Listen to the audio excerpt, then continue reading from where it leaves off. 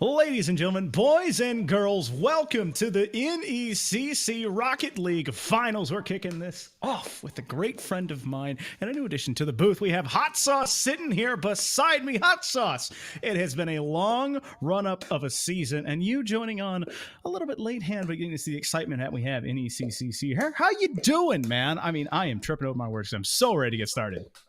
Yeah, awesome. Great to be here. Excited to be casting with you for the first time. But yeah, I had the pleasure of casting, I believe, Lebanon here in the upset earlier this week. But yeah, just excited to get into things and excited to take a look at the bracket and see exactly how these teams got here. Well, taking a look at it, you can see that you have Lebanon Valley White taking their trip over RMCJV over top of that Fanshawe team that was looking to be so strong at that number one seed, as well as Keenest Academy coming in, beating Marywood, and then Firebirds B. So we have the number 4 and the number 6 seeds in this Emergence Red division here to play and seeing who will stand tall. And you know what? It's always fun seeing the even seeds make it.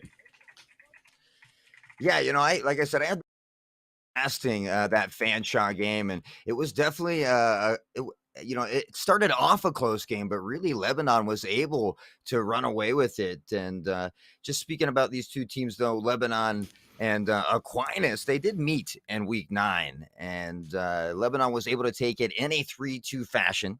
So I think it's going to be another super close game today, but maybe we can take a quick look at the rosters and see who exactly is going to be out on that field today. Rocking in for us here, we have Lebanon Valley White bringing in Blarth, Will Smith, MIB, and Blazy. I gotta say, this team of 2 freshmen and a sophomore, all underclassmen, and is a young team, Hot Sauce, and so they will have time to not only build this cohesion, but possibly build off of a championship roster. Yeah, just taking a brief look here. Of course, Blarn, I'm familiar with him as well. Will Smith, Blase. We saw a lot of good give-and-go pass combos from Blase and Blarn there, but excited to see him back out on the field tonight. And then we'll take a quick look up at Aquinas Academy here as well. Aquinas bringing in some familiar names, my guy. I gotta say, I stepped on your toes. I apologize. I see Powder's name and I get excited. I've been in the booth with him a couple times. I get to watch him finally, but he's bringing in a couple of studs with him in Benzing and Steph Beef as well.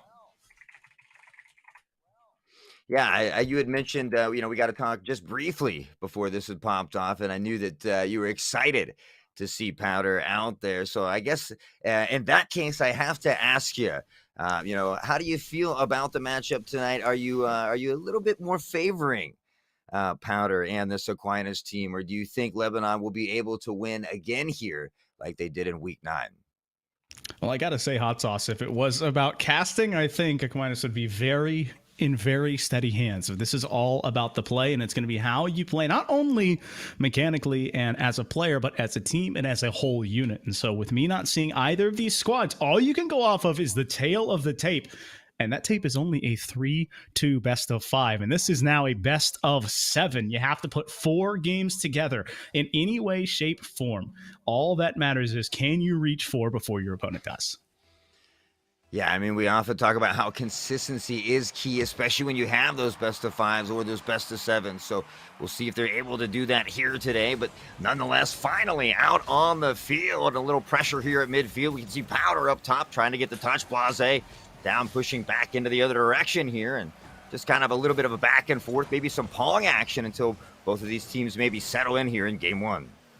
Well, it's game 1, like you said, but a best of 7 out in front of us. It's a long, arduous journey, as I believe Game Sound making its way back to us as the ball finds its way into this LVC white corner, but it's cleared immediately out there. Steve Beef trying to keep it in the air. Will Smith wants to get to it, but a bit too overzealous. So right now, the nerves possibly getting to some of these players on the field.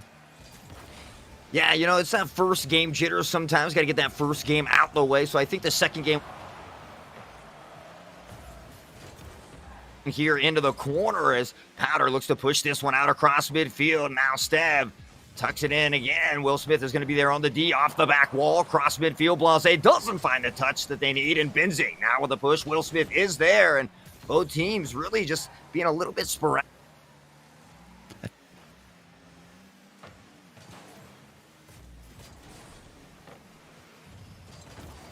But either way, Benzing 50'd hard there, and it stays on this blue in but for a moment. There's now Aquinas on their back foot, a clear going back the other way, so a bit more of that ping pong action. This one's going under Will Smith. I mean, it looked like he had it read the whole way. Yeah, you'll see it here again. Benzing up top off the ceiling, the second touch, and I think maybe that's what threw Will Smith off a little bit, but he did get a little squirrely at the end of that defensive play.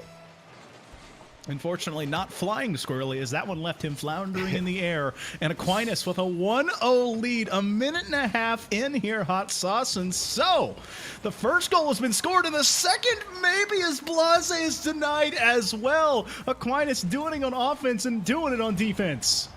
No. Okay. I thought I cursed him. That's all right. We see the demo coming out there as well, kind of buying some time, alleviating some spaces. Blase trying to putting a little razzle-dazzle on it, but it's Blarn up top. The back wall over to Will, not able to get it in time.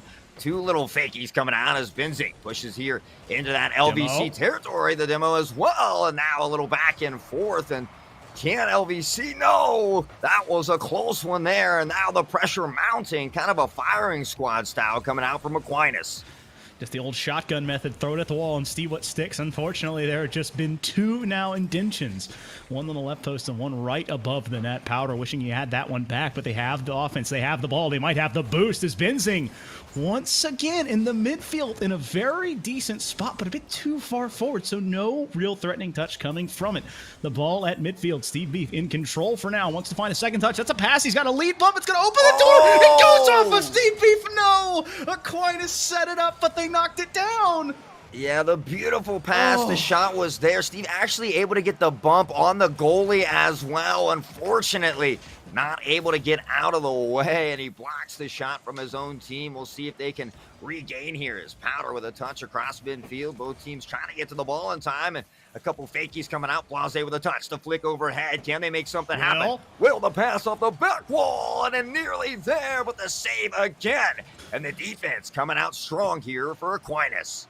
I have to fight the urge to throw my hands up in the air every time. I mean, this is perfect positioning from these offensive players, and Blase able to catch up to this one, but the shooters are just lining up a bit too close at times. Blase able to sign off on that one and tie it up. Yeah, just a nice little move. Nothing too crazy. Nice and simple. Able to touch it into the goal there. Find the equalizer as we find 1:30 remaining here in this game.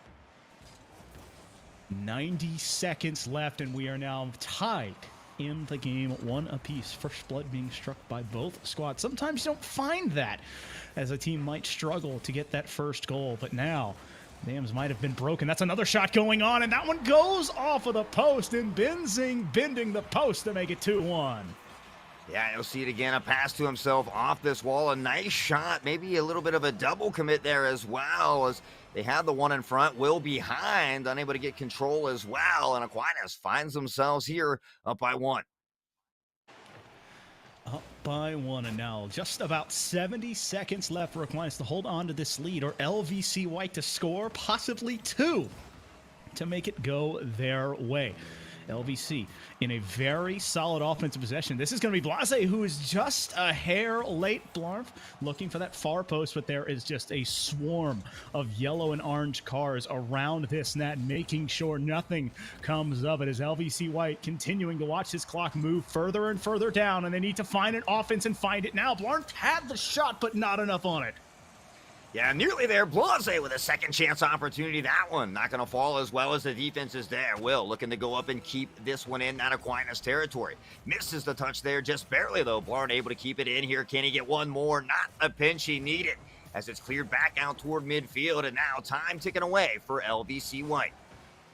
18 ticks left. They have the offense, they have possession, but can they find the shot? That one goes off of the only defender and stays in the way. Blarn's able to close in on it and tie this game up.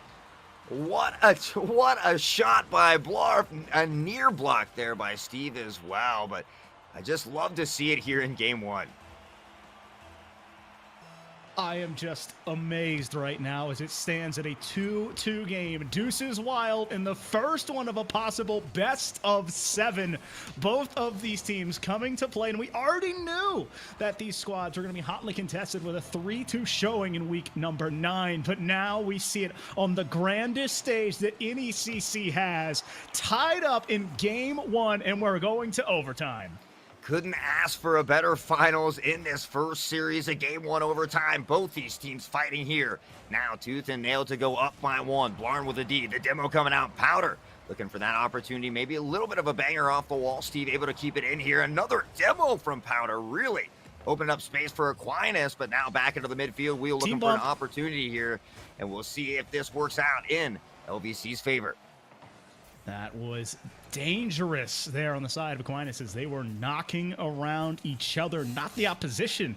You talked about the physicality coming out from Powder, but unfortunately, I think that was Steve Beef that we ended up colliding into at the end. But it's no harm, no foul as he kept this possession on and pushed it all the way back down the pitch, flipping sides and trying to get that boost back.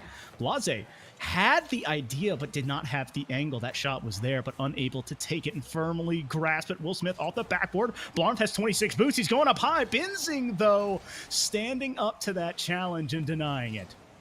Yeah, Blase across midfield here with the flick, but the D from Aquinas. Beautiful midfield presence here now. Looking to pressure off the corner to over to Powder. Now the pass across midfield. Nobody there, though. Off the back wall is Blarn. Able to carry this one out, and a lot of little fakes, if you will, but Aquinas fakes, not mistakes. Yeah, that's right, absolutely. Aquinas able to regain off the back wall into the corner as they pressure out here again. 1:30 into overtime, and both these teams still going head-to-head.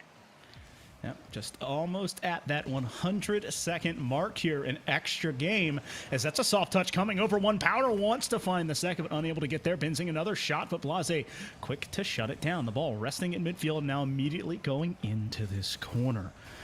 Gameplay starting to slow down a little bit here, Hot Sauce, as both of these teams looking to build more of a connected passing play. As Benzing, I thought we were maybe looking for a pass, but instead was trying to steal it. The demo opens the door. Another double commit, so everything out the window. Team play doesn't matter. Jump for the ball, and maybe you'll find it as Steve Beef just waits for it outside of this goalie's box.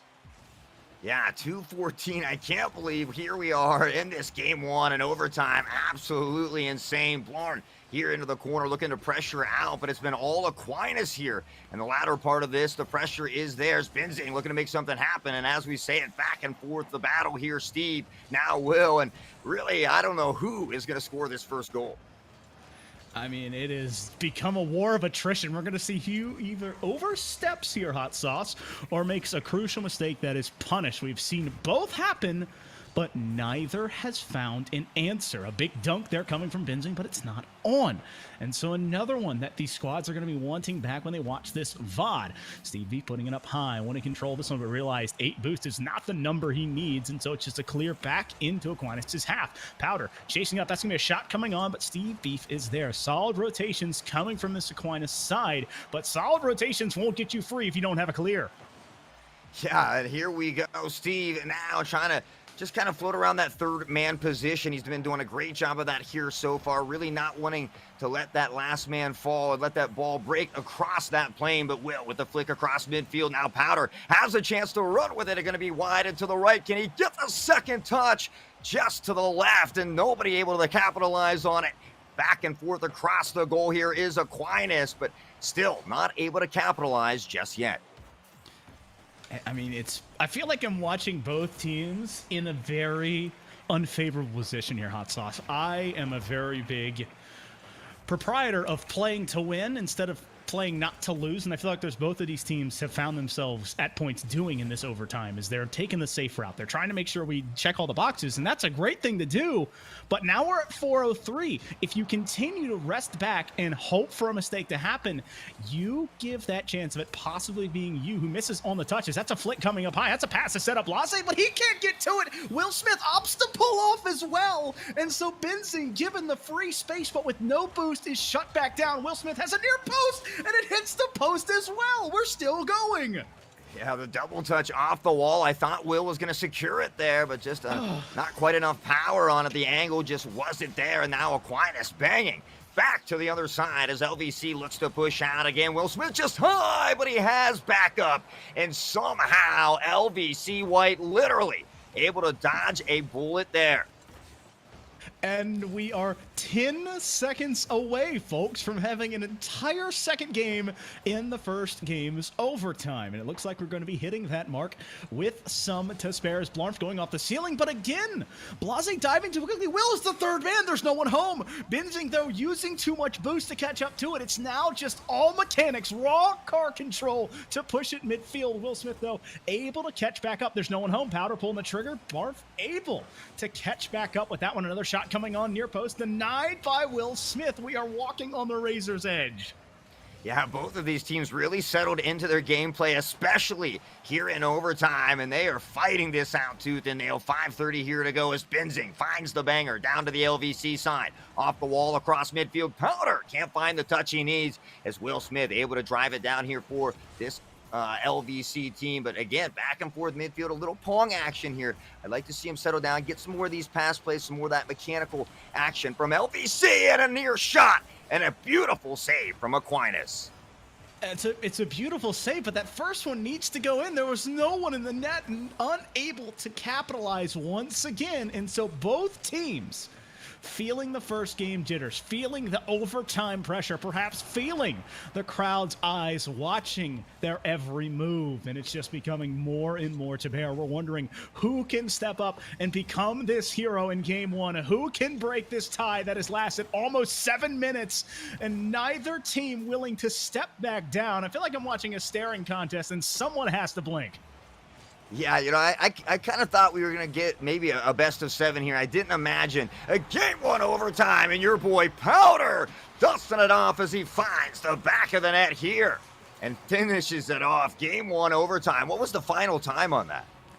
I believe that takes us at, if you look at game time only, that's over 11 minutes. I don't know what the margin time is going to be. I'll have to go back and check that. But you check that off from that right corner shot coming from Powder, and apparently LVC White had everyone on the team together. I love Psyonix's menus as I was trying to take the scorecard in.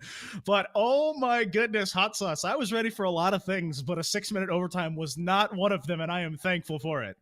Yeah, I didn't, you know, as you had mentioned, week 9, you know, they went to that best of 5 series. So we kind of thought that it was going to be something similar. But overtime game 1, like over 7-8 minutes at that, never would have saw it coming. What a great job by both these teams. A little rough in the beginning. Those jitters may be a factor, but we really saw them settle into their style of gameplay, and just a phenomenal game 1 by both teams.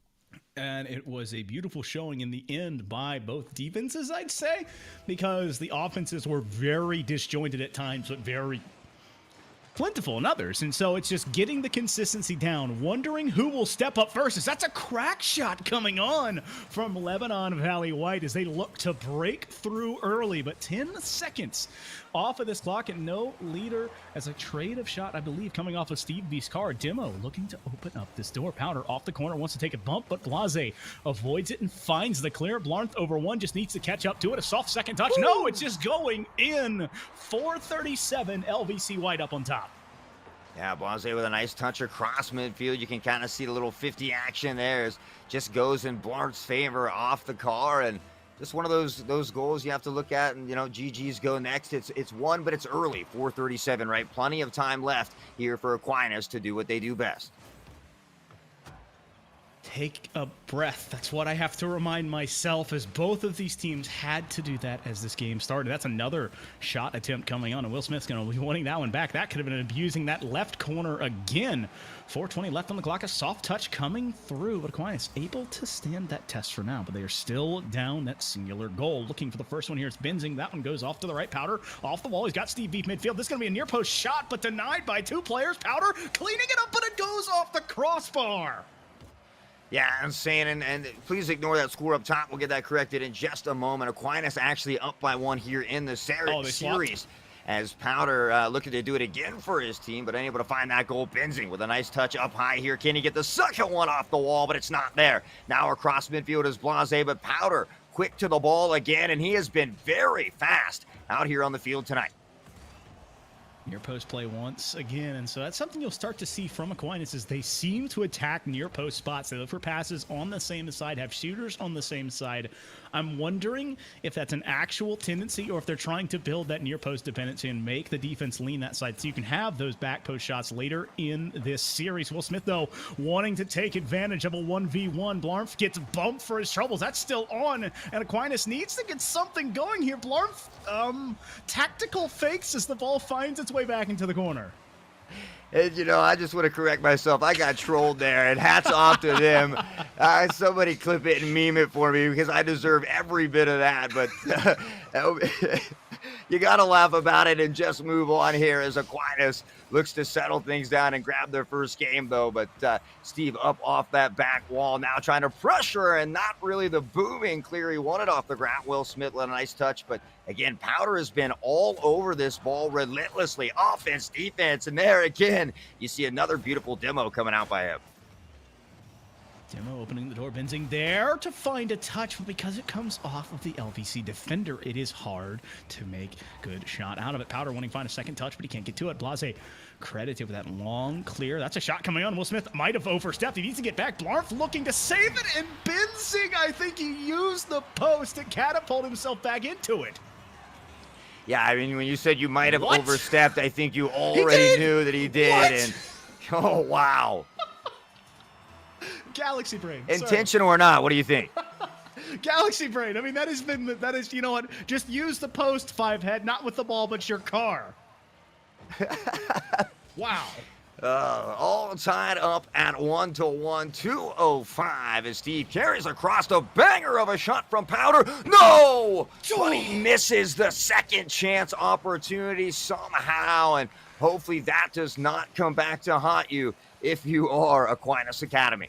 Oh my goodness, Aquinas now with another chance. Benzing, it's off the corner. A second follow-up touch. Powder going again to the same left corner, but he's denied a second time. Maybe third time will be the charm, but Blase wanting to get something of his own. He's got control, but he loses it as Steve Beef quick to steal. Blarmf off the side wall, trying to find it to the ceiling, and this is just awkwardly left. Another shot coming towards it. Will Smith diving to get that save. Powder in the air, pulling the trigger. That one not too high, but Blarmf for the quick save.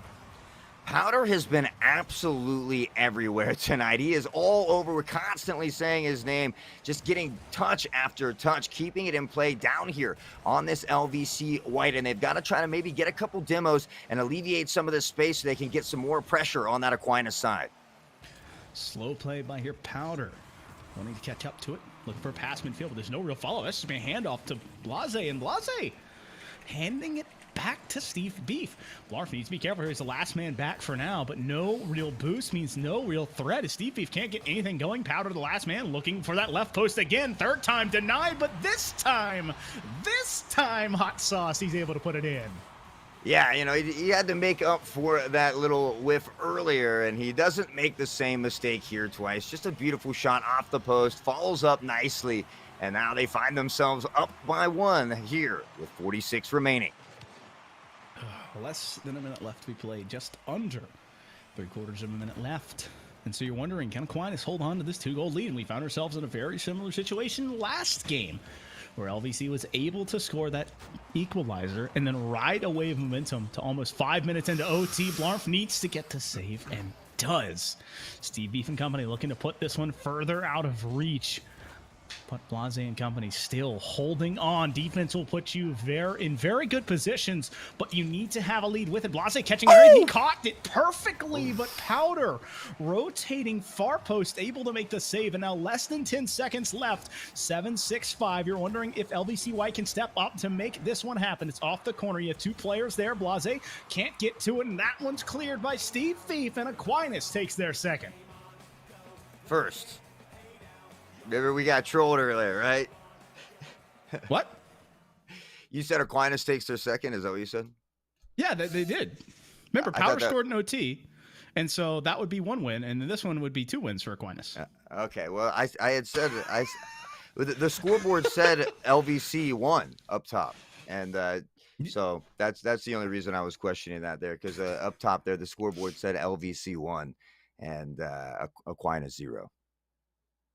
Uh, I have to think we might be experiencing the Mandela effect live, Hot Sauce, because I'm not going to worry about it because all that matters is it should be a 2-0 right now for this Aquinas squad because Powder did score that one in OT, and then the team was able to stay on top with a 2-1 advantage in game number 2.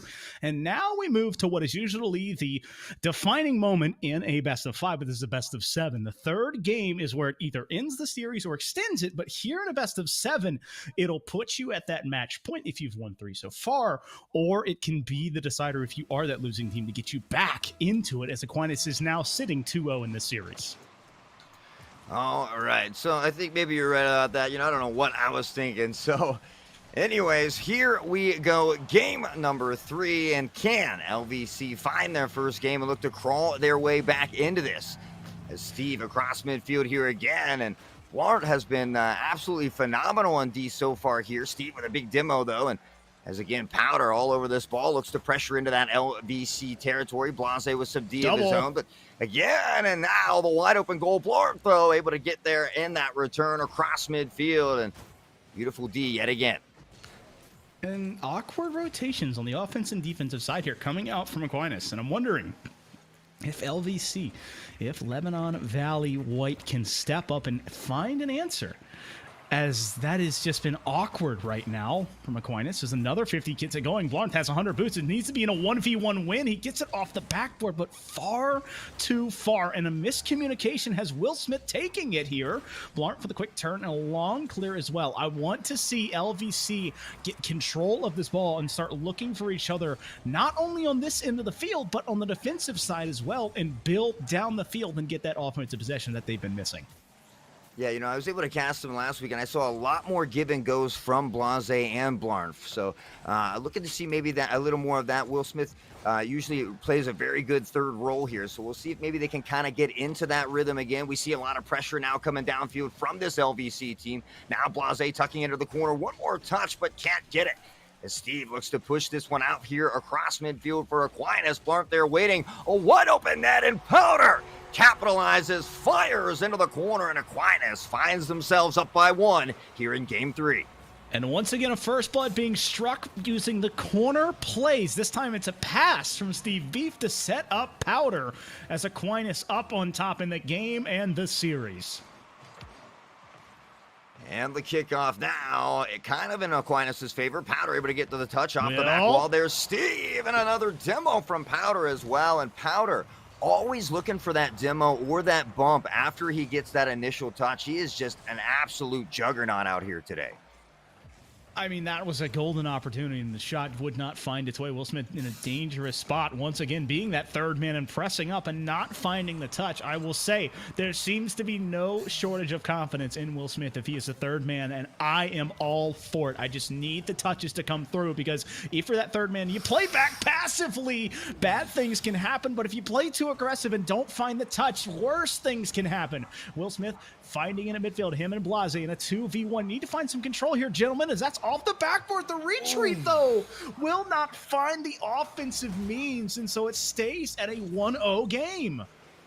Yeah, unfortunately, it's opportunities like that that you definitely want to capitalize on if you are LVC White, but here they are. They find themselves on the back pedal looking to regain some traction here, find some pressure, and get this ball on that Aquinas territory. But it's been all Aquinas so far as they've maintained good possession here in roughly the first half of the game. Now we sit with just 120 seconds left here, Hot Sauce, and usually it feels like offenses get warmer and warmer as the series goes on, but they have just slowly shut down, and never mind. I mean, Powder just makes things happen. Just a little bit of pizzazz and spancy just right in front of the net. Yeah, and just as we go to talk about the lack of scoring, of course he goes and scores. But yeah, great job by Powder there. Again, nothing too crazy, just a nice little touch into the net. And now they find themselves up by 2 here, starting to pad that lead. And if you're LVC, do you start to feel a little troublesome, or what does this LVC team do to try and kind of mix this up a little bit? You know what they need to do, Hot Sauce? Their best, because that's all they can do. They need to do exactly what got them here. And if they're not playing like that, then they need to get back to playing like that, because Aquinas is now sitting in a 2-0 lead, not only in the game, but in the series, with a possibility of moving to match point. Is LVC White back on the defensive stand once again, and Benzing doing his opponent's job for them as he ended up catching the clear, looking for a bump, I believe. Blase need a backboard pass, a soft one, he got it over one. That's going to be the follow-up. Wait, no, Will Smith didn't get it. Blase scored?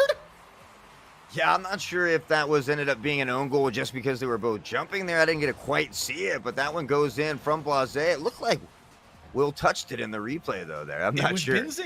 It was Benzing who got the touch because of the angle, but I don't know if he bumped Will Smith or if Will Smith jumped and rolled to the left. All that matters is that the lead has now been bitten into, and LVC White back on the attack again, but stalled out beautifully there by the near post rotation. I am very much against near post rotations, except when they work, and so that one working out perfectly on the side of Aquinas. Yeah, we see Will Smith becoming more aggressive here as well, kind of being aware that that clock is beginning to tick down. They need to try to find this equalizer here soon. The ball flirting with disaster in front of that net, but Blase not able to bring that one down. Will Smith here in that third position doesn't get the touch he wants, but again, Blase has already rotated around. Will off the wall across midfield here, and again, a booming clear and a near goal for Aquinas as they are firing shots now. Firing on all cylinders, but they need to put another one in the back of the net to force another 2-2 overtime, or else it's going to be a 2-1 to move to 3-0, and a possible sweep being amounted by this Aquinas Academy. Benzing wanting to find a second touch, doesn't need it. Now he goes midfield, but there's no follow-up. Aquinas getting caught that near post doozy. If you have someone in the midfield, it's a 3-1 game, but it might not matter. Powder just keeps it away, and the ball falls down, and Aquinas Academy able to now stand 3-0 in the finals, looking to make it a sweep. Yeah, Benzing's own goal there, really not even coming into play. Aquinas just dominating out here, really a best of 7, but showing, consistency is key, and they definitely have it right now, up by 3 games. And Powder, really, in my eyes, standing out as the MVP. I feel like I'm constantly saying his name. He's on defense, he's on offense. He's just all over the field and playing very well here today. Well, I got to say the importance of it here is, if there is any time at all between games, with this being a best of 7, you have another one. It's now 3-0. And so if Aquinas wins and makes it 4-0, it's over. That's a sweep. It's gone. But you have another game to do it. At any time throughout the regular season, 3 and done. You need to take any time and just get that mental right and say, hey, we beat this team before 3 times and won a series. Just breathe. Find our offense, find a defensive stance, find a good 50 and build off of it. Yeah, I think you just, as most people tell you, right, you look at it at one game at a time. It's a tough, a reverse sweep is a tough thing to do, but you also have to remember you upset the number 2 team, only within the last 7 days. You upset that number 2 team to get here. So you definitely have the talent, the skills. I'd like to see them be a little more aggressive. I think they were more aggressive when I cast them last week. Maybe some of those demos could help alleviate some of that pressure, kind of create some space downfield for them to get more opportunities. But yeah, they definitely need to kind of pick up the pace here a little bit in game 4. I like to agree on that a lot of the times, also because when you talk about Rocket League and you talk about the height of play, you talk about pace, you talk about the identity. I think pace isn't as strong of an issue here in this game as a whole as this series as a whole. You see the hands flying in the air. I think it's identity, because we have seen this team do a lot of things good, but none of them consistently. And it's like they're trying to figure out, what can we do? Let's build with a defensive, like if you want to have my list, my recipe for a win, let's start on the defensive side, have good rotations, good boost management, get a pass to a clear, and have a solid transitional play, and then set up either a near post option that isn't too far forward or a far post option that's looking to demo. Yeah, I mean, and again, I'm actually kind of surprised that Lebanon hasn't even taken a game by now. They previously met in week 9. And like we said, it was in favor of Lebanon, where they went 3-2 in those 5 games. We had a phenomenal first game overtime. But again, I feel like mechanically we lost some of that in game 2 and 3 from that LVC team. And I feel like that's where both teams have probably looked at this matchup coming into it, Hot Sauce, and you kind of wonder, was it LVC resting on the laurels? Like, hey, we did win 3 against this squad, and we feel like we can do it again, so we don't have to adjust. Whereas You look at the side of Aquinas. Obviously, they took everything and went to the lab with it and have come back with a nigh perfect product. It was only a 6-minute overtime in game 1, and now they have been in full control of this series since then. Here we are, game 4, as Aquinas looks to go ahead and send this one home with the clean sweep. Excuse me, they'll need 2 more, but Powder into the corner here now, looking to pressure out from the field. Not really the touch he wants. Across midfield, there's Steve and Will with that defense. Maybe playing less of that third man role now and being a little more aggressive here. Yep, it's just the race to 4 in a best of 7, you know. Who can find that 4th win? And right now, Aquinas at match point. Can you put one more together? And if you're looking at LVC White, everything that has gone wrong has been fixable. It's not, we're not getting out mechanic. It's not that you're being outpaced. It's just small little errors that fall at the worst times. And all you need, folks, all you need, LVC, is one to fall your way. One game to possibly shake it. One possession, 150 coming out. But right now, Aquinas still in control. A pass attempt off the backboard is Steve, but Blunt quick to clear it out. It needs to get it past midfield. Powder doesn't want to allow that, so this is just more midfield control coming from this Aquinas Academy. Yeah, again, they just, much like these last few games, they've had the pressure down here on the LVC side the entire time, and now maybe a little break for Blarf, and a whiff coming out from the other side as well, but now the touch going in the other direction. Steve with the carry off the back wall. Nobody able to capitalize on that one as Blarf finds the big booming clear. Powder looks to pressure back in toward the corner boost, but now has to rotate out as Blark fires one again, but really not a lot of second chance opportunities here from this LVC team. That is a monumental thing that I've started to notice. And if you want to have a good offense in Rocket League, obviously scoring on the first shot is great. It always feels good, but it's never going to be that clean every time. You want to find first, second, and third chance opportunities, and it starts with boost and position control as Steve B50'd hard there by Will Smith in the third. And I like the follow-up here from Blarf. Now he needs to find his teammates. He's a bit far ahead, and Powder with the pinch to push it all the way back and hit the old reset button on that offensive possession. Yeah, Steve's going to go ahead and bang this one off the side wall, but LVC there waiting. Benzing sniffs out the play, looks to carry across midfield here, but again, a little back and forth action from these two teams as Steve tries to settle, but Blase nearly gets the goal, and Aquinas able to save that one. Now tucked into the corner. Powder looks to carry out, but Blarf now looking to create some of these second chance opportunities off the ceiling. Blase looks to get there, gets the touch, but doesn't quite get the one they need. Will Smith off the back wall is now, and now we see LVC firing some more shots. I'd like to see maybe a little bit more quality of shot over the quantity, though.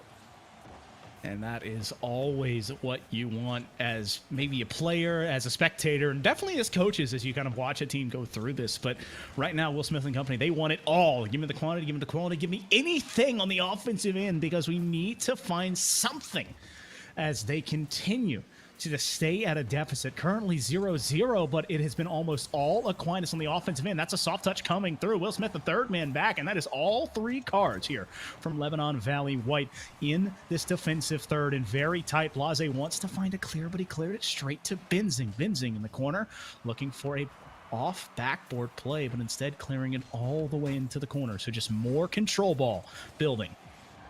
No. Oh, in front of the net now. Woo, a wide open net, but again, not able to capitalize here as we hear near that 1 minute mark, and still neither team has been able to score. A little bit different than some of these first few games that we've seen here. And that is almost a back-breaking double commit coming from LVC White. That was one of the best defensive stands that they had that turned into immediate offense. They had good positioning, they had good possession, they had good boost, but when you double commit, you lose almost all of it. Blase, backboard play. It's going to set up possibly for one of these collapsing second teammates, but no one wanting to come too far up for that one. Will Smith wants a 50, but can't find it. Benzing winning it at the midfield stripe, as Aquinas has done so many times. That's a shot attempt, but not going in.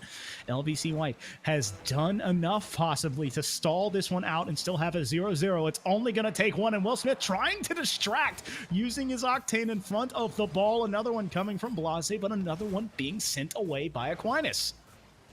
Yeah, and again, still the pressure over here. The ball just on this LVC side as they look to get it out of here, but Steve maintaining that possession here. No, across midfield. Powder looks to keep it in. Nice little catch here. Looks to the dribble. Finds, no, can't get the flick. Doesn't quite win the 50, but the ball stalls out across midfield. And it looks like we're going to have our second overtime of the night here, possibly. I want to put it to you simply right now as the ball follows its way down. The shades are on its overtime and match point. One touch, one shot, one chance, one moment is all that it might be for Aquinas to make a sweep or for LVC White to continue this series on.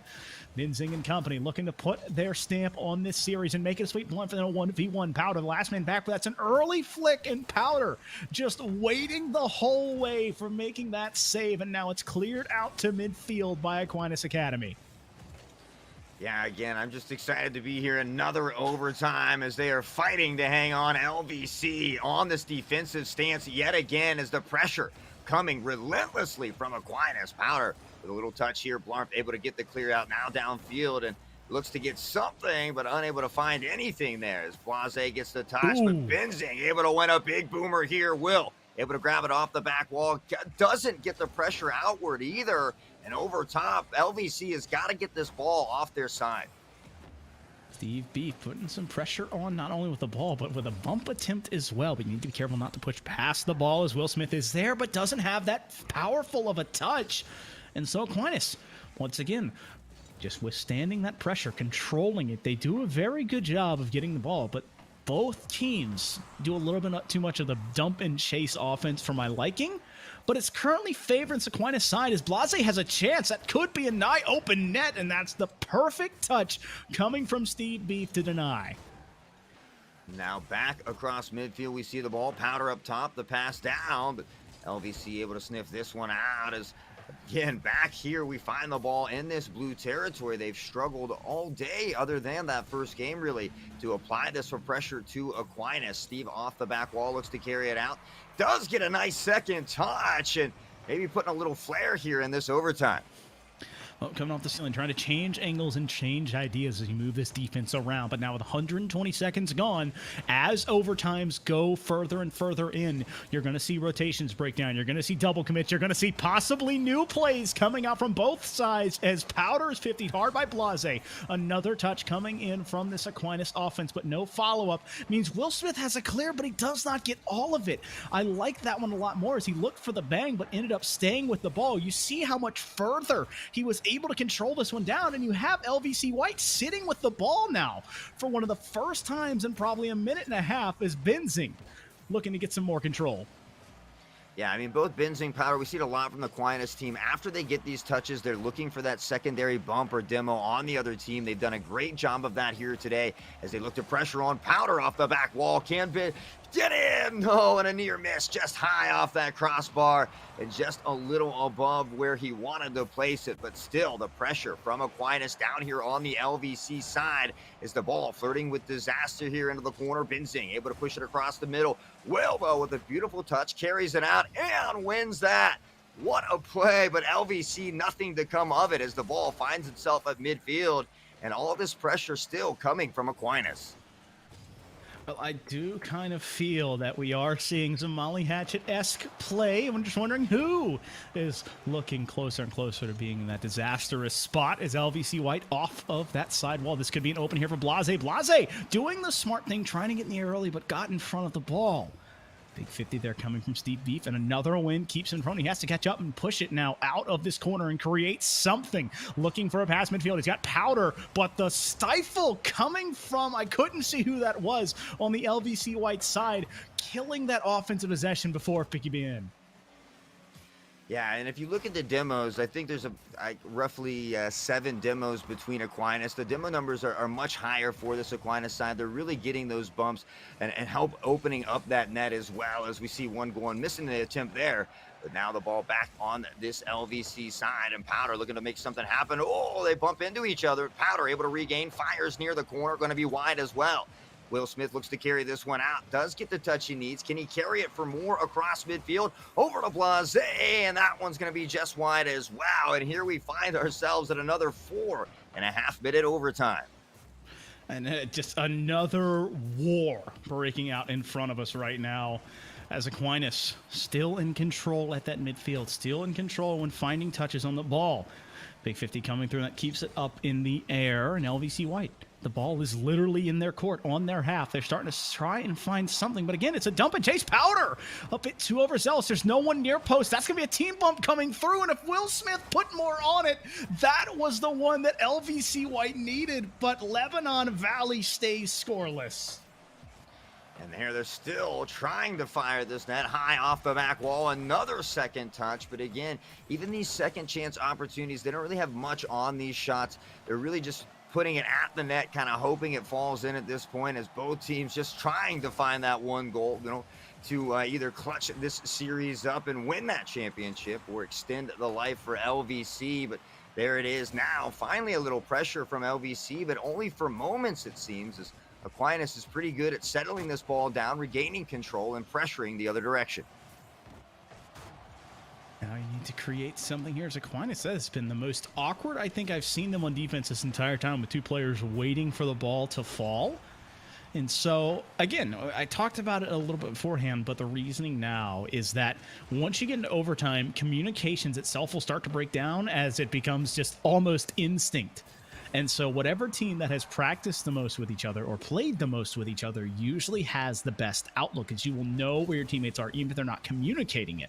And LVC White finally stepping up now in this probably 6th minute of overtime. And as soon as I say it, Powder and company with a quick, fast break. Steve Veith wants to catch up to this one and look to control it. A pass midfield is going to be the attempt, but with no real follow-up. Aquinas backing off to their own side.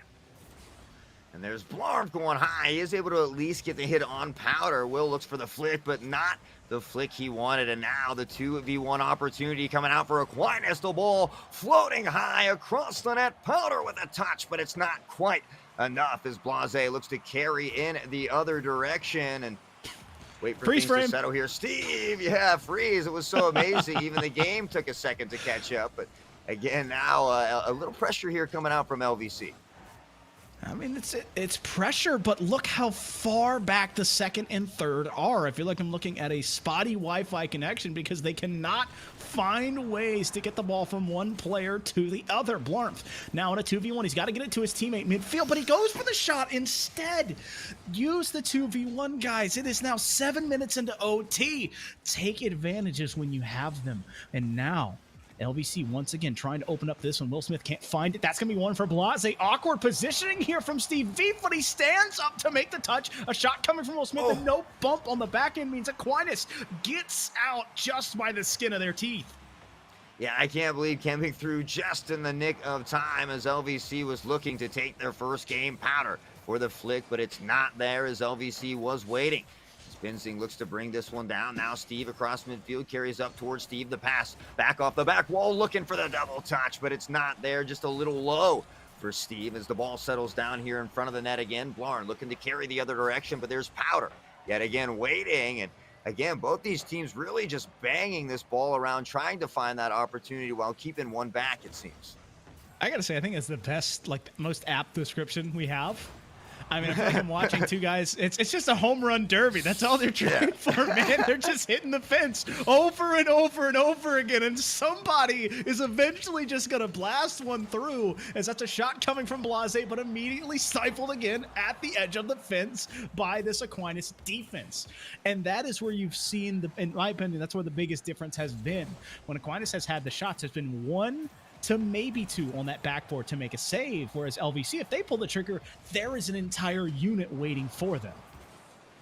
Yeah, I mean, I believe we've officially passed up the first overtime that we've had. The amount of time that we have had in these games has been absolutely nuts, and they're just really holding on here. Oh! Okay, Will Smith does it. I was going to say, if we have another minute and 5 seconds, we'll have a best of 7 time-wise. But, I mean, I want to harken back all the way to game 2, where I told you there was no lack of confidence in Will Smith. It was just, I want to see the consistency of the touches. And now Will Smith able to step up and make that touch from midfield, winning the game in overtime, folks, to keep his team's season and this series alive. Yeah, I mean, a reverse sweep though is gonna be tough to do. It's you know, it's never easy, but as we mentioned, you know, it's basically one game at a time. hmm I think the biggest thing here, Hot Sauce, is that you and I and the fans at home are going to be talking about a reverse sweep. But if you're on the side of LVC, you talk about goal number one, possession number one, touch number one, kickoff number one. As we go to Farmstead, this is what I have never seen, at least in my memory of NECC. So this is a new experience for me, but maybe it's exactly what LVC White needed. Get it down and dirty and just find the win as they denied a sweep and are now trying to find their second. Well, we'll see if they can do just that, as that one's going to sneak over Blase. Blarf on the return there as well, but the attack not following from Aquinas is now Powder able to carry into the corner. Steve looks to get the second touch. He does! And what a shot from Steve here in the corner. The angle, unreal. Well, Powder sets it all up with a double, triple tap, maybe, to go off of the corner, and that one is almost pixel perfect. That angle, so difficult to read. And Aquinas back on top. And here we are. Aquinas again. They seem to be scoring that first goal in the majority, if not all of these games here today so far. So we'll see if that continues to work out in their favor, or if LVC can start to answer back. We've already seen a couple insane overtimes here today, and what we could have another one in front of us is Blarf looks to carry this one out. Still 4:13 remaining as LVC finds themselves chasing that equalizer here again early in this game.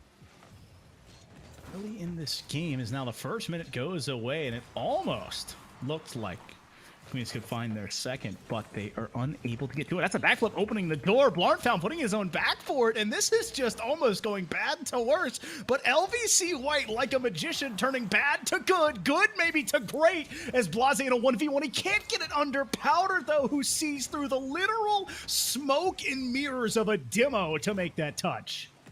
Now Benzing from up top fires one, but Blase there waiting. Blarf fires into the corner. Will looking to get there for that second touch. Maybe get a nice touch across mid here to his teammates.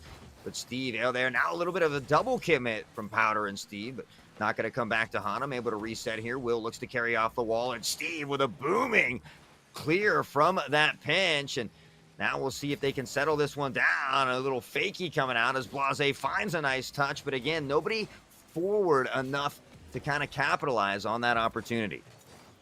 Big time pinch there coming out. Blarf's in control now, wanting to get it all the way to midfield. LVC White, once again, stymied as they try and cross that midfield line, but Steve Beef ran out of boost. And I know that feeling, my friend, where you just can't even air roll anymore to catch up to it. You just know, well, that's not me this time, as he had to watch that one fall away from him. Blase and Blarf now, the two players that you talked about had the passing connection. Don't even need to do it as Blarf goes far post. Yeah, I mean, I thought exactly what you did. A nice little pass across center, but he just had the touch he needed. And, of course, the defender coming from that far side not able to get there in time as LVC finds this equalizer. And we can see if maybe they can get one more here and possibly kind of extend that longevity of this best of seven. Well, Hot, you know what they say. The best pass is always to the back of the net, and that's exactly what LVC White was able to do there. Yeah, absolutely. I couldn't agree with you more. The best pass is the pass to the back of the net, intentional or not. And again, we see a little more pressure from LVC. As I say that, of course, Powder really putting on a shot down here in the other direction. Steve looking to create some beat there as well with Blase. And now Blarf with that clear in the other direction. Can Blase go up and get this one? Not enough boost, maybe, as Blarf with a little flick of his own, the double commit, and it's all they needed to go up by one. I mean, I put hats off to Powder being all three defenders in game number 2, but this is Blarf staring down the teeth of this defense that has stopped them time and time again, and now they score. Yeah, I think Benzing actually hit Powder there as well when they were both going up for that defensively, kind of knocking him out of the way. Not sure if it really played an important part or not, but nonetheless, LVC able to find themselves up on top here as we head into Game 5, looking to keep this series alive as Blase with a banger into the corner looks to get one more touch over the top, and it finds its way into the back of the net. What a play by Blase. Big time plays now coming out as my Power making funny blinks out behind me, but it's a blink out on the defensive side as Blase able to now make it a 2-goal lead here for LVC White. Yeah, up by two, 140 remaining. Obviously, plenty of time as we've seen so far in this game, but it does give you a nice little padded cushion there. Again, you don't want to change up your play style though. You just keep playing the game that you're playing right now. It seems to be working very well for LVC, and I'm liking where it's going. I'm wondering, though, if Aquinas can get back to form and find their offenses. They now seem a little bit timid. As you saw, all three cars parked on that goal line. And so it's one team getting to form and the other falling back down. And I hope that's not what we can see as this series possibly goes on. It's a 2-goal lead. We have seen that overcome in this series, but it turned into an overtime. And it's up to Aquinas now, who has to come back, as they have been the ones usually in control. Blase just pressuring on, making Powder almost go into his own teammate.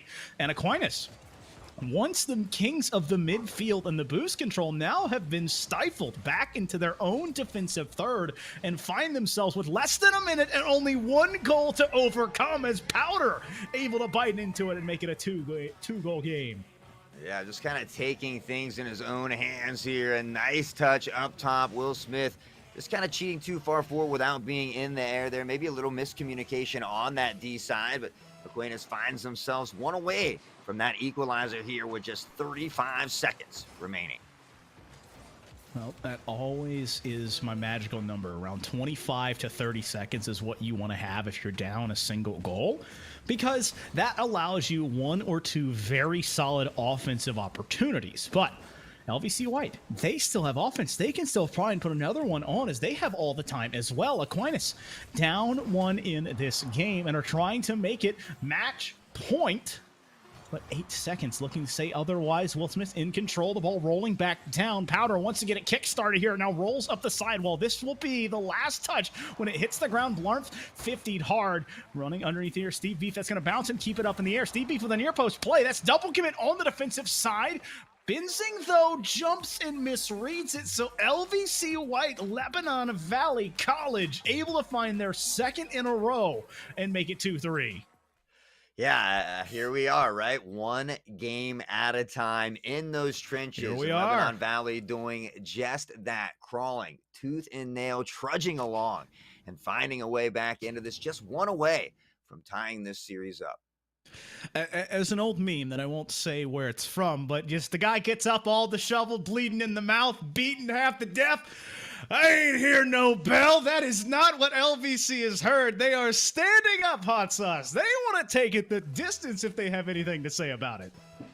Yeah, well, they went the distance in week 9. They know they have the skill set, and we'll see if they can put it to use out here on the field as we head into game number 6. And there's the passing. Really, LVC having all that control last game. It's looking like it's kind of spilling over into this one, and see if they can kind of maintain that momentum, keep that consistency. But an early demo and an easy goal here from Powder to put them up by 1. This is picture perfect 2v1. Steve Veef, so selfless here. I got in a dangerous spot because he does have a save to his name on his own teammate's shot, but not saving this one. And Aquinas up by 1. Yes, I do recall sometimes that it can come back to haunt you. You might have had a little flashback there, but nonetheless, a phenomenal job. Good situational and game awareness there to get that demo. Make sure you're out of the way so that Powder could capitalize on that net. Steve across the center again, and he's been quite the juggernaut here himself. A lot of demos for him already too. And this game, as Blase here tries to make something happen, Will there looking to keep it alive, and Aquinas kind of coagulating together in this corner, but able to find the clear. It doesn't end up hurting him much here as the ball now floats across midfield. Floating across midfield is Powder, though, who looked for Benzing, and that was just a couple of milliseconds and probably like half a foot off from being perfect. And I love the idea coming out from Aquinas. LVC White, they just need to find a quick touch here, and just no boost in that tank of Blase means no real follow-up. And again, LVC White looking and kind of grasping at straws, but coming up a bit short. But they have 1 and 2 in a row. The confidence probably in an all-series high right now, and they need to find an equalizer soon, because you just want to get that momentum immediately back on your side when you've been winning. Yeah, and I feel like in these last 2 games as well, Will Smith has been, more aggressive or maybe playing a little more forward in that 3rd position, and I think it's kind of favored him. Obviously, we mentioned that it can come back to haunt you, but, sometimes when you're down and you're looking for that equalizer to tie things up and give yourself a little bit of breathing room, it definitely is very helpful. Pounder wanting to find a pass here. It's going to go up high. Steve Beef so close to it as now it follows up from Benzing, and this is the 1, 2 to 3 that I've been waiting for. The pinch, the pass, the shot. Yeah, I mean, now Aquinas up by 2 here early, kind of putting on that show that they put on in those first couple games, right? And we talk about consistency being key. Can LVC start to bring this one back? They want to find the goal here soon as they are down by 2. Obviously, 3 minutes is plenty of time, but you really don't want to let that clock begin to dwindle away too much because you don't want to just, obviously, for obvious reasons, the more goals you get now, the easier it is later. Sitting now just over probably 10, 15 seconds before the midway point in game number 6. Aquinas up by 2. LVC White looking to try and find their first goal of this game. Will Smith at a dangerous spot. Steve Beef so aggressive on that push, but could not find it. Steve Beef again with a quick turn. That might have been the angle, but not the opportunity that he could find as Powder lets it fall past them. And once again, LVC White under siege and trying to find a way to break through this midfield line of Aquinas cars that just kind of continue to circulate and keep the pressure on. Yeah, I think, maybe with that aggressive style that they've been playing here for LVC, maybe a little bit more double committing coming out, a little ball chasing as well. So, again, sometimes those things can come back to haunt you as well. Puts one off the back wall. The second chance, not there. Blase looks to carry down, but it's going to be Powder. Doesn't get the touch as well. Blase able to keep the 50 here with a stall and across midfield. No, it's Steve who's up first, gets the touch. And Steve has been phenomenal these last couple of games as well. We see him all over the field, much like Powder in those first few. As Aquinas sitting up by 2, and we're getting a little bit closer to that 90-second mark. Yeah, just beginning to crest and wonder if Aquinas has maybe built too insurmountable of a lead as LVC White. Their offense, it's starting to cool off. They were red hot in the past 2 games and were challenging at all the right times and finding everything going their way. And that was a bump from Steve. I mean, Steve Beef just had the momentum, I guess. He bumped his teammate, bumped the opponent, pushed the ball out. And that was just enough to turn what should have been a disastrous play into a clear that's now set up Aquinas on the offensive end. Yeah, Steve off the wall here again, looking to create some pressure. But Will Smith does find the wall. Powder doesn't win that touch as well, but Benzing on a good rotation here. Again, that midfield presence from Aquinas and just being able to maintain this pressure here on that LVC side has been very phenomenal. Will Smith able to get this one out, though, and Blase looks to bring this one down. But again, Aquinas all over this ball here in this Game 6. And it's more true effort at trying to find the control as we are smokescreened to see Will Smith. I mean, Will Smith, hello, welcome back to this game with that goal. Yeah, I heard a wise man once say, 30, 35 seconds is about all you need when you're down by 1 goal, and they have just that and a little more. So we'll see if LVC is able to capitalize with its remaining 35 here. Yeah, that's an opportunity coming from Benzing, but unable to capitalize here. Blarf's going back towards that Aquinas goal. Still need to find another one here to force maybe an OT. Will Smith 50'd hard, and he has been surprisingly that flag runner for LVC White, as he usually is in that 3rd man position, has been that defensive stalwart on the back end, but having so many goals in key moments has pushed LVC White back to possibly in to find their 3rd win. That's going to be on the backboard. Aquinas looking to control it here. Just need to continue to kill. 3 more seconds. 2, 1. The ball's not being touched. No one pushed it.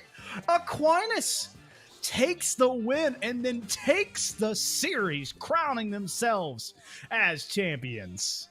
Yeah, Lebanon Valley might have won that meeting in week 9 just before this postseason, but it was all Aquinas today, and they just really were the better team today. They played phenomenal. Hats off to both teams. Obviously, the number 4 seed making it here as well, and the number 6 seed. But what a way to win a championship series, being the number 6 seed. If you're Aquinas Academy, you have to be absolutely ecstatic right now.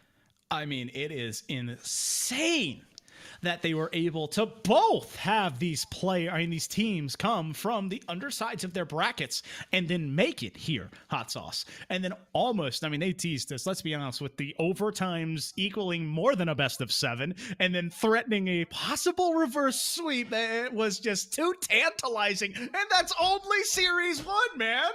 Yeah, that's the insane part is it's only series 1, right? We have so much more awesome action coming up here as well. And I believe I'm not 100% sure, but we might be having an interview coming up as well. Yes, we are going to be trying to get a player in here for an interview here. So we're going to be taking a short break. And in a bit, folks, we'll be right back with one of the winners from Aquinas College. See you in a bit.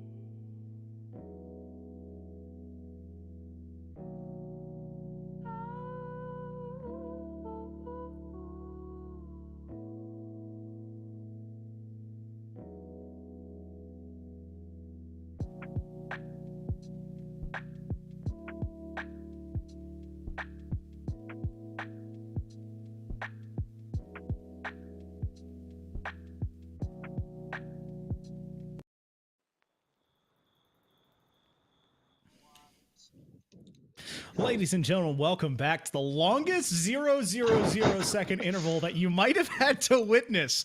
I'm Foof, this is still Hot Sauce, and now joining between us, my very good friend and now NECC champion. We got Powder coming to join us, and who's in the background there? That's Benzing. That's Benzing over there. We got both teammates. Steve right next to me. He can't get into the camera. There we go.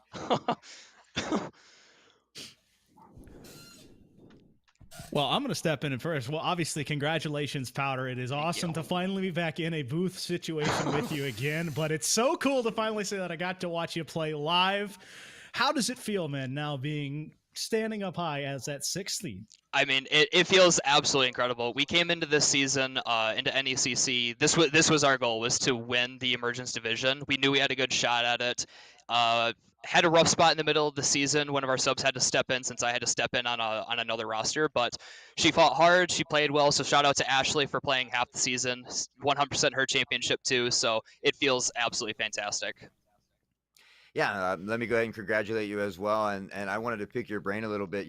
I mean, going in, I know week 9 you guys had met, right? And you lost 3-2. It went to the best of 5. So, going into this being the way it was, was there any different steps you were taking or different play styles because you'd played them before, some adjustments that you were making, or were you just out there playing your game?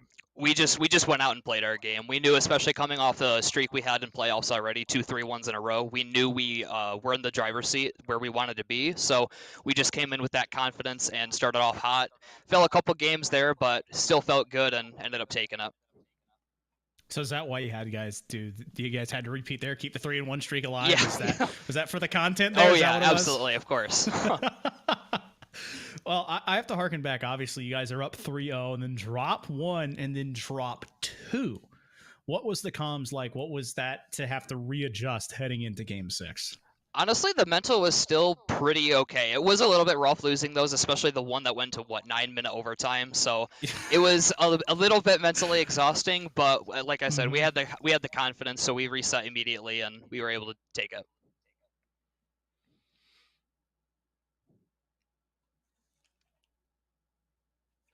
Well, I mean, I will ask another one if I don't have another one for my friend Hot Sauce. I love asking questions and stepping on toes. But Powder, my favorite question to ask winners of series like this, and now champions. I wish I could put the crown on you here, but I can't physically do that. But at what moment in Game 6 did you realize that we are going to be NECC champions? A little bit when we went up 2-0, but we knew there was a lot of time left, so just had to continue playing our game. And then, not gonna lie, it got a little bit nerve-wracking there towards the end. So honestly, I didn't 100% know until we got that last challenge there at the end when I saw nobody was in the vicinity. So literally not until seconds before it hit the ground. We knew in our heads that we could come out and be the champions, but we didn't know that, or we weren't feeling 100% secured just yet. We just wanted to finish it out. Any special celebrations tonight? Going out for a steak dinner, getting some ice cream, or how are we celebrating tonight? Not quite sure. Yeah, our coach got us Jimmy John's, so we're waiting to eat that. But but not sure about any celebrations just yet. You heard it here first. Dinner of Champions, Jimmy John's. Absolutely. And Powder, any shout outs you want to make before we send you off as a now champion of NECC? I mean, first of all, shout out to my teammates, Steve and Benzing, absolutely fantastic. Benzing carried the first several games, so great showing from both of them. Also, shout out to Benzing. This was his last match at Aquinas. He graduates later this week, so shout out to him. Shout out to my family watching at home. Shout out to my girlfriend. Her family's watching as well. Just shout out to Ashley filling in half the season. Shout out to the coach. Just shout outs all around. Just I can't thank everybody enough. Well, Hot Sauce, you got anything else you want to ask the now champion, or are we no, I just all I can say is congratulations. You guys played phenomenally, especially you, Powder. I mean, you were all over the field. We were constantly saying your name. So congratulations to you guys and enjoy your championship. Thank you. Holy cow, Hot Sauce. I mean, we got more than we bargained for. And it's only been one best of 7, my guy, and we still have more. Yeah, we have undefeated Firebirds coming up with 9-0 on this season versus BVU Navy, that number 3 seed. And these teams had met earlier in the season, but only week 1, and a lot changes over those 9 weeks. So definitely excited to get into that here in just a little bit. Yeah, so stick around. We'll be right back after a short break.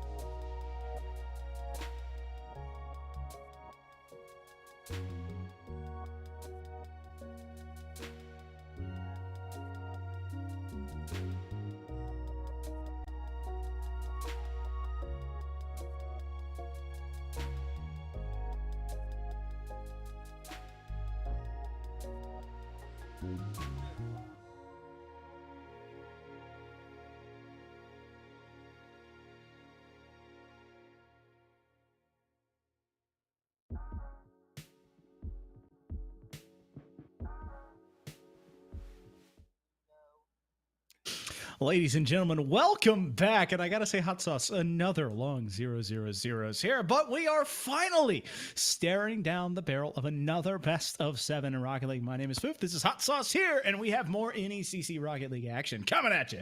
Yeah, another crazy lineup here. Firebirds 9-0 on the season, Undefeated. taking on BVU Navy, who were 6-3. And again, these guys met week 1, where Firebirds took the series 3-1. But as you know, a lot can happen over those 9 weeks. And actually, previous this week in the semifinals, I casted 2 teams that were 9-0 that were upset by that lower team. So anything can happen on any given Sunday. I might be. Or a blessing. It depends what team you ask. Ah, okay.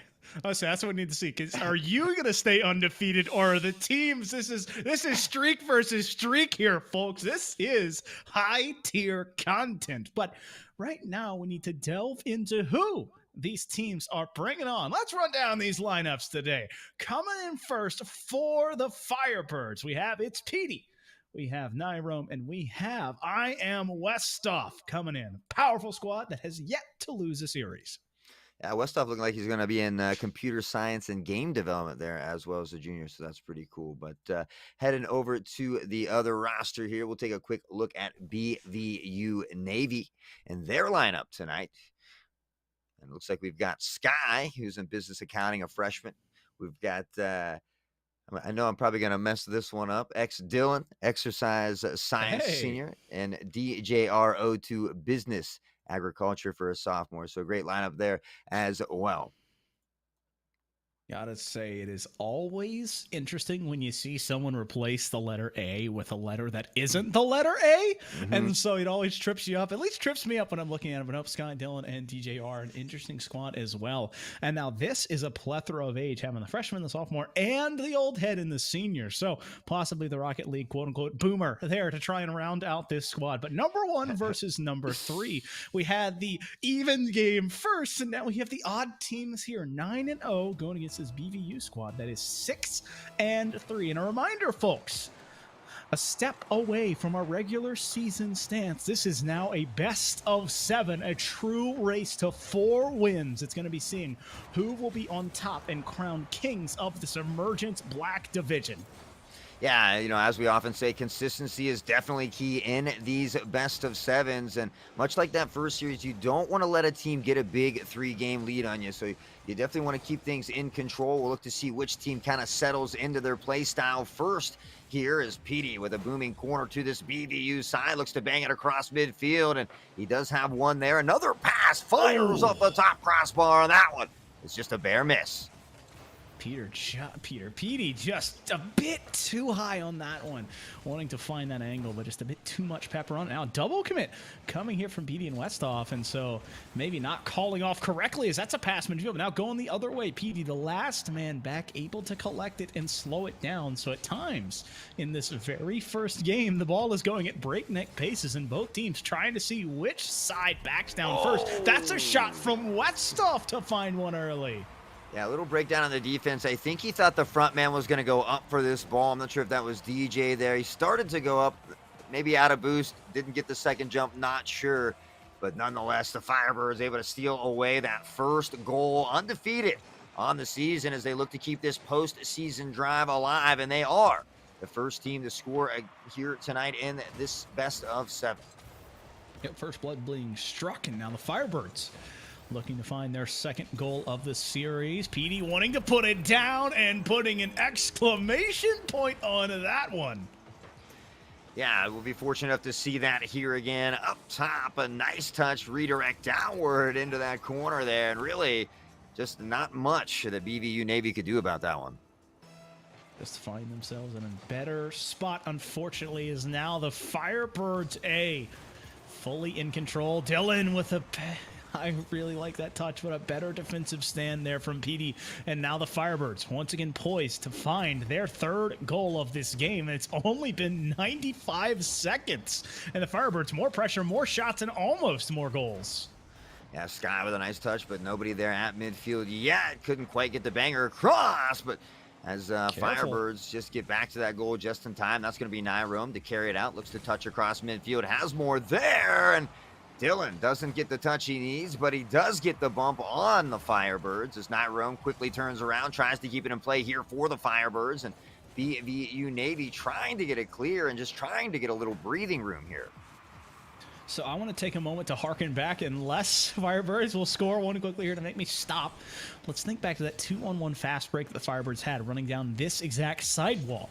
If you do not push up that far to far post when you're Nyrome, you will have an easier chance of scoring. But by going to that far post the entire length of the way, you make it more difficult, and Nyrome making it look easy outside of the goalie's box.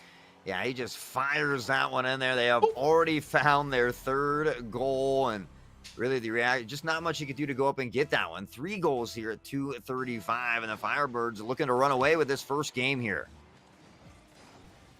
I mean, they come in with all of the confidence on paper, and they are in full control right now, exerting their will on the offensive side as they played a little bit of defense, but it's just been kind of waiting and waiting for the boost to return as BVU Navy wants to find one here. Dylan in quick transition, and that's a transitional play that'll get you right back into a game.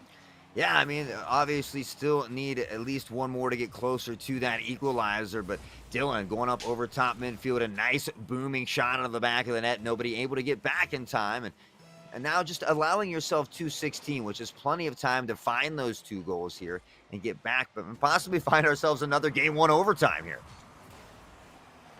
Game 1 by way of the Firebirds. They're up by 2, going to be up by 3. This time coming off of Westhoff, and it's the old 1-2-1 to set it up.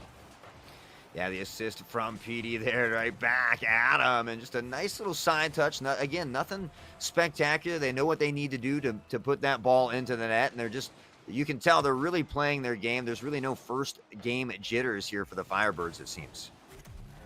That's another one coming in as Westhoff dunks it, I believe, through his opponent.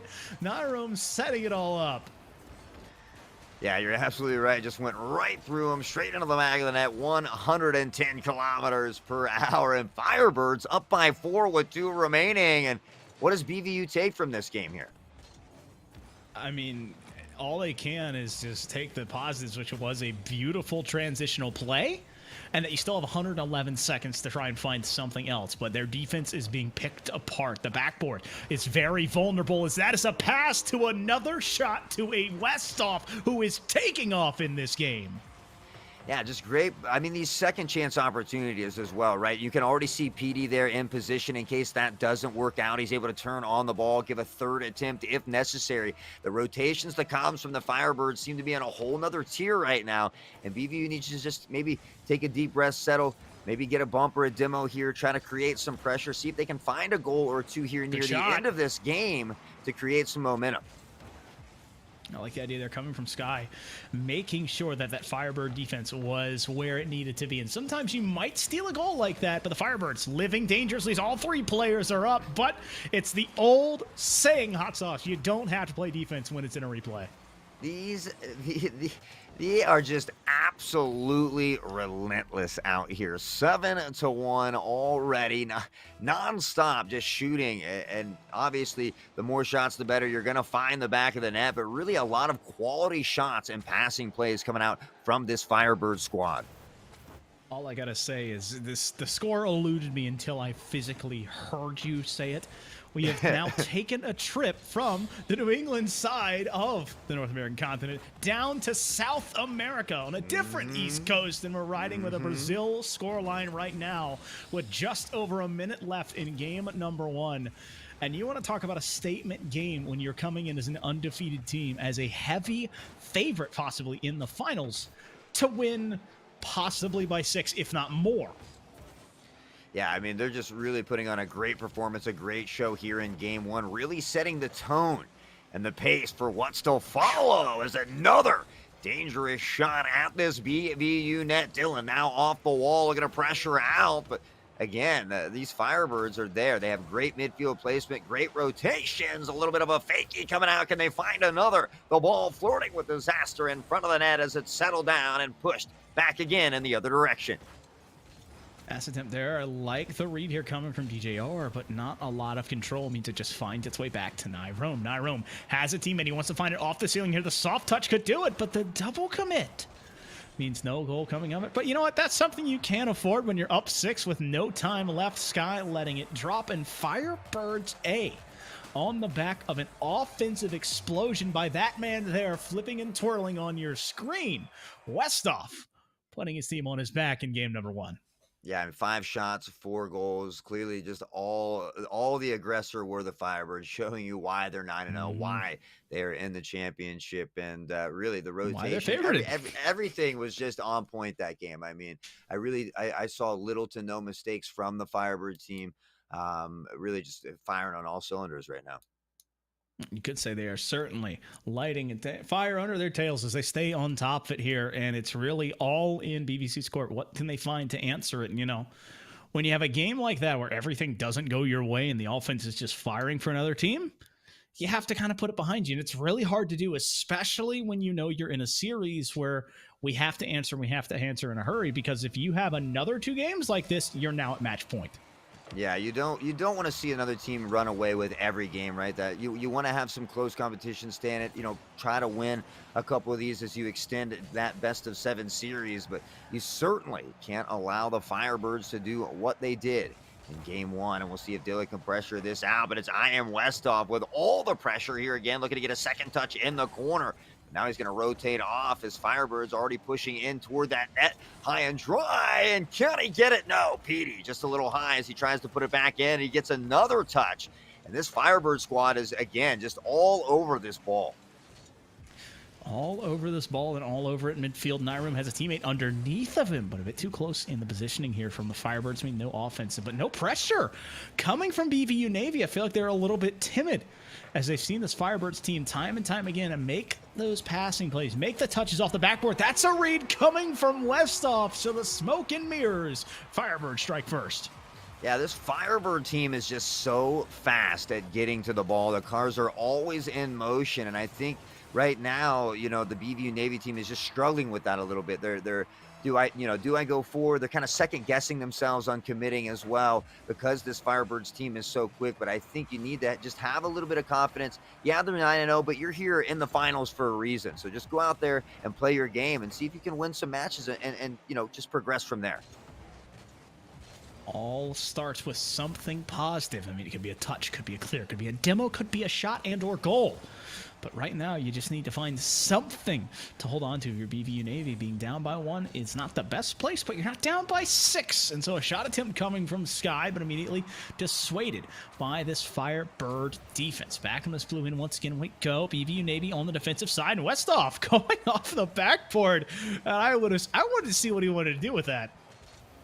Yeah, there's DJ with a little razzle dazzle of his own as PD is in the corner here, and a little bit different style in the first game. Obviously, 8 goals there coming pretty quickly within those first few minutes. Still at that nearing that 3-minute mark with only 1 goal from the Firebirds. So maybe this BVU team is settling down a little bit, and we'll see if they can maybe find that equalizer here soon.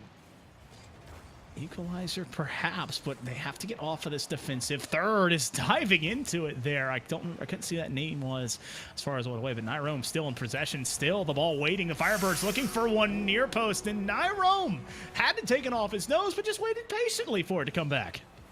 Yeah, again, I'm surprised that he was able to wait so long for this one. You see how Dylan, though, on that rotation, just way too far away. And the positioning of this Firebird team has just been a big role in that as well, right? We're able to keep the pressure down here on this BVU side, and Dylan and crew unable to kind of get away from that as they finally get it down onto this Firebirds territory across midfield. And net there, no, it's not Rome able to carry this one out, and BVU's attempt quickly thwarted away. That's an opportunity here for Nyrome, but another double commit. Hot sauce, my heart hurts every time I see 2 cars of the same color going for the same ball. But again, they're an undefeated team. They are confident. They're riding high, but the post is the all-time equalizer. It does not care how many wins you have. It doesn't care how many shots you put on. It will never bend or break. You have to use it in its own way. And we will see if they can continue to do that. A nice 2-0 lead here as we get closer to that 90-second mark. PD with a banger off the wall. And now the touch, the bump from the Firebirds as they look to keep control down here on this BVU side. And now getting to midfield, Nyrome, but it's going to be Sky with the push off the wall. And the teammate for the Firebird already there, well read off the wall. The Firebirds are doing a great job of reading the plays coming from BVU, not to mention the give and goes that they've consistently had here in both game 1 and 2. Game 1 and game 2 has been a good showing here, but I was wondering if Dylan could find the pass a little bit earlier. PD had the read, but did not have the boost to stay with it. At midfield once again, PD putting it. Sky in a dangerous spot. PD just needs to softly turn to it, and it goes off. The follow-up being saved by Sky. That Finnick looked 2 stories tall as he was able to make that save. Yeah, it's really crazy that they weren't able to put that one in, and BVU maybe dodging a bullet there is already down by 2 as they search to find the goal again. Like you had mentioned, wanted to roughly have around that 35-second mark when you're only down by 1. So they definitely need to find one here and find it soon. 40 seconds left here, Hot Sauce, in game number 2. You have to wonder if BVU Navy is going to stay in this scoreless position right now as they are trying to find anything on the offensive end. As once they get here, they end up finding themselves in awkward positions and low in the boost tanks. As JR, again, awkwardly underneath of it there, a pass attempt off the backboard, following it up here, some Firebirds, but again, 2 players committing there, and it just ends up being more of possession instead of a shot, and that one being saved again by Sky, but saves only get you so far, especially when you're down 2. Yeah, just, the Firebirds being able to maintain the possession of the ball continuously, keep it on this BVU side, just consistently peppering these shots, being relentless on that attack. And I think that's why we saw that big score deficit in the first game. We see a 2-0 here in game number 2. And right now, BVU Navy just doesn't have an answer for what Firebirds are doing out there. They just seem to be the quicker, more aggressive team. If that scoreboard was correct and my eyes are correct, that was 11-1 in the shot column, Hot Sauce. And it felt like it was skewed towards the Firebirds, but not that heavily. And the stats don't lie. That is a rough time to be in. That means they were hemmed in almost the entire game. BVU had that one breakout and only got that one shot, but no goals off of it. And the Firebirds now up 2-0 heading into game 3. Yeah, I think at this point, maybe you be a little bit more aggressive if you're that BVU team down by 2 games. Maybe change up the style just a little bit. Hey, what else do you have to lose at this point? Go out, give it all on the field as they do come away with a beautiful block on that Nyrome shot there. And now PD up top into the corner. Looks to get more. Can they find the second touch? They do. And again, there it is. PD DJ never even goes up for the ball, and the Firebirds find themselves with the lead here again in game 3. It's a beautiful pass coming out of the corner, and Sky has been the defensive wall for this BVU team, and finally it cracks just enough, and the Firebirds force their way through once again. Another game and another first blood and another goal going in off the nose of that Octane. Westhoff putting them up 2. Yeah, they're like a firing squad with an unlimited ammo cheat code. These guys are just putting shots into the net left and right, and I honestly would like to see BVU put a stop to it and make this a little closer, but I don't know how you do it to this team. This Firebird team is just firing on all cylinders right now. They're playing so well together and just maintaining the possession of the ball, the shot columns, as you mentioned, the saves, everything, all in their favor right now. Oh, I like this idea coming out from DJR, but again, the timing of it is the issue. You're in the air and you're only person for your team up with 2 defenders underneath of you. You need to have that follow-up from that offensive side to be able to turn that possession into an offensive threat. PD 15 hard there, ends up getting a demo as well. It sets up Westhoff, who just tucks it in like it's a bed, man. My. Good night, go to sleep, hush little baby, don't say a word. Look at that. What a beautiful display of skill and control by I Am Westhoff.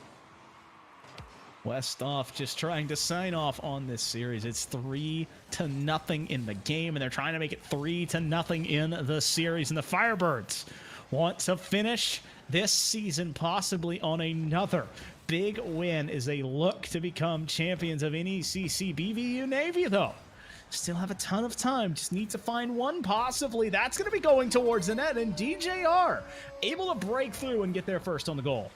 Yeah, I love to see this here. DJR, making a good decision to go up for that ball, beating them kind of far forward there as well. So able to sneak in that first goal, get a little confidence under your belt, and let's see if they can maybe take this momentum and make a run for it here in game 3. 3 minutes and 30 seconds. It's only been just over 90 seconds. This is a interesting start to the game. That's gonna be another one going on, but the crossbar once again not wanting to work with this Firebirds team. They couldn't pay off the crossbar, unfortunately. You can try as hard as you want to make that crossbar work how you want to, but if you don't have the right angle, it will refuse you time and time again. That seems to be one of the defensive MVPs for this BVU squad. Yeah, I mean, this game is almost a little reminiscent of that first game. They had a little trouble with that crossbar, but nonetheless, 7-8-1 or whatever it was, they put in a lot of goals, and they're doing just that here as well. In game 3, the carry from the room as well across the center here. Petey able to push it back in. He's always at the right place. And Westhoff coming in. Yeah, exactly. Knock, knock. Who's there? It's Westhoff yet again, and I believe that's going to be a hat trick for him. Westhoff getting his 3rd of the game, this time coming off of PD, and it might be it's PD, it might be I Am Westhoff, but it's more or less a we are the Firebirds, and they are fully in control right now with a 3-goal lead in game number 3. Yeah, the Firebirds setting the competition ablaze here today. Again, they have come out to play, and they have come out swinging in all of these games. Now here up by 3, excuse me. As we near that 220 mark, DJ looking to play this one off the back wall. The double commit again here from Dylan as well. And maybe a little bit of miscommunication problems coming out here from this BVU Navy team. Oh, that was an awkward space, and that's all 3 orange cars up. You need to get a quick change of possession here.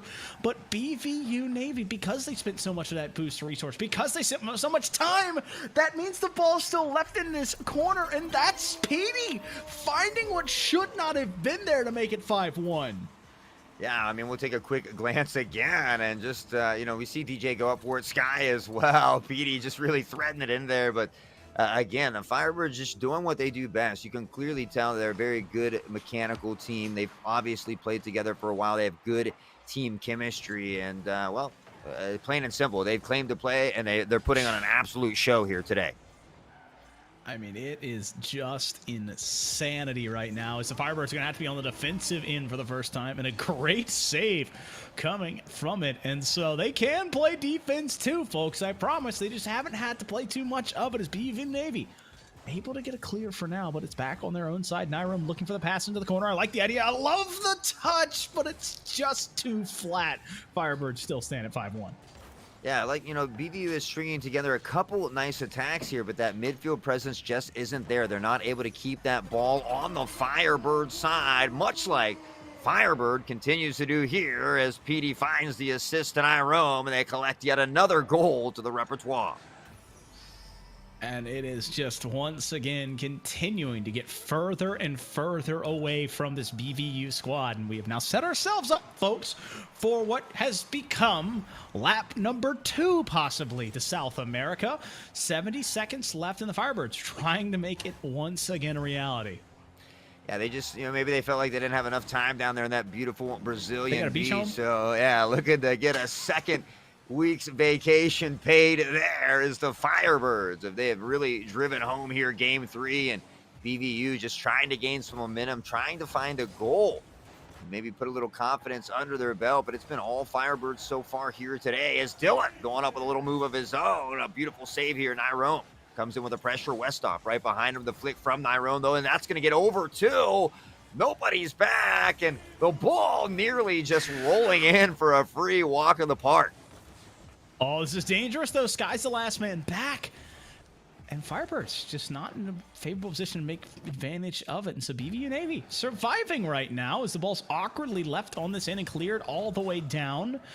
TGR wants to get on the sidewall. PD 15 hard, still in control. Pass off the backboard, looking for Westhoff. And why not? He's already got 7 shots. Feed him more. Yeah. 7 shots. Who knows how many goals between him and PD alone? I know PD's got a couple as well. Okay.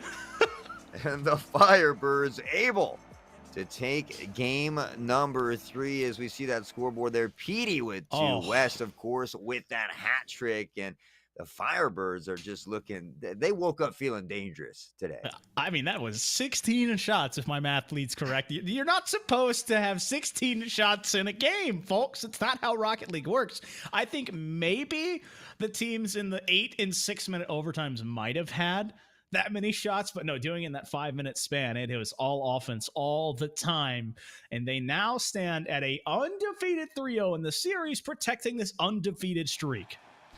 Yeah, you have to feel really happy, really confident, not dropping a series the entire regular season, now the same into the postseason. Now you find yourselves in this championship game, and your whole team really just playing phenomenally together. So we'll see if they can continue this up and maybe possibly get a clean sweep here in this championship match.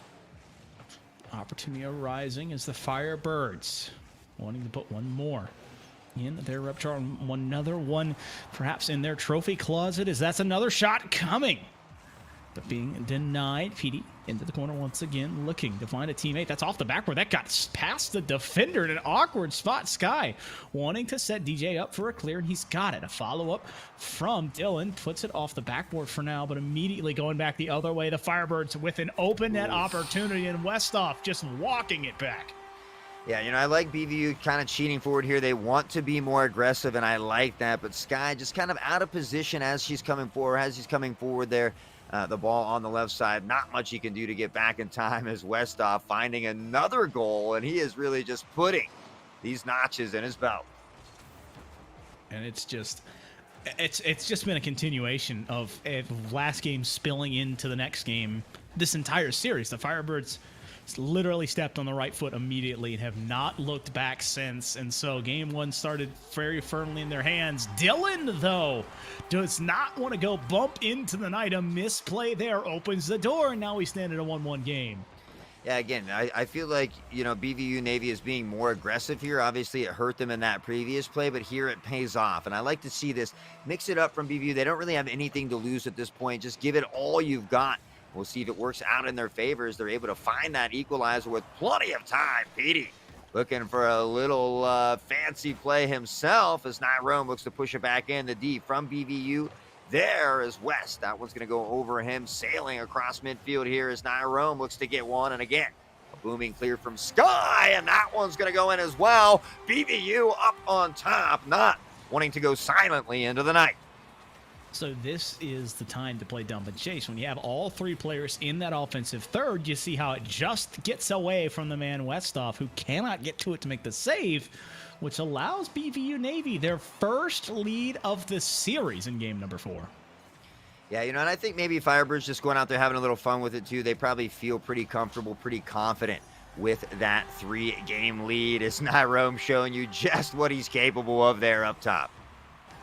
I mean, it just bounces midfield, and every time a ball finds its way there, you know that the Firebirds are looking to make some kind of highlight play, and that one coming off the undercarriage of Rome to tie this game back up immediately. Yeah, you just see the constant rotation. You see that second chance, third chance opportunities. They're always taking advantage of them. And even when they capitalize on them and they score that goal, you see that third man already in the backfield coming in. So you know that really their gameplay is just on point. And I think a big part of that is also the comms. But right now the Firebirds find themselves tied up here in game 4 as BVU looks to fight and crawl back into this one. It's Petey, fires one now in front of the net, and it's open. And guess who? It's Westhoff. Westhoff finding just the pixel-perfect time to just show up and collect that near post play. That's all three defenders there sneaking it past DJR and able to put his team now back in front with a 3-2 scoreline. Yeah, again, you feel confident. It's nice to have that lead. Ideally, you'd like to have a 2-point lead no matter what team you are at a minimum. But again, 2:45, plenty of time here as we see this BVU team creating more pressure, trying to get some more opportunities down here on this Orange Firebird side. DJ going up, doesn't get there in time. He knows it. The double commit from Firebirds as well. But again, that one's not going to come back to haunt him, and we'll see if BVU can maybe keep up some of this pressure and find this equalizer here shortly. 50 off the sidewall there, gets it set up for the Firebirds. Into the corner once again we go. Westhoff with a pass, but he's unable to pull anything out of the hat that time. Still a 1-goal deficit here for BVU Navy. They need to find something and find it quick because the Firebirds can strike at any time. I mean, it just really feels like they are a mousetrap, and any sensitive movement sets them off and they get back into a lead. Yeah, not just at any time, but from anywhere, it seems, on the field. And they are just a dangerous squad as a whole. Really just a phenomenal team playing well together here in this entirety of this series, really making minimal mistakes as they find themselves up by 1. BVU with a lot more pressure here in game 4. And we're about to see if it's going to be enough as we near that 90-second mark. Not really too much left in this game, but still a ton of plays to be made, and I'm wondering who will be the ones to step up to make them. Sky rotating back to collect this one. He's going to push it off the sidewall. You got Dylan following up midfield. I like the pass. I like the idea. The near post is there, but he opts to go far post instead into the Firebirds, with holding on and just taking that pressure. Yeah, that one's going to go right by DJ as well. And Dylan on the back pedal. He does circle around, but the double demo coming out from Nyrone. Petey can't quite capitalize. And now the opportunity of 2v1. He looks to dunk it through, but he doesn't quite have the strength to muscle that one in as BVU is not ready to be done. 48 remaining as they look to find this third goal. But now the pressure mounting in the other direction. Dylan with a quick turn on it. Can he find it? The open net, and it's a little wide. The second touch, wide as well, and no! Hand in heads. It's unfortunate. That is a new meaning to post as he goes left to right and cannot tie the equalizer in what should have been the golden goal. Now Dylan with another chance, but again, too far away from the net. Petey, 50 hard, actually wins that touch as there was no follow-up from DJ, and DJ trying to be a nuisance, setting up Dylan. Backboard pass. Maybe BVU can find a golden goal. 8 seconds left, and that might be 8 seconds left on their season. That's a big dunk coming out. Dylan pushing it back up into the air, but in Nyrome, able to get that touch, and they just need to let it drop. And the Firebirds perfectly wrap up an undefeated season with an undefeated finals. 4-0 over BVU. Yeah, I mean, you have to be absolutely ecstatic. I can only imagine how excited they are, and that great performance there. Undefeated regular season, undefeated postseason, not dropping a single game in these finals. And I mean, the goals and some of those games, it's just high numbers, shots, just being relentless out there. So they really have to be happy with how they played today. I got to say, anytime you walk away with the championship, you're obviously happy, but then you walk away with games like that, you are ecstatic, Hot Sauce. But like the one before, we're going to be taking a short break, trying to get one of those happy Firebirds in here to have a little bit of a conversation with us. So stay where you are. We'll be right back.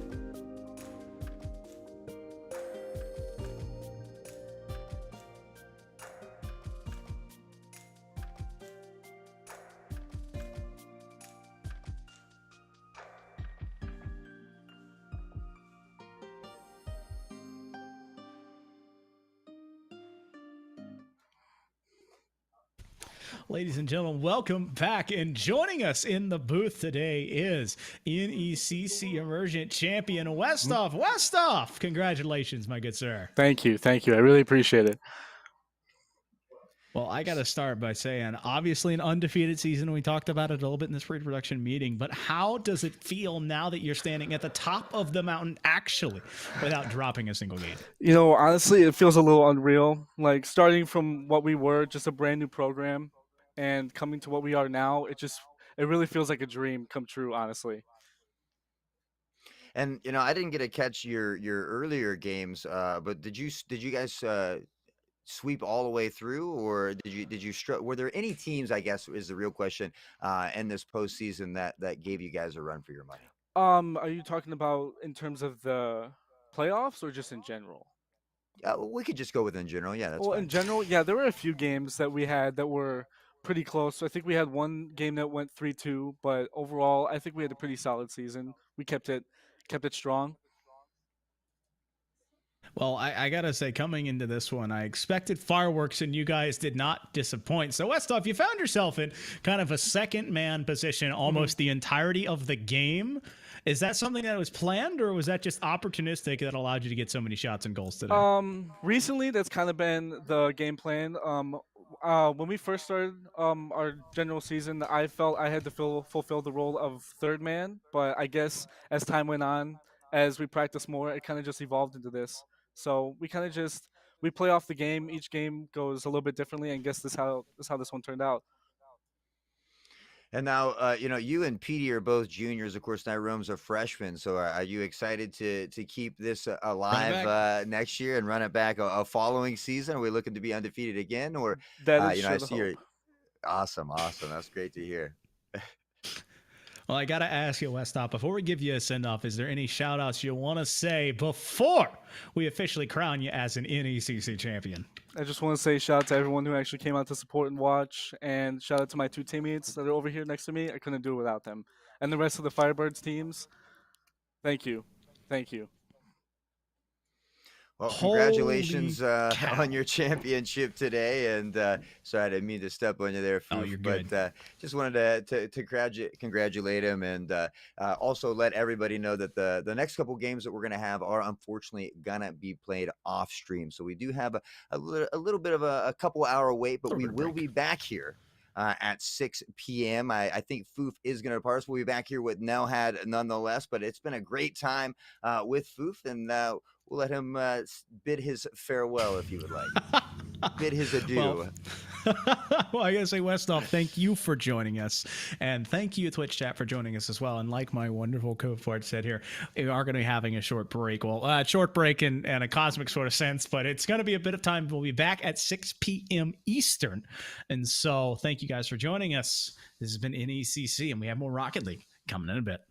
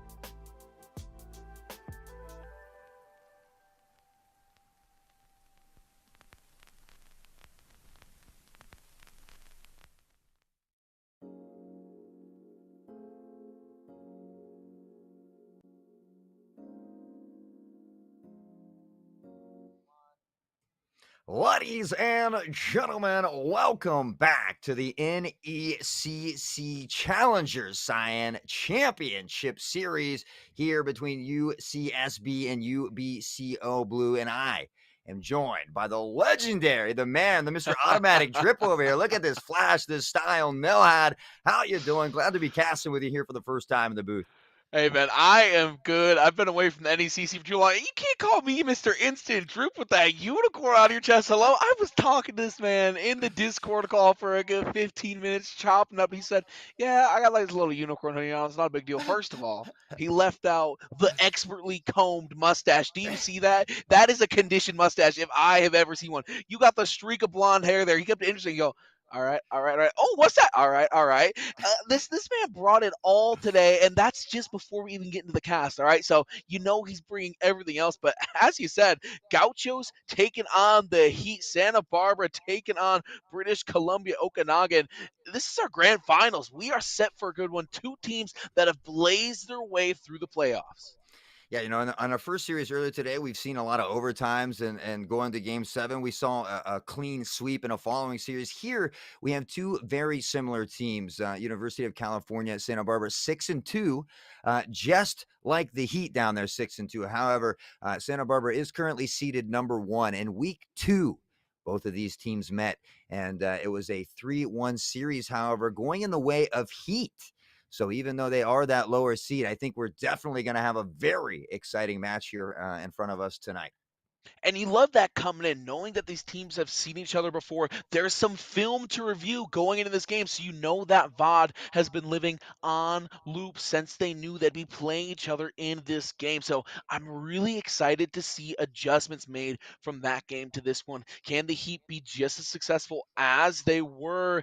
That's what I'm really, really curious to know. Round 2 between these two. And as you said, you look at that last matchup and you wouldn't expect the scene to be where it is, but here we are. We've got our underdog who really won this matchup last time around. Yeah, and especially them meeting in week 2, right? A lot can happen in 8 weeks as teams grow and develop together, build that team chemistry. So why don't we take a look at these rosters here and see who is actually going to be out on the field here tonight.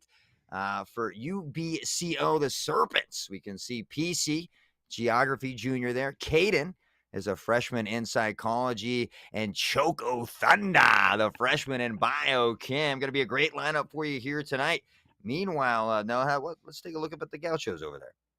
Yeah, UCSB coming out on tonight's lineup. We have Butter Saucer, Mathematics Junior. Not a topic I ever really succeeded at, but might help him balance the scoreboard tonight. AV, an Economics Junior, and Eon, a Mechanical Engineering freshman. I gotta say that logo for UCSB looks a little more like a raccoon. So hey, Twitch chat, if it's not the Gauchos like the university, you can let us know. But they're looking to come out strong. I do like to see this freshman in the mix, Eon.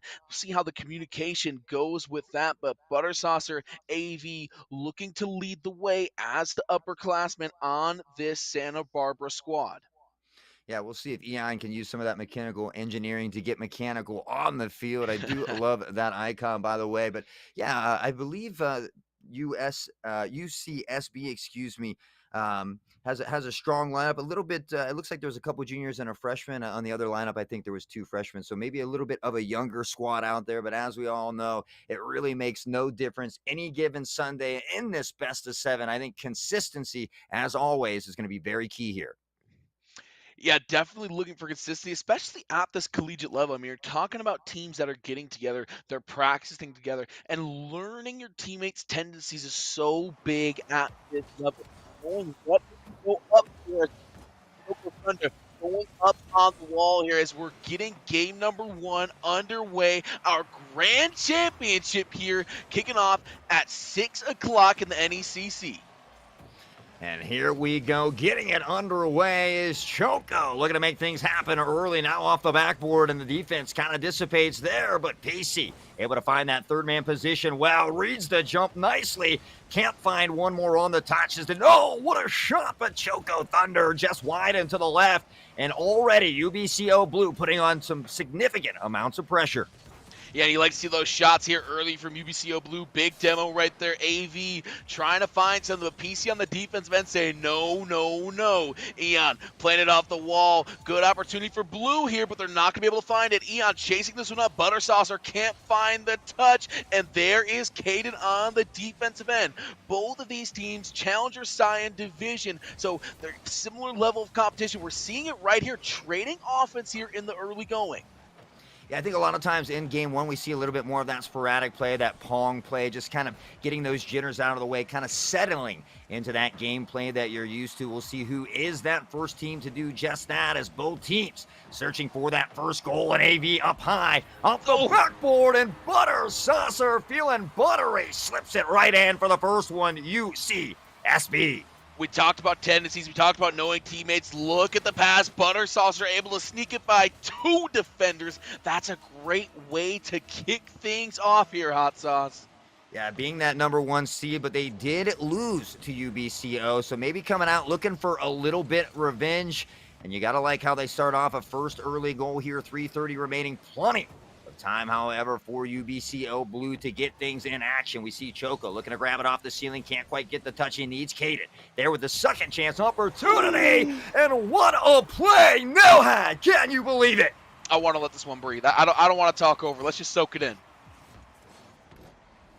Oh, that double tap is absolutely dirty. You see Caden expertly guiding that ball exactly where it needed to be. UBCO, they strike back, and they strike back fast. We're all knotted up at 1 apiece, and here comes UCSB. They put a shot on goal. They can't quite find the target. The follow-through, the demo, that doesn't find it. The third shot doesn't go either. Yeah, UCSB now just peppering these shots left and right at that blue goal, and PC with another defensive stop. Butter Saucer up, though, and this midfield presence from UCSB has been phenomenal so far, keeping the pressure down here on UBCO's side, and we'll see if Choco can find the clear he needs. Butter Saucer with a demo, though, and both of these teams are playing very aggressive here in game one, and quite frankly, I absolutely love it. Love to see the demos, as you said, really gives you opportunities to push the tempo a little bit more. You can have great passing, great shooting, great defense, but the demos take a team to the next level. They get another one there. UCSB look to be in on another solid offensive possession, but can't quite find it. AV trying to keep it alive. There's PC on the wall going, taken away. PC keeps on going. AV, good defensive stop, passing it up to Eon. There's a good center, but taken away by Caden. Again, and another demo coming out. I love it to see that. You know, it is just as much a mental game as well, and those are types of things that can frustrate another team, as UCSB looks to settle it down, and Butter Saucer fires into the corner of the banger across midfield, and Caden just barely able to save that one at the goal line. AV looking to keep it alive, but Caden, the absolute brick wall, keeping it out. Now the return fire, and just why the defense is there, but Choco Thunder making me eat my own words. Look at this angle out of the corner from Choco Thunder. Butter Saucer trying to play it away, and Coco Thunder sneaks it right on through. That is an absolute beauty of a goal. UBCO back out on top, and has to feel good to do in such fashion. The kickoff, though, almost goes their way as well. There's the follow through, but Caden can't quite find it. AV doesn't find the defense. PC following through. That one's going to be centered up for Caden. Can they get it? Oh, this save by AV on the back end. What a save, as Caden and Choco Thunder have really been stringing together some nice plays. There's Choco Thunder trying to bring the lightning yet again, as he had a beautiful shot just moments ago. 1:10 left on the clock as AV looks to push it out. Caden with a nice touch, though. PC able to regain control, gathers the catch, looks to flick into the corner and bounce to midfield across the center, but no, UCSB waiting patiently, able to bring this one down. Plenty of time here to find that equalizer. They just need to settle into that gameplay they're used to.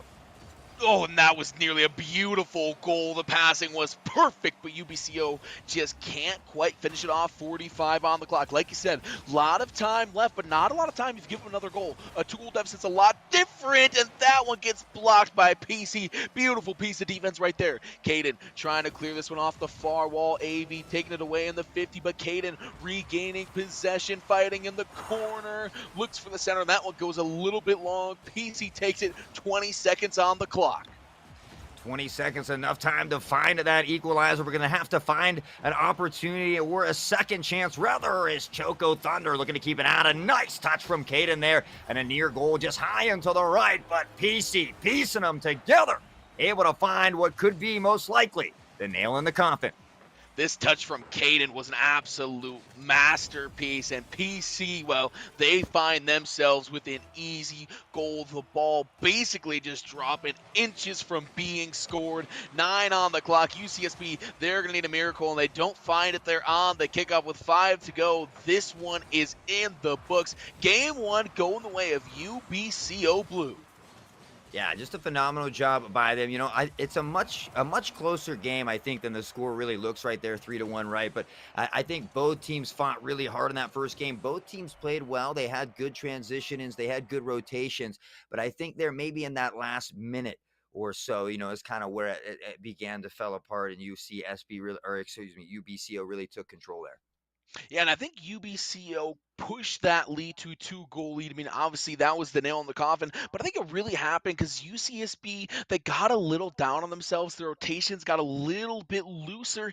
I think it's really because they saw they were down a goal. When things were knotted up at 1 apiece, yeah, they let one hard-earned goal through, but it wasn't from a lack of good defense. It was just a cause of better offense. They've got to keep their head straight on. They have to keep focused even when they're down, because you mentioned it earlier, this is just as much a mental game as it is a mechanical one. So you really have to make sure you're focusing on keeping your rotations tight, keeping your communication clear. Yeah, you know, we talked about demos briefly. I think that's a big part of it. I'm always a fan of the demos, even if you don't get the demo, but you get the bump, right? I think anytime that you're creating a ruckus in their gameplay, you help create more space, whether it be on offense or defense, and help alleviate some of that pressure. So we'll see if they're able to do that here in game 2 as PC coming correct. Already able to find one here in 8 seconds. And we talked about maybe the rotations not being super clean there. The bump back there, Caden takes care of Eon, and there's no communication. AV, what are they doing? Getting boost to the other side of the goal. The defense just not showing up, in UBCO already taking advantage of early mistakes by UCSB early on. And this one's going to be a goal on the other end. Eon does the same. I mean, this is the type of series we have here for you tonight. Nothing short of exciting. It's going to be like this all night, but you know, it's been a close game, and they are getting goals like this right now. Though I feel like UBCO Blue mechanically on the field is looking a little bit like the better team. So I'd like to see, you know, UCSB maybe settle it down a little bit, get into some of those passing plays, get those bumps, and see if they can help create a rhythm for themselves going forward. And I think the transition game is a great spot where UCSB can get up some of that lost ground in mechanics. You saw a great defense there. It just didn't turn into anything. They have to make sure that these big stops turn into offensive opportunities. They find a clear there. Caden can't find it. What can they do with it? AV leading the charge. Has Eon and Butter in pursuit. PC takes that one off the wall, and Caden able to clear it. I like to see them do a little bit more with that defense and turn it into offense. Yeah, again, UBCO Blue is really maintaining possession of that ball, keeping it on this UCSB side very well. So, again, maybe a little bit of those demos or something to help alleviate that pressure, start to build a drive down here, see if you can't get something across midfield, rotate in with that third guy, try to get those second chance opportunities and find your way back into this game, because clearly a close game, and there it is as we talk about it. Butter Saucer coming across the midfield to fire it into the back of the net. 108, KPH. And look at the center from Eon, bouncing it off the corner. Really, really smart play there. Didn't go for the direct center, but with using a little bit of that geometry and a little bit of that math stored up, they're able to get a pass that even can't find. And AV a shot on goal. That one's going to be just a little too tall. Nonetheless, beautiful pass leading to that last goal. UCSB, they find a lead here, and it's a big one, trailing 1 game in the series. Yeah, a huge lead here. Now just continue to play your game. Don't get too antsy. You know, you don't have to be overly aggressive now, but again, you don't want to let anything by. So we'll see if they can continue this pace. As we had mentioned, consistency being key. And right now, UBCO peppering these shots. UCSB able to finally get it out. But again, Caden with a banger back the other way. PC off the backboard. Nobody there for the second chance opportunity, and they're going to loop her out, and USB should be able to take this one away. And they do. Wow. Yeah, and there it is. I wanted to see them turn defense into offense, and Butter Saucer does that just here. Takes it up the wall, catches the defense stumbling. PC, that's an unfortunate feels backflip, and winds up with the lead extending 3-1. But there is still 3 minutes left to go here, Hot Sauce. Plenty of time for a comeback. Yeah, I can maximize my dead zone, and I always have that problem, so I feel PC's pain there, unfortunately. But 3-1 the lead now. UCSB starting to build that lead, starting to build that confidence and gain traction. We're seeing it here on the field as well. AV with the hit up high. Choco Thunder there. Butter Saucer waiting to keep this one alive. He does. Off the wall. Can he get a second touch? No, the D is there for UBCO. And they are doing a much better job here, attacking on the second game. UCSB is starting to build some confidence because even though UBCO is putting a lot of shots to go like that one right there, and there's the follow through, they nearly find the save. PC gets the score. Yeah, you'll see it here again. Choco just banging it off the wall. Kind of the members just kind of coagulating together there. I think maybe a little bit of miscommunication, really just an open net and an easy goal there as they start to bring this one back. Yeah, as I was saying, as UCSB lets in a goal, it really feels like they're starting to build some confidence because even though UBCO Blue is just peppering shots on goal, UCSB is starting to find their offense a little bit. They're starting to find their defense a little bit as well, and it seems like they're playing just a little bit more free, a little bit more open. I've still been very impressed by UBCO's movement as that goal sneaks in. Eon, what an angle. That's exactly what I was going to say. What an angle. Just threading the needle here. The bounce over PC's head. He knows there's nothing he can do. And UCSB coming out swinging in game 2. Yeah, they have come out and they have not let anything on the bench. It's all on the field for them. Minute 57 to go, so UBCO Blue has time to come back, but UCSB is firing on all cylinders. Eon, big save right there to keep it out of the goal, and now trying to follow it up with some offense. Won't get it there, and they continue to play it forward. AV keeping the possession alive. Won't find anything. The pass forward, but center taken away by Caden. Stays alive. PC, that's a big defensive play with a minute and a half to go. Yeah, nearing that 90-second mark, and UCSB has done a great job at peppering these shots, and we see yet again Butter Saucer just running this one in. AV with a nice 50 to keep it alive here, but nothing Caden can do, and I'm not sure, but Butter Saucer might be getting close to that hat trick there. Yeah, Butter Saucer putting in a big performance. UCSB's lead grows a little bit more. Hot Sauce, what does it say to you to come out in game 2 with such confidence and put a statement 5 goals on UBCO Blue as they finally find another? Yeah, I say, especially in a best of 5 and a best of 7, I feel like, yes, game 1 is important. It's nice to have that early lead, but it really doesn't tell you much about the series. You have the game jitters. You have different things that come into effect there. So I think game 2 really says a lot about the game. And UCSB able to come out and answer like this says a lot to the team in general. We'll see if they're able to keep that fight and that hunger alive, as we keep mentioning, like a broken record. Consistency is key. Looking for a center right here. There's the tap. Oh, good piece of defense. Caden nearly bring it back to a 1-goal game. So big for UCSB to stay on top of that. 1 minute to go and counting. Caden up and out of that one, sending it forward. They need a goal, and they need it now. Time ticking, and it's not on their side. Butter Sauce are trying to play it out. There's a center. Oh, big save by AV. But the follow-through from Chocolate Thunder. Yeah, I mean, Choco really just giving them a little taste of their own medicine. Is really the possession has been in favor of UBCO, but really just peppering these shots left and right. And again, just a slight break in the defense, able to collect that goal. Now 50 seconds remaining, plenty of time for UBCO to find that equalizer. And it was a 3-goal deficit, just it felt like mere moments ago, and now UBCO knocking on the door of overtime. They've got to find at least one more goal to try to have a shot at this in game number 2. Kata looking for it, won't find it. PC dropping back, but trying to get something here. Another goal would probably put this game away for UCSB. That's a good shot, but PC is there for the defense. Here's AV putting one on goal. Not going to find it. Caden, big piece of defense, 19 on the clock. This one nearly in the books. Yeah, UCSB is just maintaining that pressure, peppering the shots, and now, just like in game 1, but in reverse, it's AV who puts that dagger into the coffin. and we are just in store for an exciting series. I can feel it. Yeah, AV sticks the dagger into the back of UCSB, and we're going to be all knotted up at 1 game apiece heading into the third. An exciting back and forth so far here tonight. Yeah, you couldn't ask for a better series here, as both of these teams really just playing reverse roles from game 1 to 2, which is just going to make game 3 that much more interesting.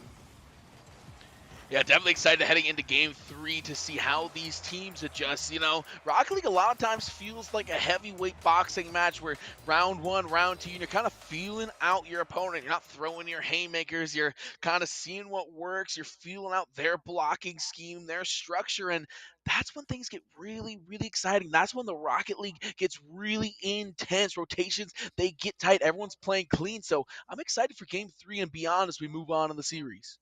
Yeah, and I'm excited to see UCSB take that one as well to tie it up. You never want the other team to get too big of a lead, especially when that team has beat you in the regular season, even though they are the lower seed. So a great job to come out, battle through that as well. Now the series all tied up at 1 as we head into game 3. Gotta like the tenacity by UBCO Blue last game, though. They're down 3 goals, brought it back to a 1-score game, and threatened to send it to overtime. Just couldn't quite seal the deal. Some great mental by them. They never gave up despite being down last game. Oh, and a nice little move from AV there as well. The touch back, and Eon up off the wall looking to create some room here. Able to get the touch. Caden can't find the or win the 50, and Eon looking for more. The powerhouse just pushing UBCO out of the way. Caden off the backboard with the save, and now they got to find a way to get this ball out of here. It is flirting with disaster. UBCO hits that one forward, doesn't quite find the clear though. AV running it right back. Eon trying to keep this possession alive, and there's Butter trying to do it as well, but won't happen. Chocolate Thunder passes up to Caden. These two working in the corner, but AV is there with the clear, as is Eon passing it off. UCSB, they're looking for their first goal of the game, but Caden gonna take it away in the air. That could be a center. It is, with a follow through just high. There's that second shot. AV there with the stop. Round 3. No good either. Yeah, but these shots from UBCO are relentless, and unless UCSB does something soon, it's only a matter of time before they get one to fall. And again, both these teams have really just traded back and forth in this series so far. Eon able to go up, finds the touch, gets one more, and with the razzle-dazzle, it's not going to be enough. Caden with the demo on time, and they should be able to settle this one down, find that clear outward as they begin to collect themselves, and still both teams searching for that first goal. Caden's playing the defense, man, absolutely sensational there. As that one's going to go in from PC, and it's all set up from Caden on the back end. Caden got the demo, then cleared the ball up to PC from there. PC, in the 1v2 situation, takes it off and finds the goal. Yeah, PC from the sidewall said, y'all don't see me. Put that one right in with ease. A nice shot up by 1 here as we near 3:15, and we'll look to see if they can keep that pressure up, or if UCSB will be able to return fire. And the little misjump there from AV. That one doesn't come back to Hana. Butter now carrying this one off the sidewall. Looks to pressure in. Nobody there. No, it's Choco Thunder in time, and able to push this one out is Caden. Dodging a bullet there is UBCO. Very, very dangerous ball. They played it in front of their goal, and they're very lucky to not give anything up. There is Choco Thunder, also lucky to not give that one up. Good dribble, the center, the shot, it's good. Eon knots us up at 1 goal apiece. Yeah, unfortunately, UBCO Blue kind of got stuck in the corner there. The pinch comes across mid. You can see PC trying to get back in time, but the shot from Eon, 107 kilometers as he fires it in, and not much Blue could do to stop that one. Kickoff here, Butter Saucer wins that one. PC taking it on the back end, 2:30 to go, knotted up at 1 apiece. This whole series has been close. Why would game 3 be any different? PC, demo, this could be a good opportunity in the 3v2 situation, but they bump into each other. Butter Saucer passes up to Eon. Eon goes for the center, but it's a beautiful clear, and that one might be on target. It's just over the goal. You know, you said demo there for a moment, and that's a word we haven't heard much here in this series. I kind of expected to see a little more bumping, a little more demoing going on, but we'll see if they maintain that or if things change. The mechanical ability here from UBCO on point as they look to get this banger off the backboard. PC with another pass back to Choco Thunder. Now into the center. It's floating dangerously, but UCSB able to come away with a beautiful blooming clear. Eon able to touch this one, keep it alive now. Another shot as Chaco able to carry this out, and both teams really just going head to head here. Yeah, some good opportunities for both teams to score the ball, but hey, it's not up at one apiece, and another good opportunity right there saved by Eon and AV. They build the wall around the goal. Caden trying to waterfall it in, but taken away by Butter Saucer. 1:28 to go. They are building the wall. UCSB, another save. This defense cannot be thwarted until PC finds the lower left 90. Yeah, it was only a matter of time there. You can see a double kick commit right there from Butter and AV as well. And just before that, another double commit nearly leading to a goal. They need to settle it down a little bit, make sure the comms are on point. You cannot consistently double commit on a team like UBCO, or they will continuously take advantage of you time and time again. Yeah, they're going to exploit the mismatches. They're going to make the most of their opposition's mistakes, and you see it as they've done it to get a 2-1 lead here so far. Eon, defensive end, plays it out to AV. Good push here. Caden is going to win that 50, but Butter Saucer keeps the offense alive, sending it towards UCSB. They need a goal with under a minute to go. Good bit of defense from Caden. PC gets in the way just a little bit, but Caden going to be unbothered. PC up, but Eon up just a little bit faster. Yeah, and 45 seconds is still plenty of time. Continue to play your game. Try to get a bump. Try to get that demo and set yourself up. But Eon coming in there nearly finding the goal just a hair wide as Butter Saucer looks to keep it alive. Doesn't win the 50. AV doesn't win that one either. And now UCSB finds themselves on the back pedal. Able to push it out, though, is Butter. Looking for that second chance opportunity. Can they find the equalizer across the center? PC with a booming clear. And that is unfortunate from downtown. PC with a dirty goal. Yeah, that one's going to hurt UCSB so much. It looked like they were in on a good offensive opportunity. It sucks all of their players up, and the clear turns into a little bit more as UBCO takes a 2-goal lead. Yeah, that's one of those unfortunate goals that, you know, from time to time, those things just do happen. It's unfortunate as well that it happens with 10 seconds remaining. So UCSB cannot let that get in their head. They need the GG go next, collect themselves, and keep up this pressure that they've maintained in these last couple games. Continue to pepper those shots and see if you can find the back of that net. Really great stuff from UBCO Blue there. They picked up game number 1, couldn't find it in game 2, and they roar back to life here in game number 3. You have to love the tenacity once again, drawing back on consistency, drawing back on the importance of mental game. They showed both there in game 3. Yeah, and what an exciting series, right? Here we are at the championship finals for this Challenger Cyan division. Both of these teams 6-2, the 1 and 3 seed, of course, they've met, but they met early in week 2, right? So a lot of things change over time. Both of these teams really showing why they deserve to be here. I love this back and forth, one game to one to the other. So really an exciting series here as we get set for game number 4 underway. UBCO Blue, they are looking to move on here and claim a championship for themselves. UCSB trying to crawl back into this one, trailing 2-1, and they put a good shot on goal there. The follow through, not enough. Good stuff from Caden, able to save their early goal here. Only 20 seconds off the clock. Eon plays out of the corner, can't find anything. PC has it taken away. Another shot opportunity. That one is going to be wide left for UCSB. I am absolutely loving this pressure here from UCSB, though. They are maintaining possession of the ball. They have a good midfield presence as well, keeping it down on the UBCO side. Meanwhile, as I talk about it, Cade, PC, the 1-2 touch off the back wall. Eon, well read. He sniffs that play out and back in the other direction. Choco Thunder now waiting as we near that 4-minute mark, and neither team has been able to touch the back of the net. Yeah, some good opportunities, but they just don't turn into shots even. They have it in the midfield and then won't get it to go. Here's PC looking to set up their team, but taken away by Butter Saucer, just a little bit too complacent. Butter takes advantage. Choco Thunder, not a great clear, but the back end is there. Kept alive here. UCSB looking for PC. Good clear to the other corner. Can't quite find anything else there. Caden up too slow. This could be something one-on-one in the back end, but Choco Thunder taking that ball away.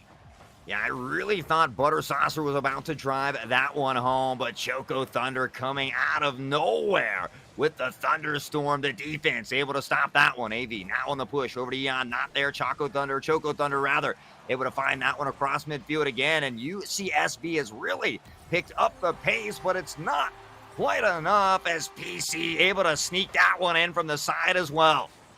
And they picked up the pace everywhere but this last rotation. You see, you got AV in the back post, Eon on the front post, but no one has their eye on the ball. The reaction time just a little bit too slow, and UBCO gets first blood here in game number 4. Yeah, first blood can be crucial, but we'll see if UCSB is able to battle back. Of course, plenty of time here. Butter up top. Caden waiting patiently as well. Read the play. Fires into the corner. A touch from UCSB as well. And we'll see if they can get this out as they start to make that push. PC on the 50. But UCSB has help. Another 50. Doesn't go in their favor. Caden out here. What a juggernaut. Caden is an absolute beast right now. Caden doing all stages of the game, midfield, offense, defense, really making their impact felt. Butter Saucer chasing this one down, but who else but Caden there to take it away. AV playing a bit of defense. This one could spell trouble for UCSB, UBCO. Everyone is up, and they have it in the corner. Oh, unfortunate. Choco Thunder plays it off their own teammate. There's Caden pushing it on forward. UBCO's best efforts go unrewarded. Across midfield here now. Caden with the push. AV able to get the pinch off the top. Some good defense. Choco Thunder, though, off the top crossbar, and he nails it in yet again. Choco Thunder bringing the storm. Beautiful stuff. See AV there gets the clear. Eon, Butter Sauce, they're in good position. They just don't have the reaction time to get up for that save. So ultimately, UCSB, they've got to be kicking themselves. They did everything right. They just couldn't come up with the save. Yeah, UBCO feeling pretty confident, of course, winning that series. Even though they're the lower seed, they did win this previous series 3-1, and right now the confidence continue over some of those previous games as Caden looks to carry this one down. Choco Thunder fires high just again. That one doesn't favor them, but PC, the second chance opportunities, UBCO is not letting him slip away. They are doing whatever they want. Hot Sauce, I mean, you see in the midfield, there are no contests. Their passes are free, and when you're not getting up in the opponent's midfield, when you're not disrupting their game plan at all, this is what's going to happen. It's free passes, and it's turning into free goals as UBCO has 3 goals on the game.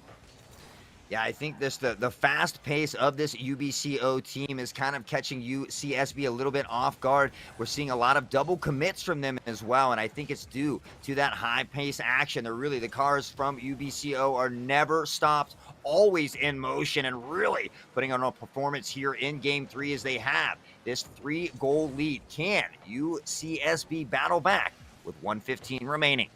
They're going to need every ounce of fuel they got in the tank to do it. I'm not sure if they've got it in them, but doesn't mean that this series is over for them quite yet. Choco Thunder trying to take it away. Here's PC putting it in the corner. Won't get anything. Who else? Caden, the glue member, putting it all together. No goals, but doing everything else on the pitch. A minute remaining. Here comes UCSB. They don't find it there. Choco Thunder on the crack back. Gets that one. A little bit of disruption. Caden plays it up, but here comes UCSB. Good ball moving, but taken away by Choco Thunder yet again. Up to Caden off the back while the follow doesn't get it there, and they won't get the second one.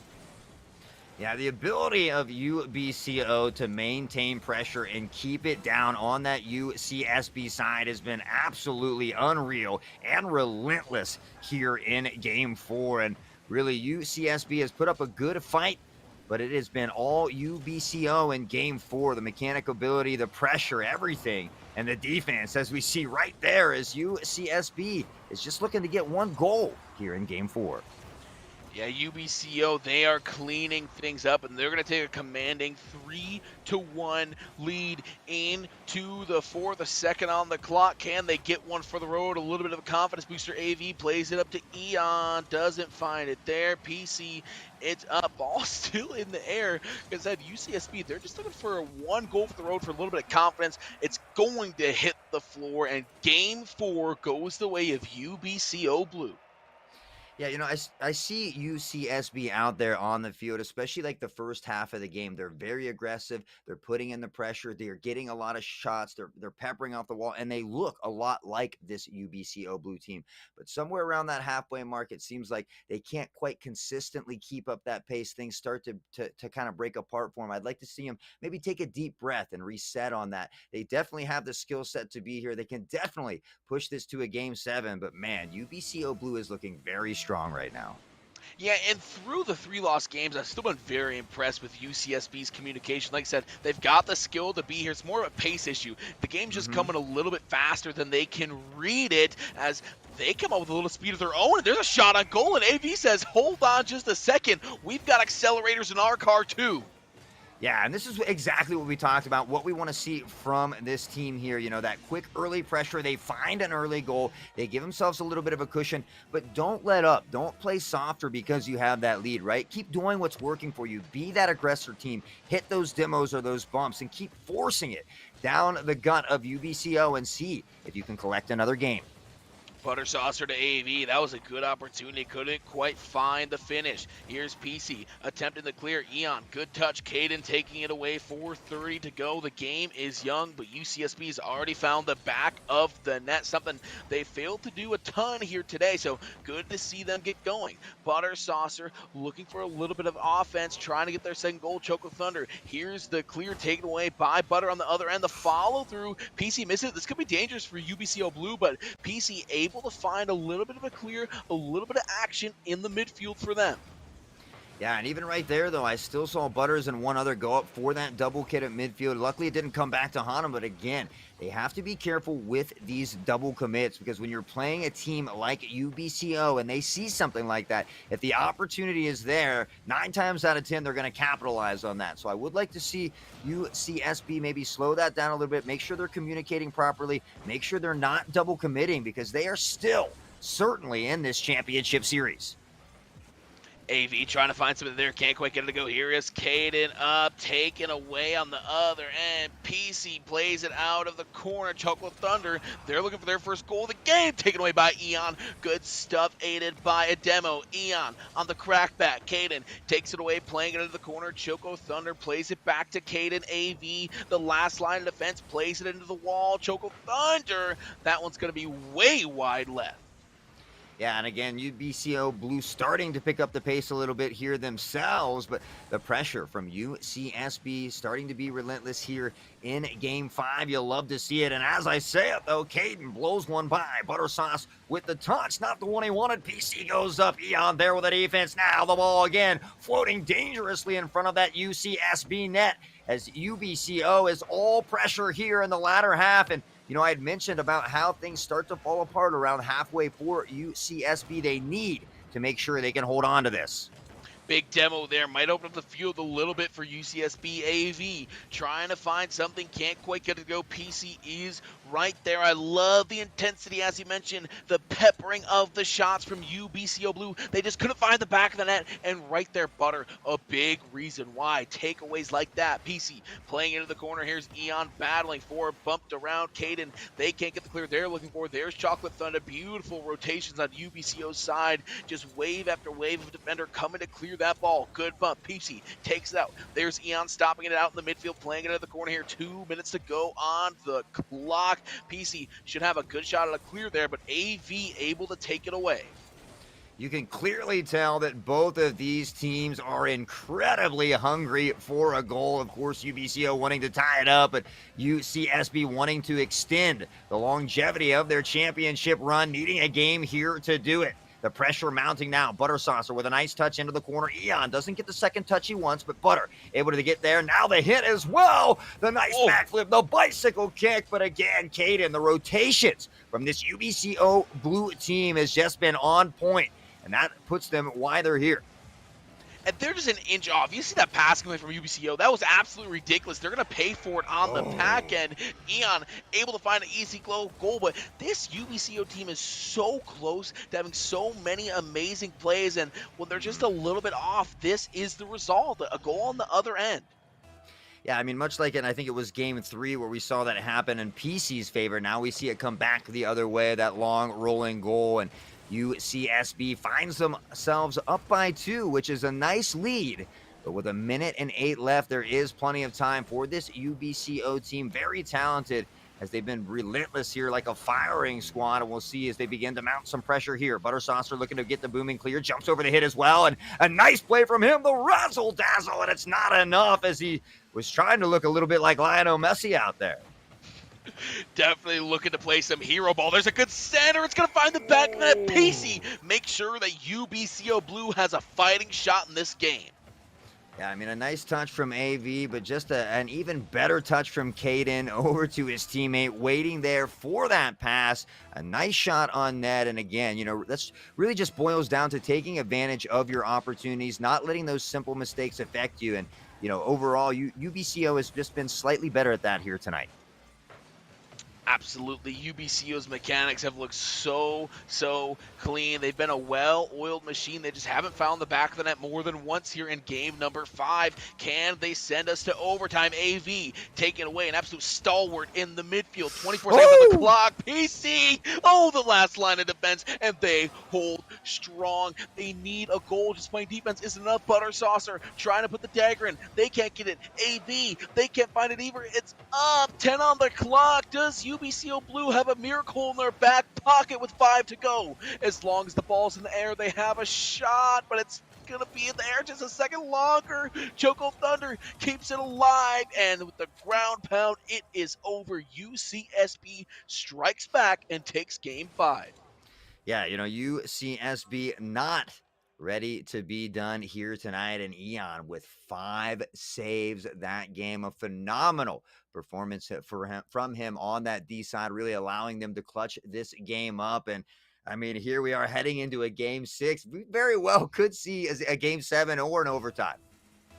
And it would be quite the Herculean effort from UCSB to come back after a 3-1 deficit. UBCO, they have got to be thinking about their missed cues, their missed shots, as they are trying to put this series away. They'll have a fresh opportunity to do so here in game number 6. Yeah, you know, and meanwhile, if you're UCSB, you have to be happy with that last game and carry that momentum, that confidence over. You know that you can beat this team. You know you can give them a run for their money. So let's really see you take it to game 7. The defense now on point is starting to break apart, though. UBCO, again, with these relentless shots, they've got to alleviate some of this pressure and get that ball down there on that UBCO Blue side. And UCSB finally gets a little bit of pressure of their own. They're making UBCO play some defense, but it turns into a great shot. Caden from half pitch there. A beautifully placed shot. Yeah, you'll see it here again, channeling his inner Steph Curry from downtown. He finds the back of the net, and UBCO getting that early goal. Statistically here tonight, they've done much better when they get that first goal, so we'll see if that can carry them to the victory. But we know how ruthless this UCSB team can be, and they are not ready to be done just yet. Hey, I don't know. I think Steph Curry might be emulating them there. That was a beautiful shot. I think Steph Curry only hopes that they can shoot this well tonight in the playoffs. You know, UBCO, they're setting the standard. It's not the other way around, and they might do it again here. PC, they're up. That was almost a beautiful, beautiful shot, but they can't find it in the air. They follow through. They can't get it again. Choco Thunder, that one's off target, just left, but UBCO, this well-oiled offensive machine, will not quit. Butter finally able to find the clear with 3.5 on the clock. Eon, they're putting a shot on goal. They won't get anything. Caden, Choco Thunder, toss it back up to Caden. That was beautiful. The follow-through saved on the other end by Butter. Yeah, not only a well-oiled machine, but firing on all cylinders with that high-octane gas. They are relentless here as UCSB looking for their first break, trying to get that pressure onto the blue side. Here is Caden off the ceiling, doesn't find that second touch he wants. Butter with a banger, and they can't get back in time. UCSB finds one from a distance.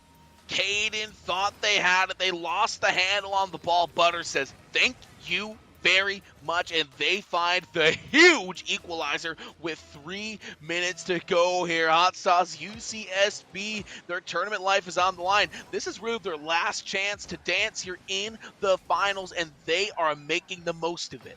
Yeah, Butter said I'm going to butter up that ball and then straight sauce on him. He did just that. AV looking for a turn up in the aerial, but the defense from Blue is there. Now Caden looking to pressure that one out. A near miss again as Eon with a little flip, the fake, and Butter coming in with a fire to the right, and it's just not there. Near miss as BCO looks on the counterattack. Now back in the other direction. Both of these teams getting a little wild here as they look to be the first team to go on top here in game number 6.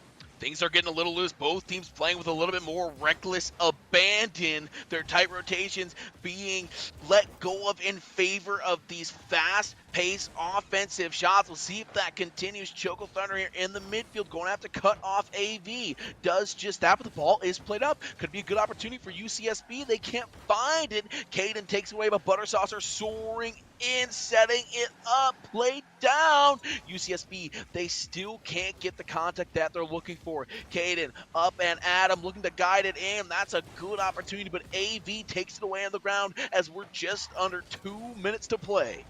Yeah, he had a nice flip reset there, but unable to hit that second hit on the ball. And now it's UCSB who is on the back pedal. Chaka with a banger off the wall, looking to set up his teammate. There's the flick, the ball high and wide to the right, but PC! No way! What a touch, and it nearly slips away. Unreal. If this game goes to 7, PC is going to be looking back at that moment for a long, long time. Just centimeters from really putting the pressure on UCSB. But it doesn't happen. Caden playing it out in the corner. Both teams looking to avoid that dreaded overtime. UBCO looking to go home. UCSB looking to buy an additional lease on life and send it to 7. Caden sends it over the top of the goal. Can't find anything there. Retreating now. One it forward, AV up for it, doesn't able to get the clear, the center, it's over and not found. Butter Saucer, a big save. Yeah, Butter Saucer looking like a raid boss out there right now. He is all over this field trying to help alleviate some of the pressure, trying to create some pressure for his team. Meanwhile, now into the corner toward Butter Saucer. Choco Thunder, though, goes up. Butter able to win the 50. Teammate there for UBCO Blue. And now Choco the other direction. AV tries to catch up into the air. He bounces high. And again, UBCO is there as we near that 20-second mark. And we might have our first overtime of the series. Yeah, despite how close it's been, we haven't quite got to extra minutes yet, but with 15 on the clock, sure looks like it's headed that way. Choco trying to play some good defense. Caden gets that one out here, 8 on the clock. UBCO Blue, can they turn some offense here? But UCSB, they might have another shot, and them, 1 on the clock. As soon as it hits the ground, we'll be headed to overtime, and there it is. We've got a our first overtime of the series here in Game 6 as UCSB looks to keep the drive alive. The fight still in him. Ian into the corner now, looking to push it out. PC able to pop it up, looks to carry this one across midfield and does. AV can't get there in time. Butter, the final wall, comes up with a stop. Caden up top to drop it down. And again, the double commit from UCSB. They have to be careful about doing that here in overtime. And a near goal. What is going on here?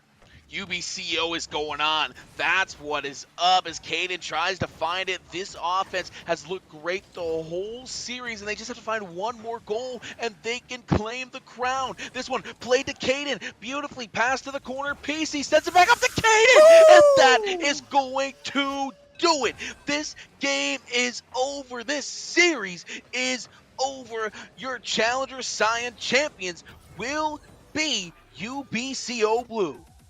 Yeah, congratulations to the University British Columbia of Okanagan. Just a phenomenal performance. You know, they were able to beat them in the regular season. They were that lower seed, but nonetheless, they come out swinging. And UCSB able to grab 2 games, very close games all the way through, well fought. But in the end, truly I felt UBCO Blue did just mechanically were just slightly better, at least out on the field today. And, what an absolute performance by both teams. They both need to hold their heads high. But just a truly great series here. Oh, and a great season to look back on. In fact, I mean, there's no shame in losing in the championship, especially when your opposition is just that talented. They put on a great show. It's just so hard to stop the UBCO Blue offense. I mean, the rotations they had, it was just, get your shot on goal, get boost, bump, rotate back. They were just cycling through, and it's so hard to stop such a well-oiled machine. Yeah, you pretty much nailed it right on. They had the rotations were down. They had great midfield presence. Most of the games they kept all the pressure, down on that side. So just a phenomenal display from them throughout the whole entire series. But I believe we are going to take a short break, and when we come back, we're going to have an interview with one of those UBCO Blue members and just see how excited they are to win that championship. So guys, don't go anywhere.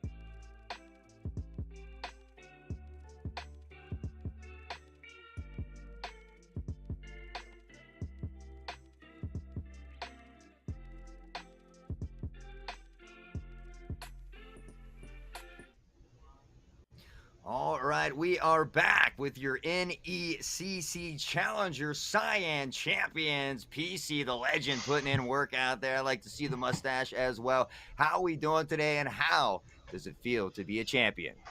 Feeling pretty good coming off that win, carrying the boys today, how I had to do, but, just a regular day. Yeah, just a regular day indeed. So you guys got off to a pretty hot start there, and then you got pushed to game number 6. What was the mental game like? What were the comms like to keep your rotations clean, to keep your heads clear, to really finish off that series right? We just had to clear the comms there. We just had to say what we were doing and just kind of play together. That's all we had to do. Yeah, and you guys had phenomenal rotations. Your midfield presence was great. Was there sort of an added reassurance, confidence heading into this game? You had beat them 3-1 in week 2. Was there really any changes to the gameplay, or were you? I mean, walk us through what was going through your head before the match started. No, we just kind of were playing our game. We knew our game was probably going to be enough. They are pretty strong opponents. We knew that. They were the number 1 seed, so we knew that our game was probably enough. And are we celebrating tonight?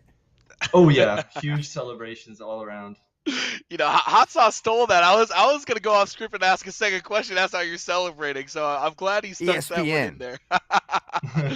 Well, PC, we definitely appreciate you stopping by. We appreciated the gameplay. You guys put on quite the show today. Absolutely. Looking forward to seeing more of that in the future. Everyone in Twitch chat, you don't go anywhere because we've got Hofstra Gold and Hartford Red coming up. Hot Sauce, he's gonna take a break for tonight. Get some tea for his vocal cords. Got to rest those up. I'm gonna stay here and be joined by Grant, CFO, for the Challengers Yellow Finals when we return.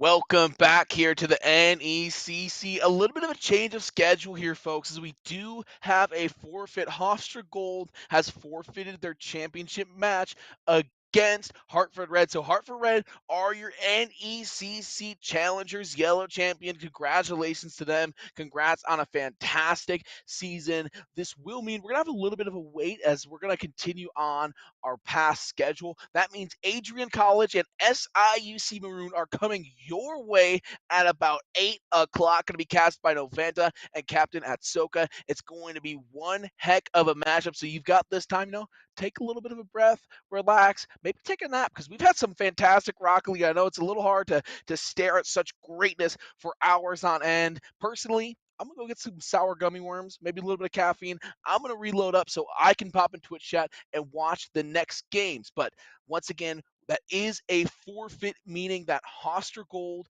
forfeits. Hartford Red are your Challengers Yellow champions. And on the other side, we'll have Adrian College and SIUC Maroon. Don't go anywhere.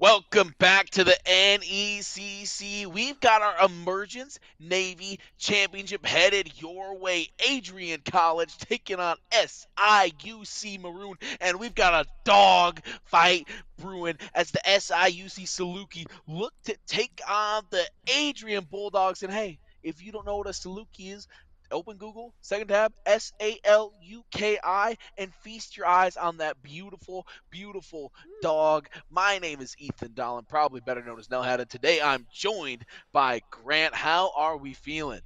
I'm feeling good. It's good to be back at the NECC, specifically in the booth next to you. It has been, we haven't been here since season 0. It has been a long time. And I can't even remember if we casted in season 0, but it has been. What do you mean you can't remember? Boise?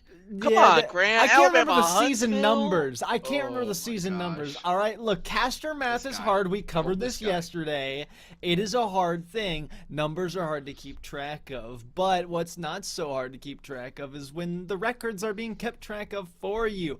Adrian College is coming in as the number 3 seed with a 6-3 record, while on the other side, Southern Illinois is coming in with a 3-6, completely flip-flop record at the number 8 seed. So it already doesn't look that great, and especially when you consider Adrian College taking down Upper Iowa in a pretty good matchup, and then on the other hand, SIUC is losing 0-3 to that same team. There are more statistics like that, but it's pretty worrying.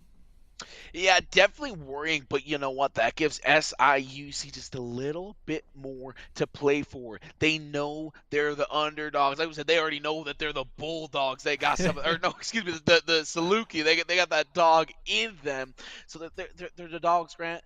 They're the underdogs. They got so much to play for. They have the film to look at, right? That's the beautiful thing about being swept.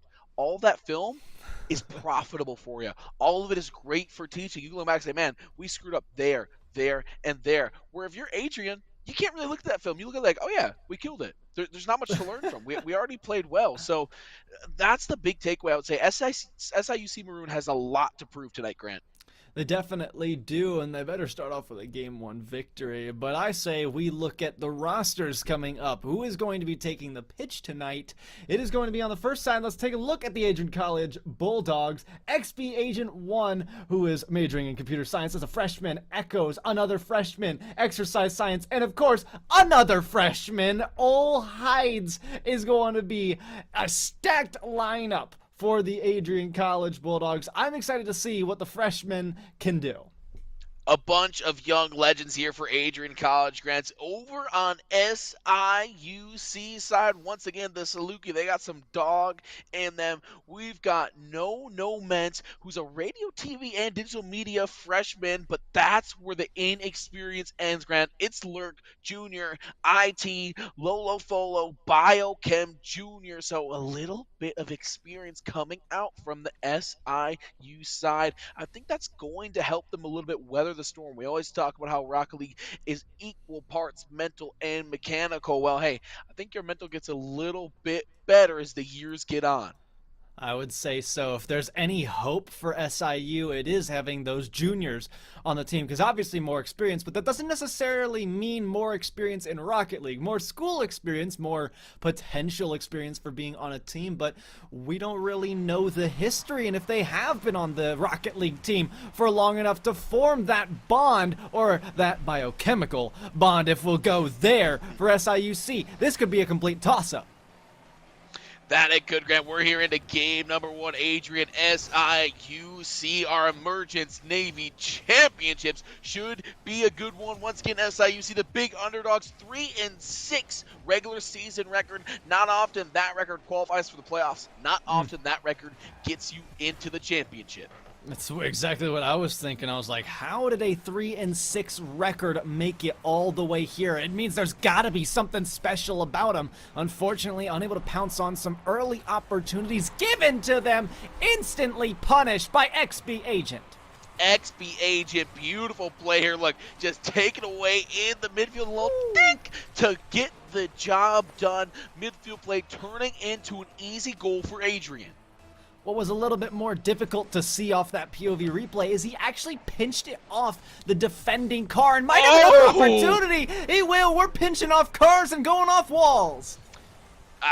Grant, this is a beautiful play. Look at the kickoff, just sends it careening and Wow. taking advantage. XB1 Agent yet again.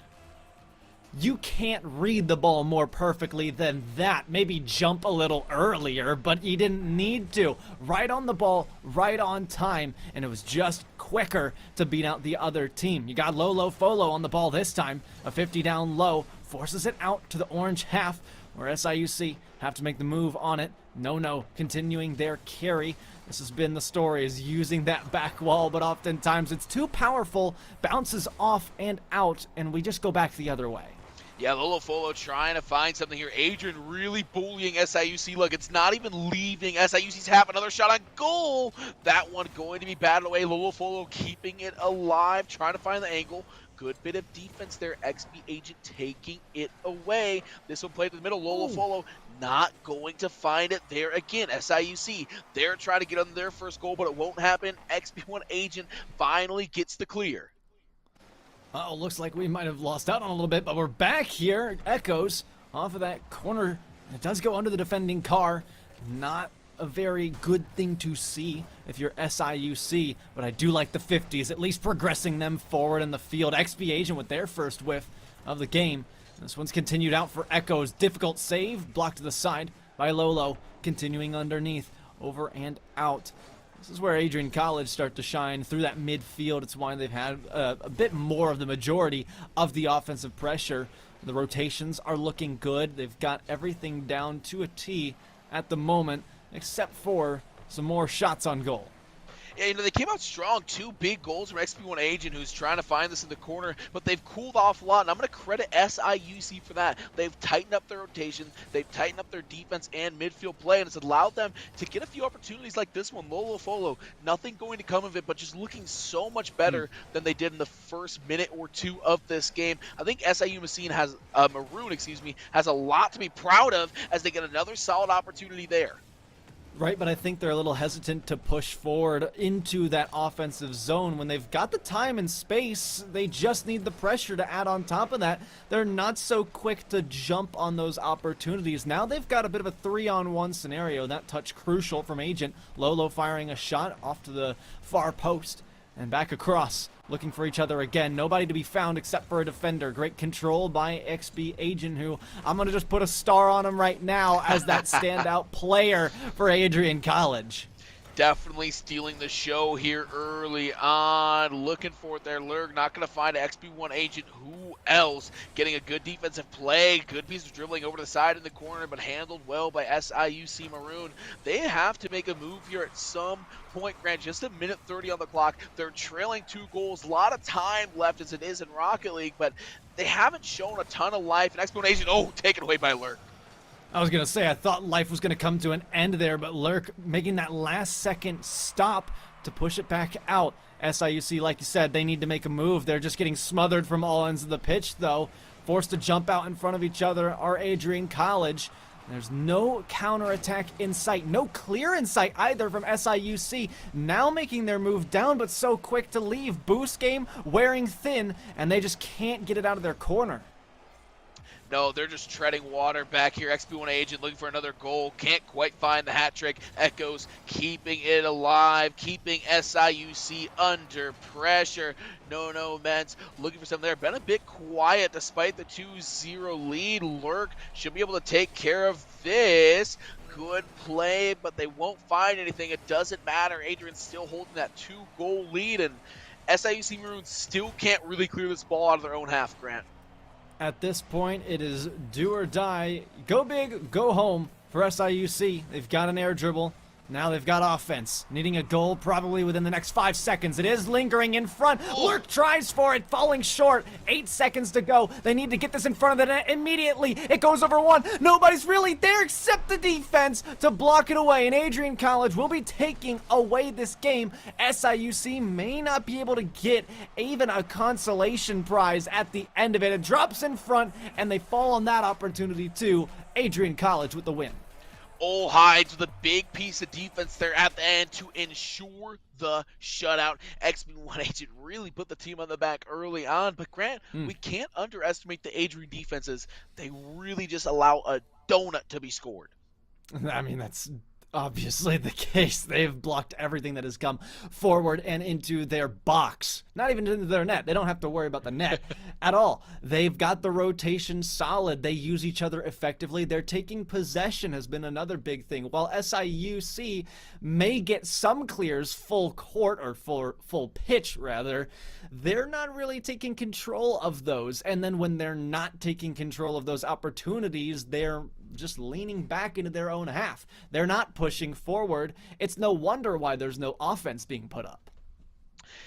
They are doing everything they can on the defensive end, Grant. I really love that you pointed out it's not even at the goal line. It's at the box. Their midfield play has just been so tremendous that it hasn't even mattered whether or not they can find the save because, hey, there aren't even shots on goal. I guess it's also hard to call it a box when really it's just half of a hexagon. I mean, can we call it that? Just a shot on the hexagon. I don't think playing's a geometry major, so I'm gonna have to leave that for the experts. We're gonna have to get someone on the phone for that. Yeah, it's more technology and science. Well, let's see if they can whip something up in the chemistry labs. SIUC in desperate need of a big start here in game number 2. No, Mets clearing this one early on, trying to find a goal. They need some offensive production. Southern Illinois Carbondale found none of it last game, and they flirted with it like they did right there. They just couldn't find the shot. Passing well and then not finding the angles they want to actually shoot the ball. Lolo Folo has to leave out on this one, missing the boost. Adrian's got space, no boost though. Boost has been, I mean, the thing I've said the most in the last 3 seconds, and for good reason. It's a very important part of this game. When you're missing the boost, you're not able to produce much more, and when you've got none left in the air, you're not scoring that double tap, you're not giving yourself more opportunities, and even now, XP Agent out of it, leaving their team exposed. A big air dribble over the top, Lurk could score, it's off the post, can't even be finished by Lolo! You've got to be kidding, we have to be pushing on those opportunities! So close, you can taste it, Grant, but they can't quite convert and get that so delicious goal. We remain knotted up at a scoreless 0-0 dead heat. This one played at center, XP1 Agent able to get a nice touch and a clear. Lurk gets their lunch money taken in the corner. Lolo Folo up for it, doesn't get a great clear. Here comes XP1 Agent, good touch, but they'll get demoed for their effort. It brings me back to my point I'm making about Adrian College, who will push on at mistakes, and SIUC, who likes to hang back. It's also making me say, no wonder Adrian College is faster than SIUC, because while SIUC is still on the ground, Adrian's in the air, and vice versa. It goes both ways. Even right here on the defensive end, it doesn't even bring a question mark to why this goes in. I mean, look at Old Heights just set this up. Beautiful piece of passing. XB1 Agent, you gotta be happy, Grant, when your teammates can put you in easy scoring positions. Absolutely, and if we can see a bit more of that quick play on offense that actually makes it towards a targeted shot, Adrian College will have no problem finding another goal, but SIUC continue to struggle to find their first. Multiple open nets now being missed. Wasted opportunity there. That was the one. Adrian had a player in the vicinity, but not really in position. Adrian attempting to push this there. Echoes gets it taken away, falls back to Old Hyde. Shot on goal. That one will be dished out by Lurk. Good piece of defense. Now on the aggressive SIUC, they don't get anything because Expo Agent is just a beast on the defensive end. There's the center. There's the goal. Quick flip all the way down the pitch. It's just too good. This aerial dominance has become kind of a theme for you and I when we've been casting in recent times, that whoever's quicker obviously gets the beat. We know that, but it's also just the fact that SIUC don't leave the ground, and when they do, it's far too late. Adrian College are back to that 2-goal lead, and SIUC still struggling to find their footing. Absolutely, Grant. Showing up is half the battle. So if you're actually there to attack the ball, even if you're not the most confident, even don't have the boost, if you're just up for it, good things are going to happen. As good things almost happened to XB1 Agent there. Echoes fighting in the corner. Lolo Folo can't take a big demo right there. Adrian bringing the heat here late in game number 2. XB1 Agent doesn't quite get the goal, but the follow-through is good. SIUC, if you give too much space to your opponent, they're gonna do you dirty like this. AXP Agent with mostly a lot of the work here and almost got the air dribble all the way through, but that one touch, I mean, not even he was expecting it. I can absolutely confirm that one for you. It was too good, but his teammate expected it. That's what mattered. 3-0. According to Grant's sources, not even they expected it. Yeah, not even. My sources are mind reading. That's what I'll say. And on the telepathy, that one up almost good. SIUC nearly finds their first goal of the series. They don't find it, and the crackback might be deadly. That ball on target, and it is no good. They missed the dunk. SIUC survives the clear. Old Hides can't even get there. Well, alright, I think we might have a strategy that works. Wait for everybody to overcommit, then push it into your teammate who gets the clear all the way down. It's lucky, but you don't care. But what does happen now is you think, okay, if they're on offense, if we just try to clear from our half and shoot it on target, clear on net, you might find yourself tying the game quicker than you could have imagined. Yeah, only down 2 goals here, Grant. A minute on the clock. The thing you got to do is SIUC, obviously, get the goals, but you can't allow any more. Going back down 3 goals is going to be absolutely backbreaking, so you have to make sure that you keep up your defensive integrity while still pushing out to find scores. Echoes, they've got it. 45 on the clock. Can Adrian get the dagger? Not right there. No Mens takes care of it. Ole Hides on the other end and taken back by SIUC Maroon. Echoes 50, even caught up by XP Agent. Not enough boost to continue. This doesn't even need to. At this point, Adrian knows they have to wait for mistakes, and more things like this will occur. At the beginning, I said this was going to be a dogfight. I don't think I gave Adrian enough credit. Grant, these aren't just some bulldogs. These are some beast. This team's looking like Jurassic Park. You know who's locked in there with these absolute monsters? SIUC Maroon. Yeah, this has been a dominant showing from Adrian College, but it almost wasn't over yet. SIUC denied at the door. Back out to midfield where Adrian College like to shine. Lurk's got the clear to the side. As we know, this game has got to be over for SIUC. Still another one left to go at the very least. Lolo, another shot that will be shut down with 3 seconds to go. The clock will expire eventually, and Adrian College will be walking out with another victory. Adrian doing so well to keep their composure and win another game here, Grant. They are one step closer to claiming the championship here. They're one step closer to showing that they are the best team in Emergence Navy. Definitely, and I wouldn't doubt it if they were to claim that. Because, I mean, obviously they get the victory, but just what we've seen, they just feel like they're on another level. And typically what happens in leagues that have tiers, like the NECC here, is the person or the team at the top of one of the lower leagues finds themselves in that next league by the end of the season, just simply based on the improvement. I don't remember what it looked like at the beginning for Adrian College, but I would assume maybe not as good as this, because this kind of play comes with experience. It's just necessary. Yeah, and you know what? Maybe next year they're eyeing up sliding up a few divisions from Emergence, because how they're playing right now has been very impressive. I mean, offense to defense, top to bottom, no matter how you slice it, Grant, it's all been good. It has been, and we are going to see some more goodness, I'm sure. But I'm still looking at SIUC. I've given them the formula. I know they're probably not watching stream because you'd want to be dialed in. Maybe they've got a coach, though, that can tell you these things. You got to get up and challenge. You have decent defensive rotations, but you're not utilizing them. It's like the first person pushes up, then they cower away because they get scared. And they're not using themselves effectively. Therefore, the defense can't thrive, and therefore they suffer the offense and the consequences of a 4-1 game like the last one we watched. And we have got word SIUC is actually taking a time out right now, and I like this, Grant. Fair. Coach Yeah. stepping in, saying, hey, let's gather ourselves. Let's make sure that our comms are right. Let's make sure that we're doing things the right way. Once again, mental, mechanical, both important parts of this game. So making sure that they're right, making sure that their balance is good in this best of 7 series, because Grant, it's a long one. It's a long series. We've seen it today. Yeah. In the last game that we got to cast before the break, went all the way to 6, and there's a lot of game left here, Grant. There's a lot of series left, so I like taking the timeout now, getting a little bit of a reset mentally and mechanically.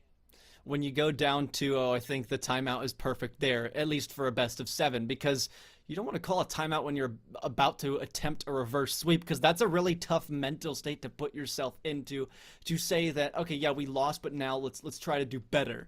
It doesn't really work, and you don't have that much time to experiment with some new play or new adaptations like what I've been trying to throw out there, like getting up and involved. Getting up into the air has been a big one, because the airspace has been dominated by Adrian College, and SIUC aren't even contending for it. That they are not. We are back here. Game number 3, Adrian 2-0. They are threatening to go to a match point if they win this, Grant, going up 3-0. SIUC, they're coming fresh out of a timeout. Coach got to talk to them. Love to know what they said in the huddle, but we'll see if we can figure it out from their gameplay. The one thing that worries me is that Adrian College also got a timeout. So they've got the play down, and there's not really much to worry about. SIUC, oh goodness, in a world of trouble. Ole Hides, this one rolls in for them. And that's just the type of day that Adrian's been having. Everything going their way. Heights has a good opportunity, doesn't have to do much there, and gets the last touch at the end. And Lola Bola just can't quite get up for the save, Grant. Everything's fallen Adrian's way. Unfortunately, I hate to break it to you, Ethan, Old Hides did not get that last touch. That just rolled in off the defender. Oh my god. Maybe I need some glasses. It just makes this whole situation a little bit tougher for SIUC. That it does. And I mean, then even further to my point that everything is going Adrian's way, as they haven't dropped a game. They've only let up 1 goal, and that a shutout in game number 1. They are looking so strong right now. SIUC, they have got to change the philosophy of their game. I like that pass right there, just no one up for the follow through. They've committed some resources. Here's Lola Polo coming up. XB1 Agent trailing hotly. Okay. Lurk up in the air. That's a good opportunity. They just don't get the angle for the shot, Grant. I wasn't expecting them to be up, but I said okay because I was like, yeah, that's what you need to do. I don't think we've seen SIUC in the air that high at all, but that's the reason it pays off, is because not even Adrian was expecting it either. It's a 1-1 game. What did I say? Building off of you saying, yeah, they haven't been getting up fast enough for these aerial opportunities. They haven't been showing up. Showing up is half the battle, Grant. If you get up there, it doesn't matter if you're not confident. It doesn't matter if you don't have the boost. Just touch the ball and make a positive impact, and good things happen. We just saw it. Even if you miss the ball, it still throws off the defense, and if you do miss the ball, you're working at least better to get at, or get better at, those aerial plays that you may not be normally accustomed to nor comfortable with. So I like what I'm seeing from SIUC. Only problem is now we're back into familiar territory of being smothered by the offense. Now they're starting to use their defensive rotations. I just like to see the ball go a little further. Someone's got to be up to that one, but Lurk already uncomfortable with that wasted first rotation. Leaves No with a difficult shot. Lurk across, given away to Adrian College. Lolo put away to back wall there. Extend. He's wasting all of his boost here. I'm not liking what I'm seeing, and I'm surprised that Adrian College are going to miss out on that opportunity. SIUC so much time granted to block it. Felt perfect for Adrian, and they just can't find, and they don't get it there. Adrian commits 3 in the corner. Big demo. No ments. Oh, SIUC, they had a good opportunity on the crackback as well. Lola Folo sends that one flying. It's a good center, but no one's there for the follow through. This one into the corner. What can SIUC Maroon do? Oh, Lola Folo doesn't get that touch. Play to the side, but it's right back. The center. Adrian gives it to him. SIUC waste the opportunity. They're up again. Lolo Folo can't quite get the touch. They've got the spirit, Grant. They've started attempting the aerials. They're just not quite connecting. If I'm a fan of SIUC at home, I'm screaming, shoot it! Somebody's gotta be there. It breaks my heart because it's such a good opportunity. But SIUC think that the pass is gonna finish itself, but it's not the case at all. Now they're passing to the defense. Oh no, it's tragedy on the goal line. Ole Hides comes on through. Grant, I'm really thinking about what you said.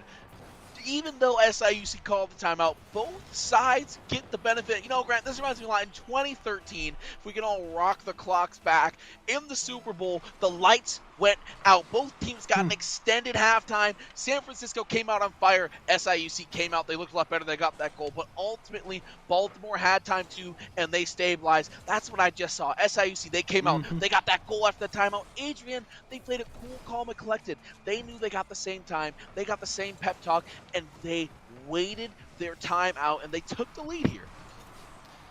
They keep most of the same strategy as well in this game 3. Lurk, maybe they've got something new. Unfortunately, a miss. Now played off that corner. Luckily, SIUC being prepared for it. Lurk off that backboard. No, was there for a moment. Lurk's got a fake out on his teammate. It kind of works out over the second one, maybe. Third, it needs to beat. They're not even home. And No Men's capitalizes for the equalizer. Not home indeed. The lights were out. Oh, the no double. one was there at the door, Grant. It's just open. Both people left the house at the same time. They said, let's go on a date night, and then realized, wait, who's gonna watch the kids? Now you got yourself a tie game, Ethan. They didn't even lock the door, left it all alone with the dog. You know, just strolled right on I in. see what you did there. SIUC, they've tied up this game, 43 seconds, easily the most electric game we've got all series. SIUC, they are making this one a game, Grant.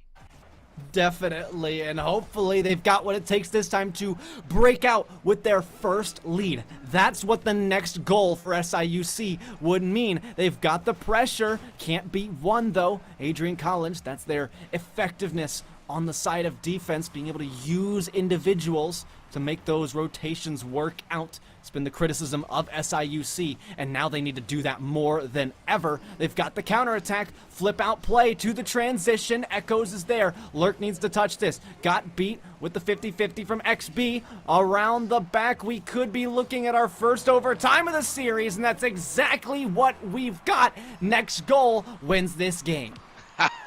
Overtime. It doesn't get better than this. Echoes, they're looking for the kill shot right away. Next goal going to walk away the game 3 winner. Ole Hides, good bit there on the offensive end, trying to keep the possession alive. Lolo Folo taking it off the wall, taken away by XB1 Agent, the star from game number 1. There's an attempted center pretty far off, but XB1 Agent on target. Lolo Folo saves the game for SIUC. Oh my goodness, how close it came to ending just then. Adrian College, though, they still got the ball in their favor on an open net, and XP Agent, who else would it be, to finish this game and lock it away? And it looked like SIUC even had the right idea. They just didn't rotate well. No communication. Lola Folo and their teammate got caught in the corner. Nobody's on the front post of the goal, Grant. They allocated their numbers right. They just didn't communicate. Oh man, it is. I mean, is that really even allocating their numbers right then, Ethan? If they they're on defense, they're on defense. You know, they're there, just clumped up. It's like, you know, they're on the right half of the field. I'm gonna say that's solid effort. They just gotta talk. You know, it's the same thing. You know, you're playing threes with friends. You're trying to get better communication. Front post, back toes. Hey, I'm going out to challenge. Someone pull up. You really have to be communicating, and no one was at the front post, and they get caught in the corner. XB1 Agent does what they've done all series long. Yeah, I mean, XB Agent has been that star player that I called it early on from the beginning, and it wasn't hard to tell. Even in the first couple seconds of the matchup, it took 15 for XB Agent to score 2 goals for Adrian. We know that this has been dominant. Now the problem is that SIUC need to reverse sweep. This is what we were talking about. It's not the ideal time for a timeout, and even if they had it, it's been wasted. And it didn't seem like it did too much work, but there was at least some glimmer of hope. Yeah, they got a goal off the back end of that timeout, and they seem to be a little more together, but that dissolved, as you saw by the end of the game. They might be onto something here as Lola Folo starts it off. Lolo Folo is incredibly lucky. This ball did not hit the lip and bounce straight up. Like, that is just centimeters from being a ball that is not going to be an easy goal. But SIUC now have their first lead of the series. It's Sometimes you need a little bit of luck just to get things going. SIUC, that has to feel good, but they can't sit on that feeling for too long. They're still trailing 3 games. They've got to get a few more of those goals to put away this game, much less get back into the series. Well, XP Agent suffering a pretty deadly 50 there from SIUC. Could have been worse. I like the way this is handled in the corner. Adrian are very well versed in that corner lurk. Can't be lurking upfield for the shot on target. Lolo, a misdirection play around 2. A shot just needs to go behind. It's off the post at XP Agent, clearing it away, and now to move. That pass from Lolo Fola was so good, and they almost find the goal anyway. SIUC Maroon, they've come out with a little bit of energy, Grant. Their backs are against the wall. They've got nowhere to go, and I think it's just sinking in that, hey, if we don't win this game, we're packing it up. Our season is done. 3:40 on the clock. Adrian, they're treading water on the defensive end. Can't find the clear for this ball. SIUC has been a menace. Lolo Folo, a big part of that, has the sole goal in this game. Echoes try quite find anything. SIUC Maroon has to hurry back on the defensive end to get this ball cleared, and they can't quite do it in the center, but no one's there to clean it up. XP Agent getting it done. XP Agent has been chasing this ball down, just lurking around the front of it. No pun intended, especially since Lurk is on the other side of this, the man who needs to stop it, who can't. No, Ments can't quite get there. As you said, Lurk couldn't find it. That ball just gonna stroll on in for one of the slowest goals we've seen all day. Well, Ethan, I saw something in that replay that broke my heart.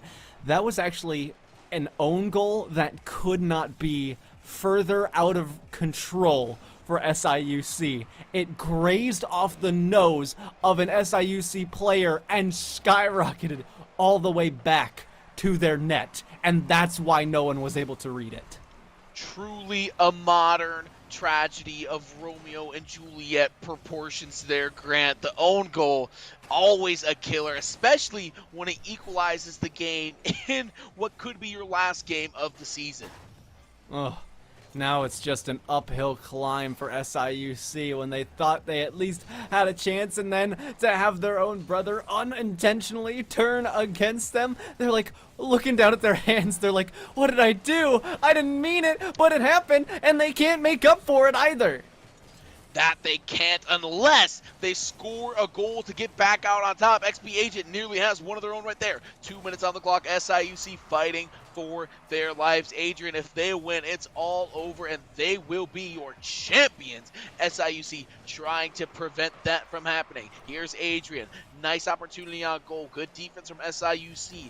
They are continuing to clear the ball when they need to. The only goal that they've given up, once again, on that fluke own goal. What an impressive feat it would be for Adrian College to get that 4-0 sweep, and it might just be happening, Ethan. I'm feeling it. I'm sorry. I got to take this all in again. Echoes passing it up. Hides, think a little bit, just enough to go in. Echoes follows the ball in just to make sure it finds the back of the net. Adrian, a 2-1 advantage. They are closing in on the throne.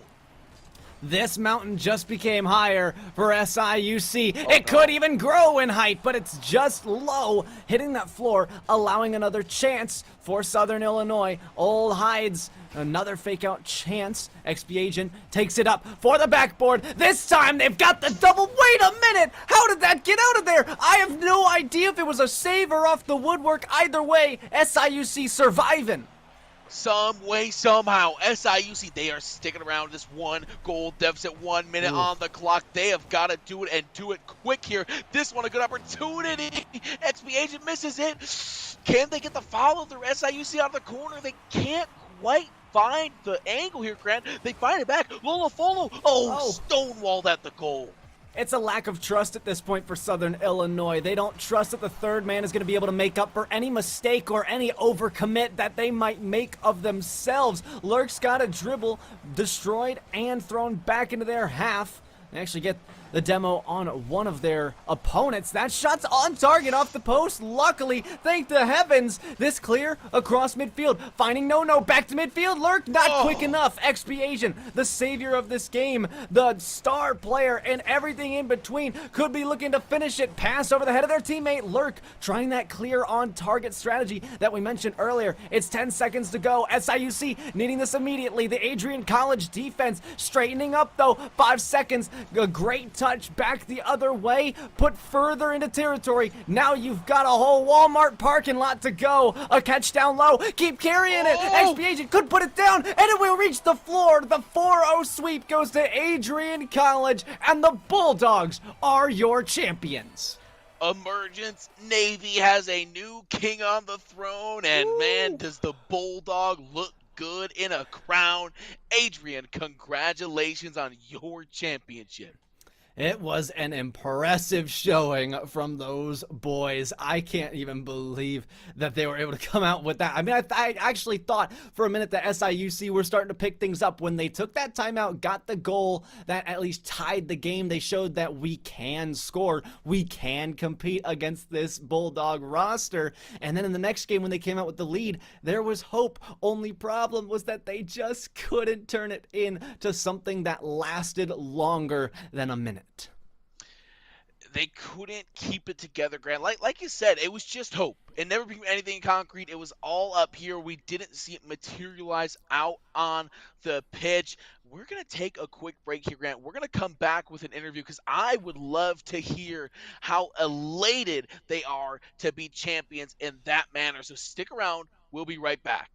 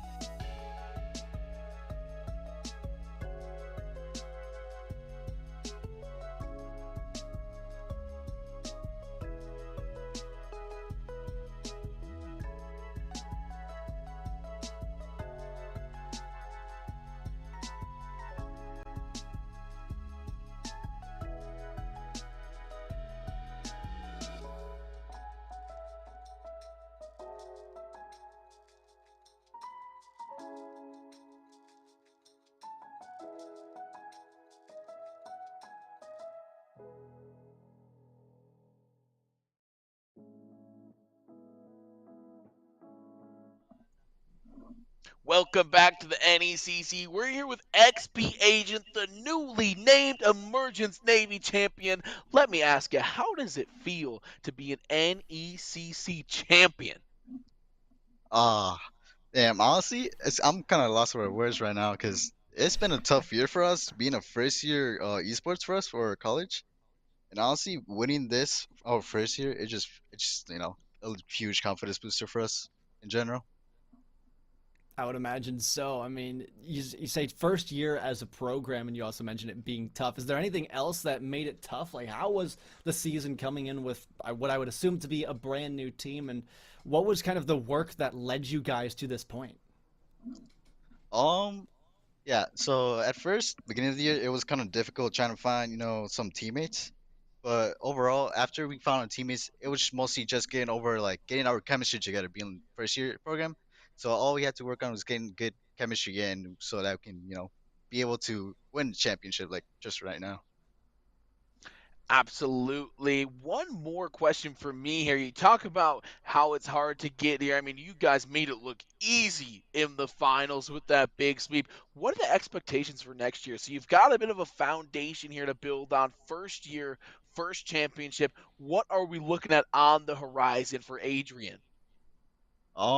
Definitely looking at some other teams. I know for a fact that our Valiant team also won yesterday's for NECC, and I'm thinking that for the future, we just gotta keep working on what we did this year and improve on like some misses that we could have had along the ways and whatnot. Definitely. And you guys are an all freshman roster, so there's plenty of time to, I mean, come together as a team and form that chemistry. Is the team coming back next year? Is it going to be the same roster, you think? Yeah, it'll definitely be the same roster as this year for Awesome. sure. Riding it high. Riding it high. Well, Agent, thank you for joining us. Congratulations on your victory. We had to talk to the star player for Adrian College, putting up all the big stats, the goals, a lot of that. Are there any shout outs you want to give before we let you go? Honestly, I just want to shout out my teammates. Like it's been a tough year for us, but honestly, big shout out to them making our chemistry work together. Big props to them for sure. Absolutely. Well, hey, thanks for joining us. Again, go out and celebrate. Coming up next, we have here on the NECC channel, U Ottawa Blue versus Johnson and Wales University in the Navigators Yellow Division. You're not going to want to go anywhere.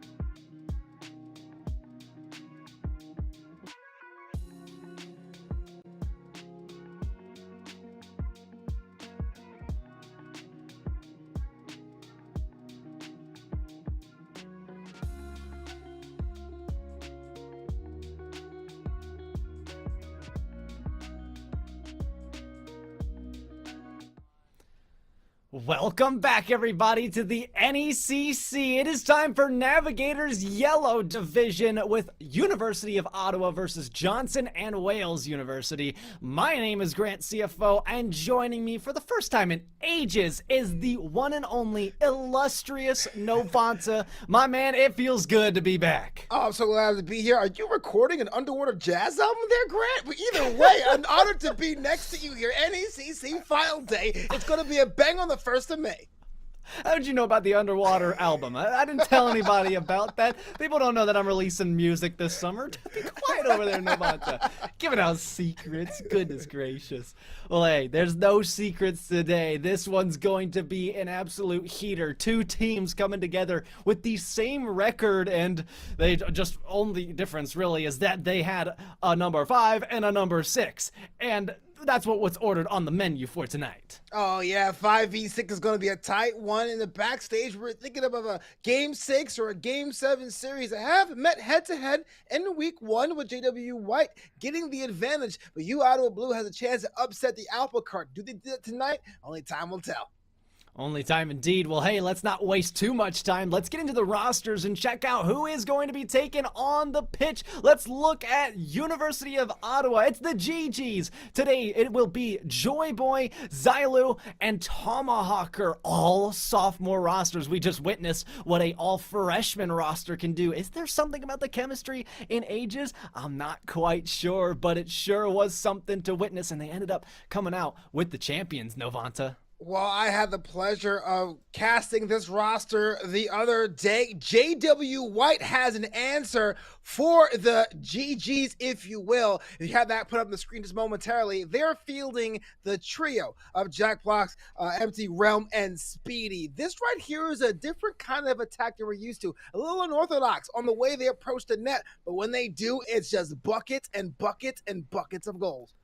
And it's a clear-cut captain on top, with Jack Blocks being the senior of a freshman team. But maybe there is some young, unseen talent. Maybe that is the case, especially when we're looking at these Wildcats and what they bring to the table. They've obviously made it here for some reason. I'm excited to see what that reason is. Speedy going to school for culinary arts. Maybe he's going to whip something up in the kitchen. Can you smell what Speedy is cooking? Yeah, oh my goodness, yeah. You're right. You know what? Give me all the puns, because it's finals night. May 1st, 2022. We made it, Grant, and these two teams made it as well. All they are now are waiting to go on. Right now. Ooh, I'm so ready for this one. This is going to be probably one of the closest we see of the night. I don't think there's been such a closer series. Maybe this one goes the distance for those who are just tuning in for the first time. This is a best of 7, as a finals should be, and Ottawa Blue has already got some of the offensive pressure. You know, the best of 7, a lot of times stronger teams tend to wait and try to anticipate what their opponents do. What we're seeing is a bit of aggression that we love to see in best of 5s and best of 3s. When you have two teams are so close together, there's no time to analyze. You got to strike. Oh boy, it's Ziyu all the way to the backside for Ottawa Blue. Joy Boy pushing forward, a lot of space to work with. This became the criticism of the last match that I was casting with Nelhad, is that the yellow side was not really doing a great job of pushing in on these opportunities. Ottawa Blue has been given a lot of space to work with, and not necessarily is it being shut out for either team at any given time.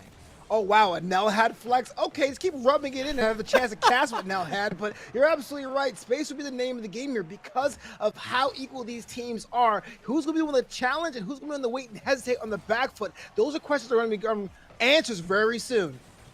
Oh boy, Jack Blocks, sauces up one, needs to get the second, does so, back out, needs somebody from the third. Nobody quick enough to push in. This was exactly what we're talking about, why JWU will be handling the majority of this. A strong bounce outwards and over to the other side, uncontested for Ottawa. Nobody needs to touch this one, and now they've got some space. The beat from Tomahawker puts it backboard. Now off the back wall, Joy Boy could have had an opportunity, but well handled by the defense. I like what JW White's doing. I like to try to be aggressive with need be, but it is kind of weirdly. I kind of wish it maintained its shape just a little bit tighter. Ottawa Blue is not necessarily the quickest team in the division, but they're pretty smart. And so if you take time to a little bit extra time on your rotations, take a little extra time on your attack, Ottawa Blue will figure that out sooner than later. Well, the blue side does have a lot of this pressure, like we've been talking about. but it's so often they give it away at the midfield line rather than taking advantage or preparing themselves to push it back the other way. They at least have positioning there, but when you're not getting power, you're not clearing that ball away. Now Joy Boy changes that fact, loses possession quickly. We would like to be looking for more of those two-touch possessions that keep it close and controlled, and we haven't seen many people really succeed at the catch there. Even for Tomahawker, goes over their head and out to the side. I'm glad you brought that up. So many times you think about how do you get past your defense. If you go past your defense, your boost management is not good or not enough power there, it's kind of all for naught, right? You have to put that into your plan. I understand covering as much ground as you possibly can as quickly as you can, especially in the finals, but don't do it at the expense of boost, at the expense of positioning, at the expense of power. Expensive, a lot of things you don't want to be spending. Oh, Joy Boy getting dunked. This could be detrimental. Luckily, Tomahawker had 2 in the back to send forward. Down under 2 minutes. Still scoreless. JWU looking for their next opportunity. Beating out everybody. But these defensive rotations have what has been keeping both of the teams alive is the fact that they don't really need much offense. They just need defense, I guess. Defense wins championships. And the winning formula for the team that was not as well-versed to succeed was to clear towards the net, wait for everybody to come forward in the offense, overcommit, and then send that thing flying across the field. Oh, I'm with you 100%. I was expecting a defensive classic, but I did not think we were having a goal scored at almost 4 minutes played in game 1. This right here has a lot of questions. One, for JWU, are they as aggressive as they need to be to get themselves out in front? And Ottawa Blue, everyone in the chat had you guys favored, and we haven't been able to break a deadlock. I don't know there, Grant. Me neither. I've still got questions as well, like when is the offense really gonna do something, because the defense hasn't had to make many moves. We talk about a defensive classic, but it's really just been a defensive really good showing of how to rotate, because there hasn't been many leaps except for that one that needed to be made. They control it well, but jump over the ball, really detrimental situation. But Joy Boy waiting in the back won't be able to capitalize. They're forced to wait out, and Jack Block's taking the transition. Well, right there's what you said. It wasn't a classic. It was definitely a showcase. Here's an opportunity that could have been saved a lot cleaner and a lot more forcefully. It wasn't. Nothing really came up of it, but it says there are some ways to beat either side in this contest. Uh-oh, Speedy Gamer. Thank goodness it's towards their own net, but it's still a difficult ball to handle. And as Ottawa Blue find these 50s through you, you start to get worried. Difficult reads off the backboard, forcing out some awkward play from JWU. They'll suffer probably the last bits of pressure before we look towards overtime. Tomahawker, nearly a shot on goal that could have ended it all, but instead they'll miss and go to overtime. Yeah, game 1 overtime is definitely par for the course. Even money if you're a Vegas betting person, but having 0-0 in overtime with no score between two teams, something I did not expect at all. This could be a chance for JW White, the quote-unquote underdogs, to really shock and have themselves the first opening silo. Not every day do we see Ottawa in a retreat, nor giving the ball away to the offense. It's Jack Blocks who comes through with the first game win. Look, overtime is a cruel mistress, usually favoring the underdogs, and well, when it came down to space, the underdogs had their day. Game 1 goes to JWU. Wow, what a first game that we had here. Novansa making me real excited for the rest of this series. We could go the distance with what we just saw. How long it took for somebody to break away with something on the offensive side. More than a game of regulation. And this series is looking to go for a while. Right, we said at the top of the show, these two teams are more or less evil. One's a 5th seed, one's a 6th seed, almost arbitrarily based on head-to-head results. So you can understand the stretches of no score whatsoever. But what ultimately was, you had that third man, unmanned, unmarked, with a shot clear on net. Those are going to go in, especially when concentration waivers as extended as overtime games. And when you were talking about spending resources, and I said that they don't want to be spending all of their resources, and that's what exactly happened. They pushed 2 people forward, and we saw it about 3 times in that last series. Only in overtime, though, did it cost anybody. A lot of things are getting away with here. It's almost like a shoplifting, a robbery, if you will. I'm glad you said that word, robbery, because when you have the quote-unquote weaker team getting that first shock win, you understand the stronger team, in this case, Ottawa Blue, arbitrarily, with air quotes, is going to be a lot more aggressive on that net. I'm going to see a lot more shots from that blue side.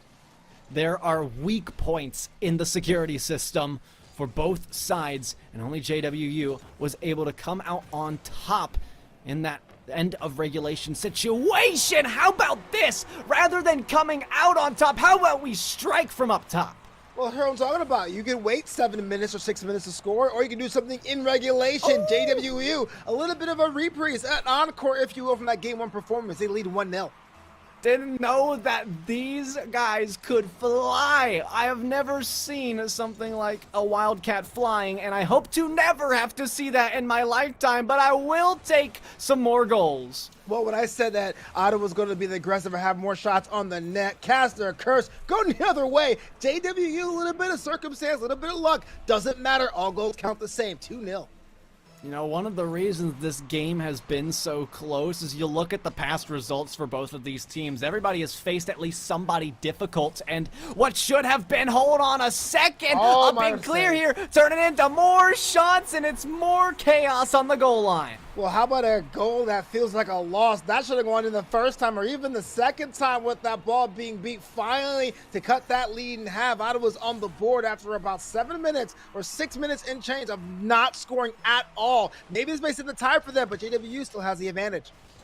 Out of the very few losses that both of these teams have had, you'd expect that because these teams are in the finals and they only lost to Sunny Oswego and New England College, both teams, you'd expect that that would be the final. Instead, we've got a whole other toss-up matchup where these two teams come to face each other, which I don't think they've even done all season. I'll have to double-check my facts on this one, but those two losses that both of these teams carry were against some very difficult teams, and some had better results, but they ultimately canceled out by the end of it. So no matter what difficult situation is put in front of them, it shows that these situations are adaptable and they're very good at renewing themselves in new environments. But as I say it, how about the renewal from JWU? Well, JWU has the 2-goal advantage. These two squads did meet together at the first week of regulation with JW White winning in 4 games. They are just crafty, and they understand being a 6 seed in the 5v6, they put an extra chip on their shoulder. Oh goodness, I was a little worried about seeing that whiff up on that backboard. You had 2 people ready on standby. You send one forward, and it's just too quick for that third one to react. Looking for redemption, though, is Ottawa Blue. Start up their rotations. Third man forced forward. And Lou, Tomahawker with a miss. This could open up an opportunity, and it indeed will for JWU. They can't get the extra touch needed to force that back out midfield for another shot. Empty Realm missing their chance as well, putting it back into their own corner, I believe. Sent across, and now taking it up that side wall. Too far away to reach, and they might have forfeited it yet again. Well, the pace is definitely picked up once a couple of goals have been past the net. Everyone's picking at a faster pace, and that one's icing on the cake for J-Dub. As soon as I gave away the microphone, Novanta, I knew that I had said things wrong because there have been defensive miscues all day long, and each of them have been capitalized in this second game of the series. Well, you know, I understand we're talking about stream nerves, but it is the finals. You remember how many hours between juggling classes, a social life, a personal life to get good at this game enough to really show out on the most competitive organization, NECC, to make it to this play. You know, sometimes things are a little bit wonky, things are a little awry, and maybe the defense hasn't been the cleanest, but I'm seeing the heart. There's lots of stress for sure, let alone finals. It's just incredible that these teams can compete at the level that they do. And they're doing pretty darn well for themselves. Jack blocks. Ooh, not the touch they wanted, but the touch they got, or rather didn't get. And Speedy getting shut down by Joy Boy in the corner. We're seeing this boomer ball game and nobody taking control. It's like one of those early problems that I pointed out, is that no one was really successful at the whole catching part of returning the favor and building their counter-attacking plays, although this one will be a little bit of a slippery slope. All right, so JW had the sticky goals, they had the really forcible earned goals, and now we're getting creative goals, being able to beat the last defender around the horn against that wall with a little bit of the faux assist. Jay Wu has the nickel, 5 goals scored against Ottawa Blue. Wow, what a scoreline that has been put up, and it's a very difficult challenge for Ottawa Blue to be able to do something about. And when it seemed like they were the stronger team in game 1 and they kept things close, this one has completely gotten away from them, and it's quicker than you can blink, really. And it makes you wonder, what really can they do when it comes to a situation like this? Yeah, that's why I'm a big fan when you have these longer series that have more than one defensive tactic. Ottawa Blue really held JW to a, I would say, a calculated or even lucky goal in overtime. But now you're understanding what you're doing on defense. The rotations are not working. And so that man-to-man that drop back and get space and then move up and try to close the space has been figured out. What do you plan on doing? If I was Ottawa Blue, go more for zone defense, cover as much ground as possible to cut off those passing plays, because JW is finally getting savvy with them. Oh boy. Tomahawker, long distance clear. Joy Boy, not quick enough. Speedy on the return, leaves it to Lou.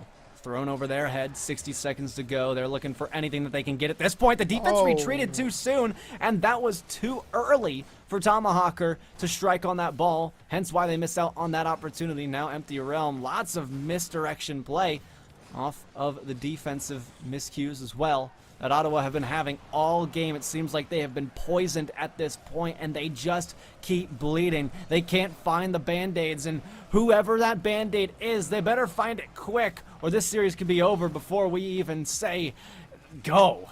Yeah, it could be over, but that last 30 seconds was one of the most wonkiest exchanges I've seen. I'm not sure what everyone's doing. Is it kind of a clock management tactic? Will that be part of that meta? But Ottawa Blue, you're right, Grant, is at a point where they're looking at a 2-game deficit in a game built on momentum.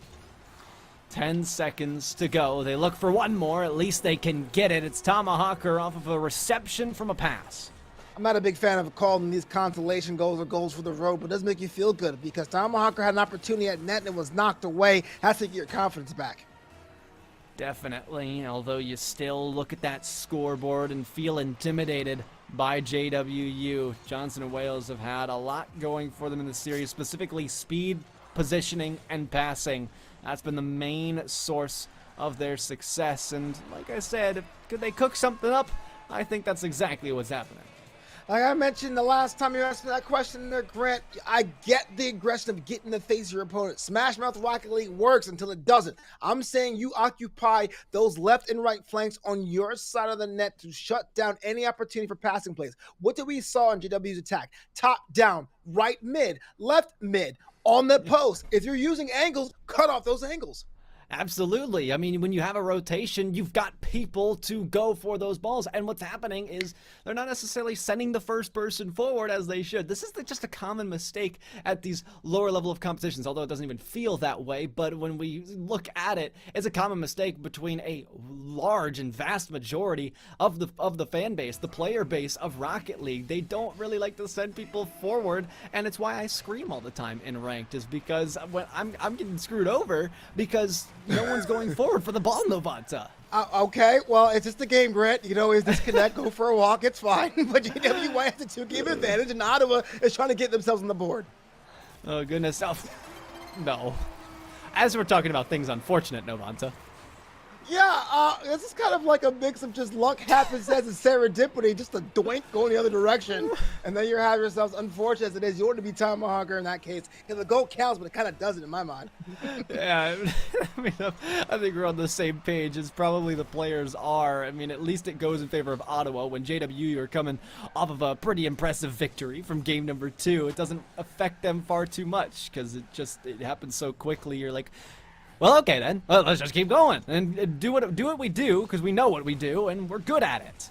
Well, I understand that. Sometimes you have that minute between games, you kind of huddle with your team and you have a meta you want to try to employ. But when a kickoff goal happens, that is a proverbial punch in your face. You go, oops, ah ha ha ha. That's enough to break a concentration in smaller teams and teams without as much resolve. So if you're Ottawa Blue, even though you have the lead, you can't get kind of laser complacent. And thankfully, right on cue, Zulu bails me out with another one. I was hoping I'd be able to talk about this soon because I wanted to instantly revoke my statement that it doesn't worry Johnson and Wales. I think it absolutely does. Momentum has completely shifted and gone to a halt, and they probably are thinking back to game 1 when this was a lot closer of a game, a lot closer of a series, because obviously it was 0-0, but it felt like a more even playing ground, like it could be anyone's games, and Ottawa's proven right now that just because you get crushed in one game doesn't mean you're getting crushed the next. That's absolutely. It takes a lot for a team to say, okay, a win or a loss, we're going to put that behind us and go and treat this one as a BV1 every single time. And so look at JWU. They kind of sit there as a defensive tactic. They're dropping everyone back to be a counterattack squad. And what you're seeing is when you have those miscues or those whiffs, that opens up your chance to be scored upon. Outer Blues now figure that out. Now it's time for that second meta for JWU. If they want to have an opportunity, they can have another game to their tally. I was hoping somebody would be up to it, at least try to read it. Nobody wanted a piece of it. Tomahawker forced a clear long, and they succeeded at it for the time. Speedy underneath them. And they've got possession. Lou needs to push this. They do. Getting control, not for long perhaps. Johnson and Wales running out of boost and forced to retreat. Lou has a shot. Difficult angle, could have gone in, but they'll still keep their 2 goals that they have for now. Yeah, a bit overzealous in that approach. Had a little bit of time to slow down a car if need to be. Maybe it's just a lack of concentration, or maybe you think the intending attack was coming a lot quicker than it was. But still, I love the effort. Even though they have the 2-goal lead, Out of Blue is not putting off the gas. After a game 2 like what we just saw, it's become real uncharacteristic for JWU to be missing a lot of these balls on defense and having more holes that Ottawa Blue could patch with a goal, but that's blocked away, and Joy Boys got the possession, running low on boost, but JWU are wondering how and why. That's like sneaking out the house through the window and tripping on your way out. So close and not getting caught, but unfortunately, didn't work for JWU, and I bet something's kind of working in the psyches. Last game, the goals came thick and fast, easy peasy, but now, the fact they're losing this game is that they haven't been able to score for that side yet, and finally they pull one back. I was gonna say, you miss out on a freestyle like that, you start to regret that you even tried it in the first place. Luckily, you've got reinforcements in the back from Jack Blocks to plop that one home, and this game gets a little bit closer. No, wait, hold on, Grant. I gotta give Empty Realm a little bit of flowers there. Maybe he had too much power in the approach, trying to slow it up, and just missed it. It happens. Yeah, of course it happens, but the fact that, you know, if you didn't score, it would have been bad looks. That's all I'm saying. No fun. Sheesh. Oh, goodness. Under 2 minutes to go. JWU at least able to find one, proving that at least we had the competition. But making me eat my words, and perhaps if those were the words of Johnson Wales, they eat theirs too. Ottawa new rule number, I don't know, 11 of Rocket League. A 1-goal advantage isn't much of an advantage at all. Insurance goals are as important as regular insurance. Why not get one more for the road? One more, indeed. But one more is kind of just the motto for Johnson and Wales right now. Missing on the defensive almost. Jack Blocks able to control it from the side. Does have that one cleared out midfield. Empty realm with an empty canvas to work with. Joy over the top of Joy Boy. Lou pass back into the offense. This has been something that's happened a lot in the early stages of the series, where there's some passes into the incoming attackers, and it just gives away the ball. I would not like to see more of that, but I do like the demo play. It is something I can appreciate to open up more space for Ottawa Blue to perhaps find their way back into this series. This is a game that they need, so if they are really looking to finish this one out, you're starting to pray that JWU have nothing for the rest of this. Yeah, even though the last 3 weeks or say otherwise for Ottawa Blue, they're not really a sweep team. So it doesn't mean they're pretty much going to be able to overcome this deficit. They have all the tools. They found a way to beat JWU pretty handily. This game, as it holds right now, will be their first game win in this series. It really comes down to whether or not they have other ideas. Because now you see JWU is adapting to the Ottawa Blue offense and just pretty much handing down the corners, locking down any of those open spaces.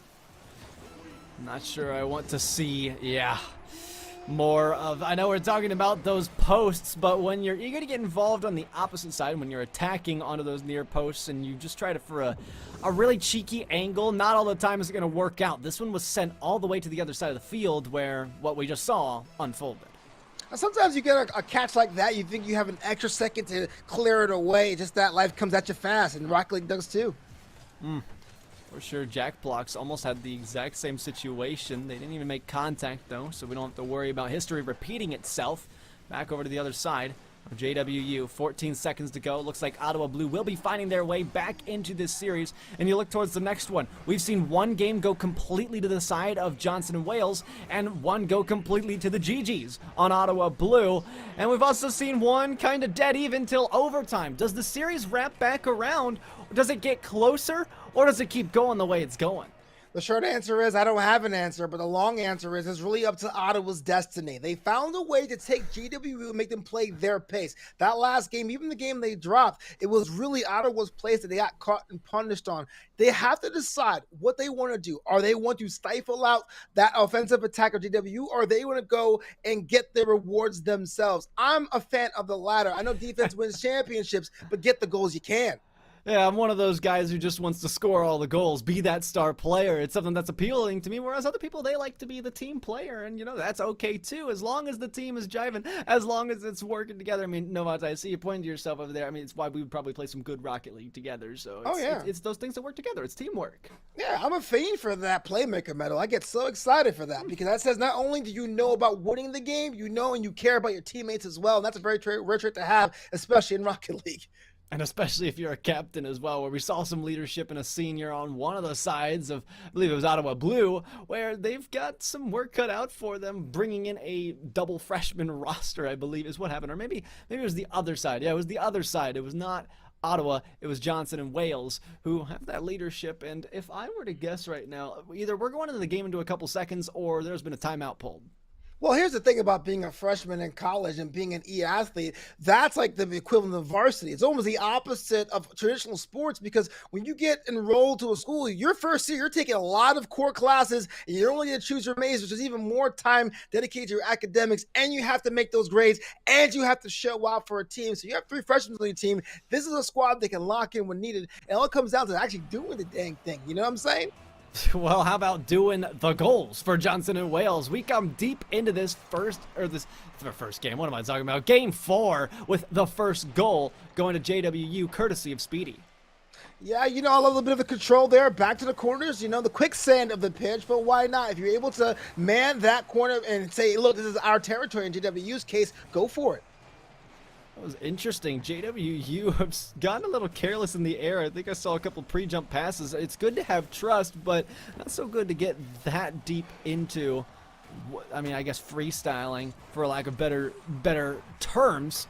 JWU will at least carry forward the first lead. It goes back the other way. This is an answer to our question that we don't have an answer to as to what is going to happen. But Lou back in the driver's seat with the big 50, now in control. JWU putting it right back into the attacker over the head, missing the demo. That could have opened up the golden opportunity for Ottawa. They have yet another, but it's blocked by JWU again. Jack blocks underneath. Tomahawker off the corner, back to midfield, and sent over. Luckily, the third is waiting back to restart that next push, and it's undone. Interesting. It's kind of a frustrating display to watch if you're an Ottawa Blue fan because plenty of times you beat JWU on defense in this game and you haven't found a way to make a goal happen because when you're done beating the defense, you're at a certain awkward angle. All I'm asking is for one pass, one tiki-taka play to have the second shooting options move up to have a chance at goal to make it as easy as possible. And this can be a very different result.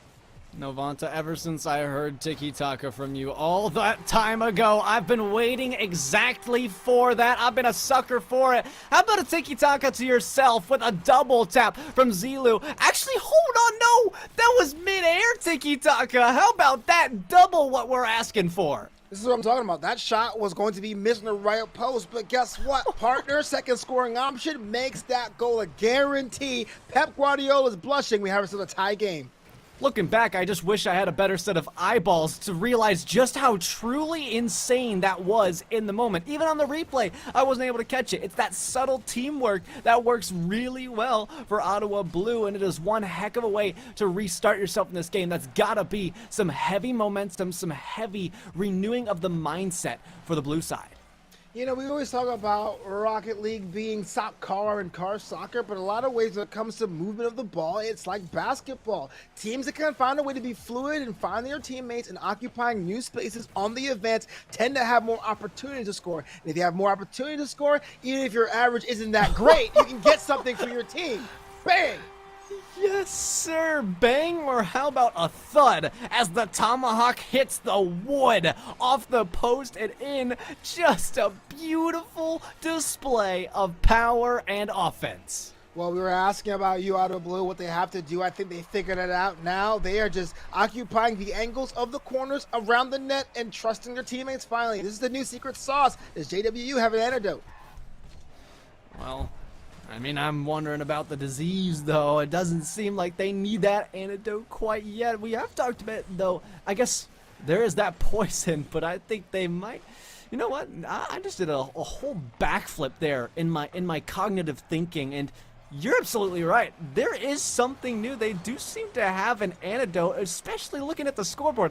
As I use my eyeballs, maybe my eyeballs need antidote. I think I need the antidote. I've got the disease in my eyesight right now, Novanta. I just want to say, if you look at the last two exchanges, Ottawa Blue is kind of all over the place, which is a good thing because JW White tends to bunch. There's two in the corner right now, and now in the mid-pitch, there'll be two more in the opposite corner. You can't really put yourself in any kind of position if you try to bunch up like that. Imagine this. Imagine if you were in a fist fight. Would you put your feet together and your hands together and try to punch people from your wrists interlocked? No. There's no power, there's no force, there's no leverage. And that's why JWU is looking. As I say that, they score. So you know what? Forget what I said.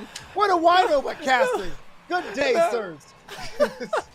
No, don't forget what you said. You said having their feet together and their fists together. That's exactly what just happened on that goal line, Novanta. That's exactly what we just witnessed. They tried to fight with everything locked together. They didn't bother to spread themselves out on that back post. Instead, they sat in the middle and turned it into their own net. And for that reason, the game's tied, and it's essentially a 0-0 scoreline with 30 seconds to go.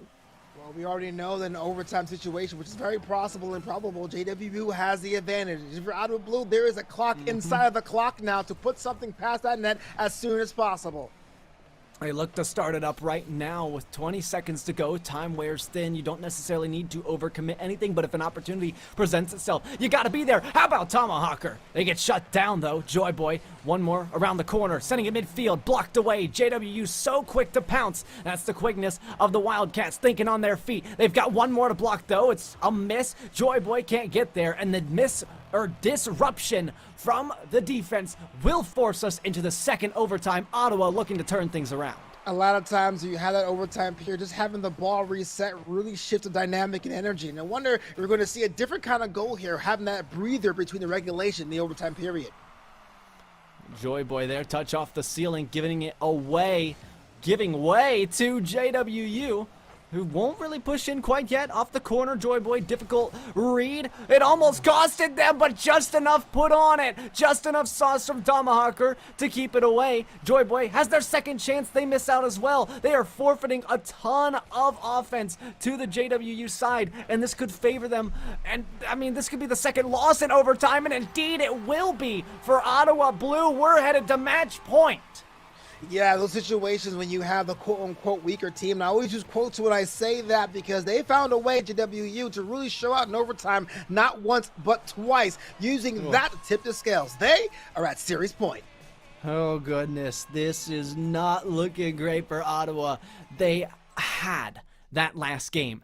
Had it kept going, we would not have seen overtime, but that own goal, everything just imploded on itself just when they had the win. Look, wins and losses are a part of Rocket League. We know that. In my case, I lose a lot more than I win. But the thing is, you got to be able to at least score one goal to your side no matter what happens and not give all the goal opportunities away. There were so many opportunities for you, Ottawa, with their prowess to really put this game to bed, and they kept their opponents in the contest. Ultimately, that was their downfall. I hope they can turn it back around, though. Ottawa had one chance. They threw it away, and I'm not saying a throw, but, I mean, when you have that chance, it does kind of feel that way. I don't ever want to talk down on the players because everything was looking good. It's just you got to be more proactive, and you have to do it for the entirety of the game. When you're not, you're caught lacking. You're caught sleeping, and things don't go your way. Well, let me put this in perspective. We're talking about microseconds and inches and all that jazz. These teams are elite. It takes a lot to get here. All we want is a little bit more crisper rotations, a little bit more shots with intention, and this can easily be a Game 7. Let's hope we can get there. We head to Beckwith Park to play ball with a fresh clock. Ottawa Blue, of course, we've covered it a couple of times already. An unfortunate loss in Game 4. They look for Game 5 to show some change. Well, change will have to happen as quick as possible because a lot of the bad habits we've seen, whether it's a more of the lackadaisical approach by Ottawa Blue or the bunching by JWU, seems to still be the meta in this series. So the first team to say, you know what, let's break out of our bad habits, they have the advantage. Oh, for a second I thought that was going to be a shot on. Then I realized it was their own goal, so I'm glad they got involved. Jack Block's doing a great job at that. But Speedy sending it forward, just over the head of an incoming attacker from Joyboy. Tomahawker up top, not the touch they wanted. Jack Block's the touch they wanted, grabbing the boost and faked out for a moment, sent around their backside. Still struggling for possession in this corner. Yeah, possession game has really been hard to tell in this one, which is a good sign. That means we're going to have a lot more ball movement, a lot more long-distance goals. It really gives something different else in this series after overtime performances and fantastic moments of what just happened there. But you know what? Of all the flair when it comes to the game, doesn't matter if you walk that ball in, it has to count. I don't care if you're JW looking at series point. You got to make sure there's not a Game 6 or Game 7 situation. Catching a dribble out to the corner, thrown away, back in the box, and it's a goal by JWU. Well, I want to say that I take credit for that goal because I was a pep talk they need. No, I'm just kidding. Right here, just making sure you have the right ankle to beat those two defenders that are planted in the corner. If it didn't hit, if it missed, you had a second option on the other side. Very smart play by JWU. They have the lead. The Wildcats, like I said, they're quick to think on their feet, holding true to their mascot, and they will hold true to this series as well. Just needing one more game, or really, they need to just hold out on defense. They don't have to do much. Of course, they'll do their best to try, and when opportunities present themselves, they'll pounce on it like a Wildcat would.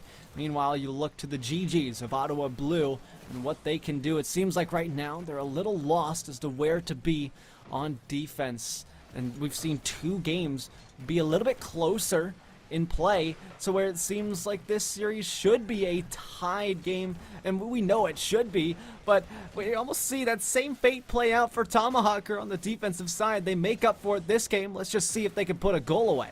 This is the kind of pressure that's almost like street ball there for Rocket League. About 30 seconds were in the Ottawa Blue half because JWU found a way to scratch and claw to get their hands on the ball. Wasn't the most refined attack, but I liked it because now Ottawa was kind of like a back out of hell to get on the other side of that pitch as soon as they could, and that really nerfed their chances of scoring. So I liked a little bit of that aggressive play for JWU here.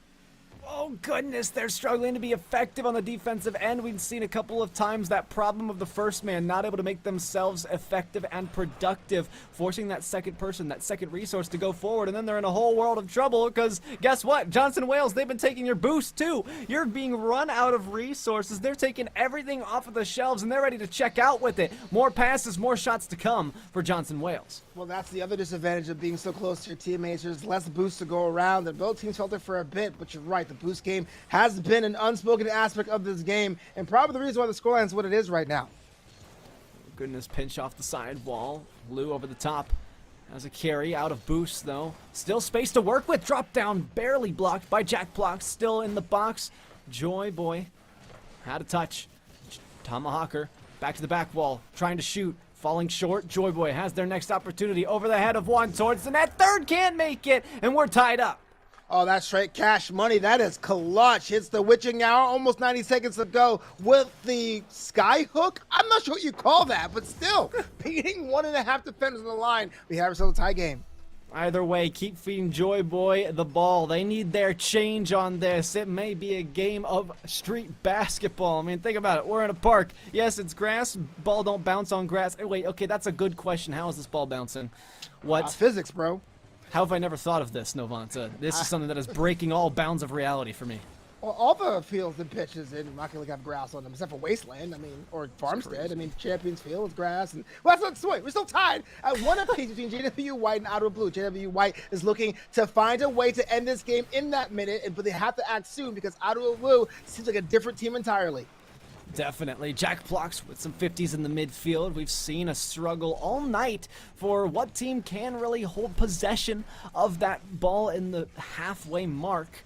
And we haven't really seen anybody take advantage of it, more so control, 50s, whatever.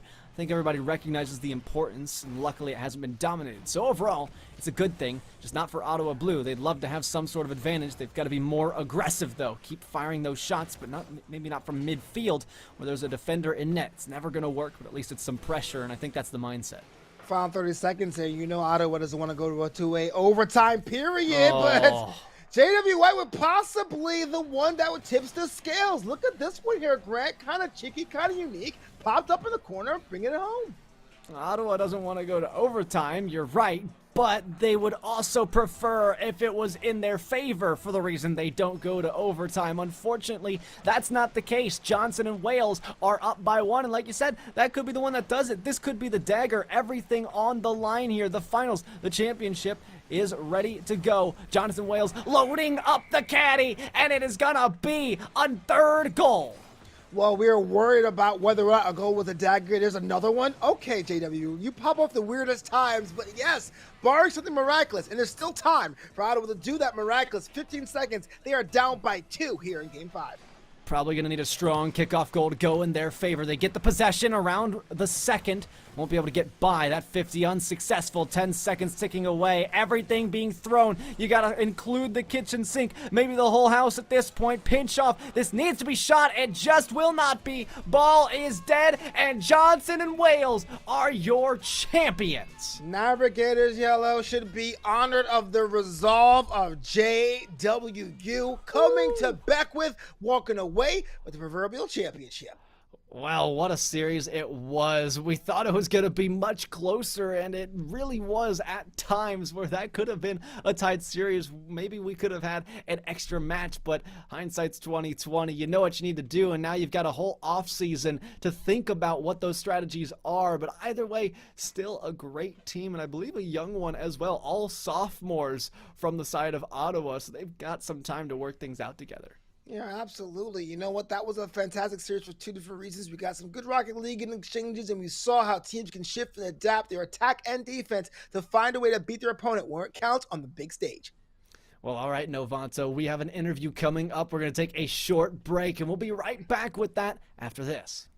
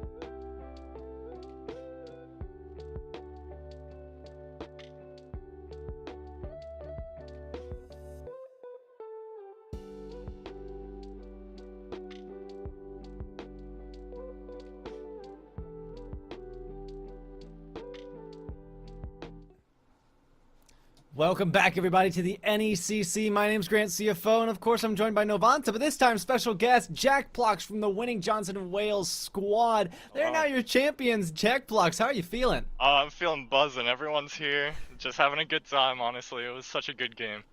Feels good. Glad to hear it. Well, championship banners are probably flying in the campus, but let's talk about this series. It was a best of 7, but it was done in 5. But there was one game that Auto Blue got the best of you. What broke down in that game specifically? You said we ain't doing that again. Yeah, I think we just got a little too overconfident. Played a little bit way too passively, but you know, in the end, we came through. We, you know, settled down and we got the dub. Did it ever worry you when you guys had those close matches? There were 2, I believe it was games 1 and 4, but it seemed like there was a chance that Ottawa would be able to overthrow you guys. How did you stay calm during that? Yeah, well, we just knew that we beat them before 3-1, so we were like, we can do it again if we just focus up, you know, settle down, have good comms, and we did just that. It felt really good to get those wins. Especially the second game gave us a lot of confidence. It's just a personal question watching the play. What was the corner strat? What was the idea? Was to have passes using geometry to your advantage? Was it about drawing the defense into your domain? What was the thought process in that today? So we really like to play with just shoot the ball into the corner and then try to get to that rebound. It's it works really well for us 9 out of 10 times, but you know, defending that was kind of tough today, but we did good overall. I think wasn't that bad. I would say so. Good overall, I guess, resulted in a championship. So again, congratulations on that. Before we let you go, are there any shout outs you want to give? Friends, family at home, teammates? Yeah, shout out to my dad, my sister, everyone that's watching this. Thank you for the support on the stream. Shout out to JWoo, of course, the whole JWoo squad over here. We got Purcell, Zhang, the whole team, and it was great to have us here. Well, thank you for joining us, Jack Phlox. All We are right. going to let you go, and we're going to send out the stream to another intermission because coming up next, we've got our last match of the night, Fresno Red taking on EAUC Blue in Immersion Cyan. So don't go anywhere. You won't want to miss this.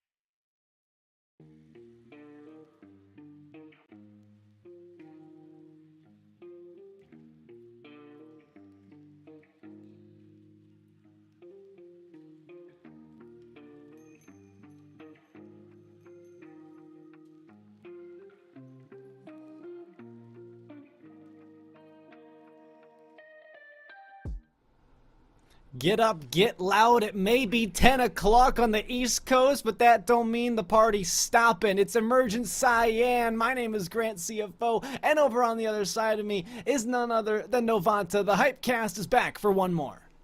Well, it may be 10 o'clock Eastern, but these two teams and me here in Los Angeles, it's barely 7 o'clock. The sun is still out. We got ourselves a California clash in the finals. Yes, we do. Fresno Red and EAUCD. The Bulldogs taking on the Aggies. Now, coming into this, Fresno Red does have an 8-1 record of the season, but that doesn't mean that the Aggies are any slouch. They are 6-3, and especially in the last couple of matches that they've had here at the NECC, I've had the pleasure of covering them, and they've won pretty much every single one, if my memory serves me correctly. Even looking at the sheet, they've won a decent amount of them. Yes, an 0-3 loss, but coming into this is the match that we have to focus on. It is who they're playing today. The same opponent last week that they fell 2-3 in a 5-game series to.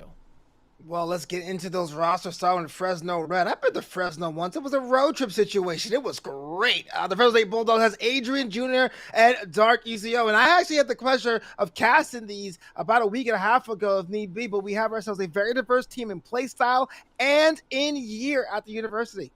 Oh goodness, Adrian Jr., Dark Echo, a very familiar roster to me. Now I come to think of it, but moving to the other side, that same familiar roster of the Aggies. It is Salamence, Tom, and Grunt, a roster to be feared. All sophomores. Again, these young teams coming in, young blood, whatever you want to call them, but they've got some talent, and it really shows itself with the fact that they have made it all the way here to the finals.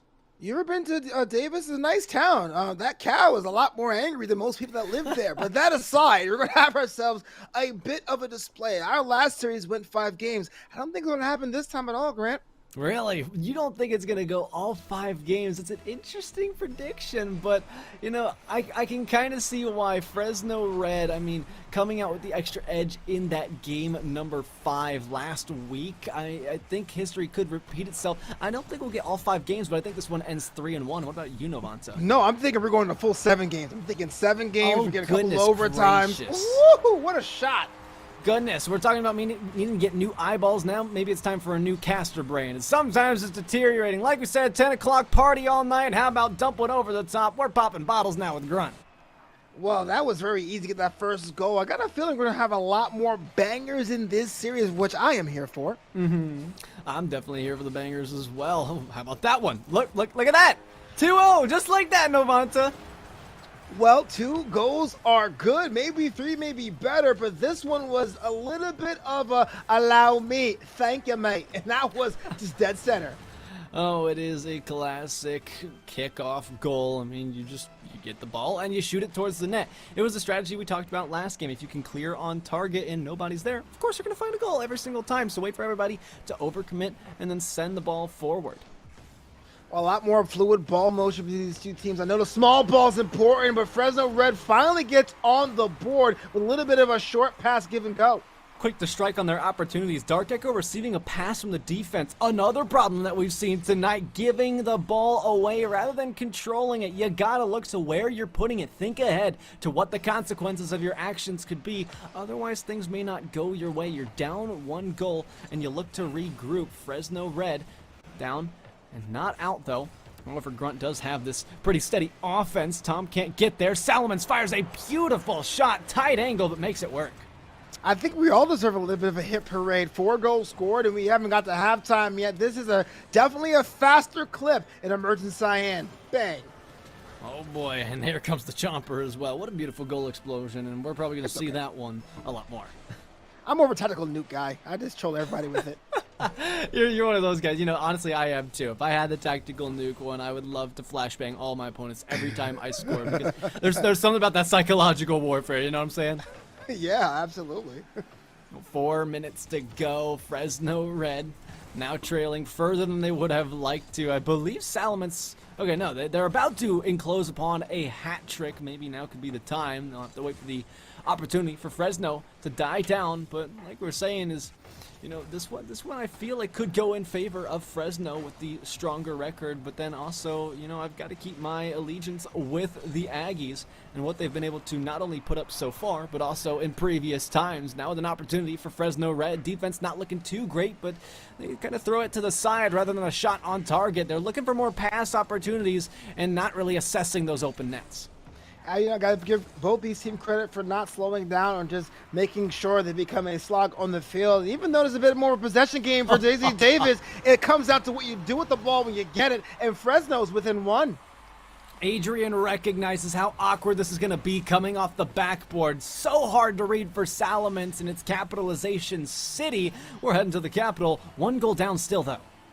I like that. That was kind of cool. Yeah, 3:13 to go here in game one. Best of 7, and now 1 goal separates these two teams. But I can tell you one thing, Grant, that 1 goal won't be 1 goal for a long time, because what we're seeing is both teams willing to use the walls, both teams willing to use passing plays in the corner, and especially top of the key to really give themselves more chances on frame. I'm starting to think about the philosophy of that 1 goal for a long time, because maybe it's going to turn into 2 goals for a long time if Fresno's not careful. Yes, they're building momentum, but the race isn't over yet. Luckily, this one way above their head, nothing to pounce on urgently. Adrian, that one a little bit awkward as well. Salamence firing a shot. Look how good they've been on the angles all day. Perfectly deserving of a hat trick. Oh, that was absolutely a gift there. The ball was just laying in kind of lazily in front of net, and anyone that was even close to that ball to have a shot on frame, Salamence does. Now it's 4-2, UCD Blue. Nearly at halftime, and like I said, I had a feeling the blue team was going to pull away from Fresno Red yet again. Salamence has been popping off in this game. If they can keep this going for a whole series, I mean, that's just a player that other teams are going to start trying to steal and offer scholarships to. Well, that is just easier said than done. Not the scholarships. That's a whole different issue. I mean, being able to be that great on that run of form for that extended period of time in this series. This is why best of 7 really is a marathon of skill and fortitude and will. So we're seeing an advantage for UCD Blue. Let's hope they can maintain it. Yeah, scholarships require paperwork. Rocket League requires just getting the ball towards the net. A lot more work that goes into it, though. And they'll try to make that work. Junior to Grunt with a shot just barely missing out off the woodwork. Tom catching in the side, got it to Salamence. That's the man you want to give it to. Can't really fake it. Wait, somehow this gets by. Yes, the demo happened, but what about the second man? I feel like I was in a Michael Bay movie. There was demo clouds, there was choppers, there was odd angles. I missed that one from that original angle, but that right there was savage. You sure this ain't a boxing movie? Because the way he just forced his way through that man's was pushing back his feet. You know, it's not even a boxing movie. I'm sure it's not a boxing movie. It was a football movie. They are punching their feet into the ground, treading forward and pushing back that defensive line to get their way through. Moving like a Mack truck. 3 goals down, though. 3 goals down, and now it comes down to clock management. If UC Davis, there's no way I would put the ball in these odd places for Fresno to come back here, because he can tell you they're very good at punishing you. I would drop back. I will look for the booming passes to go sail over that one car that's trying to challenge me in that moment. Lots less time to work with. And turning our attention to Fresno, they look towards the net. Double commit won't help them out. Really compromising spacing here. Dark Echo has no one for that same reason. One play can really screw with a lot of what you're trying to put up. Somehow they found it through, though. Fresno slow to capitalize, but the fact they got there in the first place is what matters. Yeah, call me Novodamas. This right here was the ball that should have been the booming clear, but it wasn't, and it was just that tactical whip that left it open for the opposition. Fresno's goals have really been cherry-pick situations. I'm not here to judge, though. They're within 2. Yeah, me neither. I won't judge him. If it works, it works. If it ain't broke, don't fix it. Although I know I had a teacher who kind of disagreed with that. Just don't break it in the first place. How about just like never have to think about that. 45 seconds to go. Time again begins to wear thin. Grunt flipping to this. Won't gain control quite yet.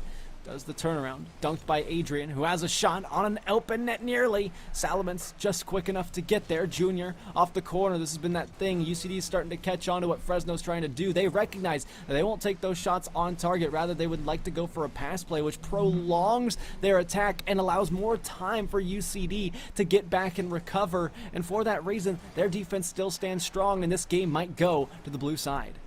Yeah, it's a symptom of a bigger problem. Even though Fresno has not been able to really deposit all their opportunities, they have been reading UCD pretty handedly. And even though it's only a 2-goal advantage, could have been a lot worse.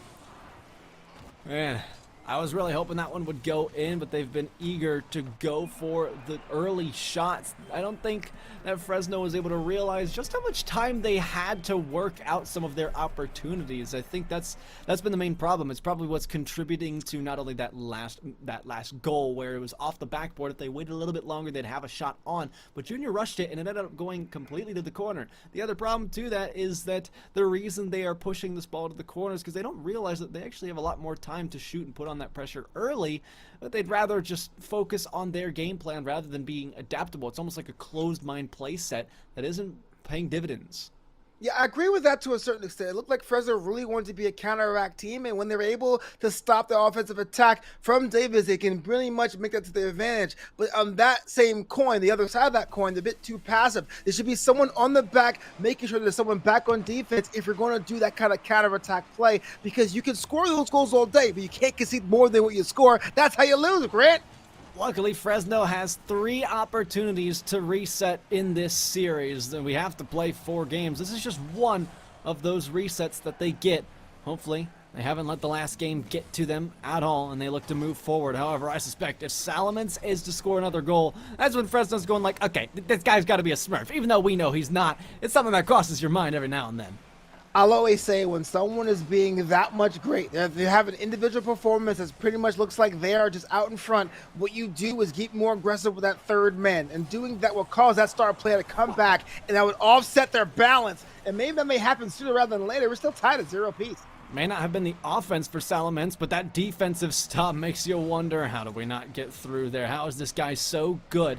Dark Echo pushing forward into the UCD half. Not for long, though. Maybe over the head of Adrian. Not the best touch to the backboard. Grunt fires low, blocked by Junior. It's sent to the side, who has some time to get up to that ceiling. Lots of boost to work with. Finds a connection. Blocked by Tom. Great way to intercept the play. Make sure it doesn't advance much further. But Fresno is starting to pick up the pace of the aerial airspace. Junior firing on, and Grunt recognized it. Look how good this defensive rotation is. They know that when a shot's coming on, somebody's got to go forward first and shut it down before it even becomes an opportunity.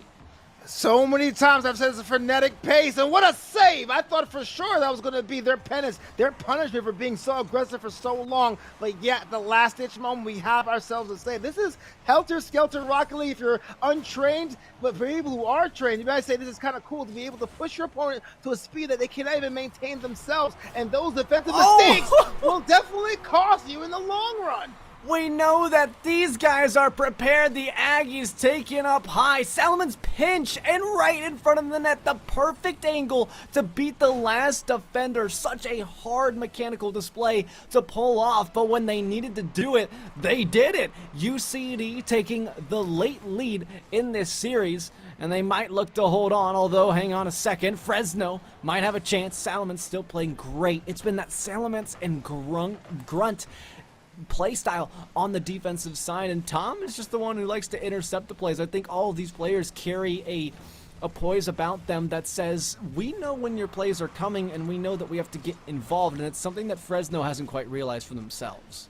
Yeah, it looks like a 1-2 formation when it comes to UCD Blue. That gives you a lot more opportunities to score, so when teams do that, employ that, they have a lot more scoring opportunities like that with Grunt. It's not really infield passes we've seen today, a lot more off the backboard, which has just been kind of the meta at these ranks for, quite some time now. It's easy to exploit and it's hard to read. That's the reason why it's easy to exploit. Yeah, like I was going to say, most like the game of soccer, every team has their own formation, not necessarily bad or good. UCD Blue is doing basically a 1-2 formation, giving them more chance to score, tends to be a lot more aggressive, and they can maintain and trap some of the space. Of course, that comes from disadvantages. You see there's large parts of that pitch unmarked right there. There ain't nobody around for Dark Echo right there. But if you're UCD Blue, if you're able to hold down your opponent to not scoring at all, then you can do whatever you like. We've seen a couple of rare beats from Fresno Red onto the UCD defense. Not paying off quite yet. They're still looking for passes off of the walls. Big demo play. Not enough to open up an open gap. Tom clearing over the head of Dark Echo, who does make the touch. It's off the backboard. No double. Grunt in retreat. Dark Echo quick to throw away. Great fake challenge from Grunt to push this forward. We see 1v1 play kind of find its head into 3v3 often. This is not the best miss that you want to see, especially from Salamence, your star player. Things are starting to crumble, but look how long it took Fresno to get there.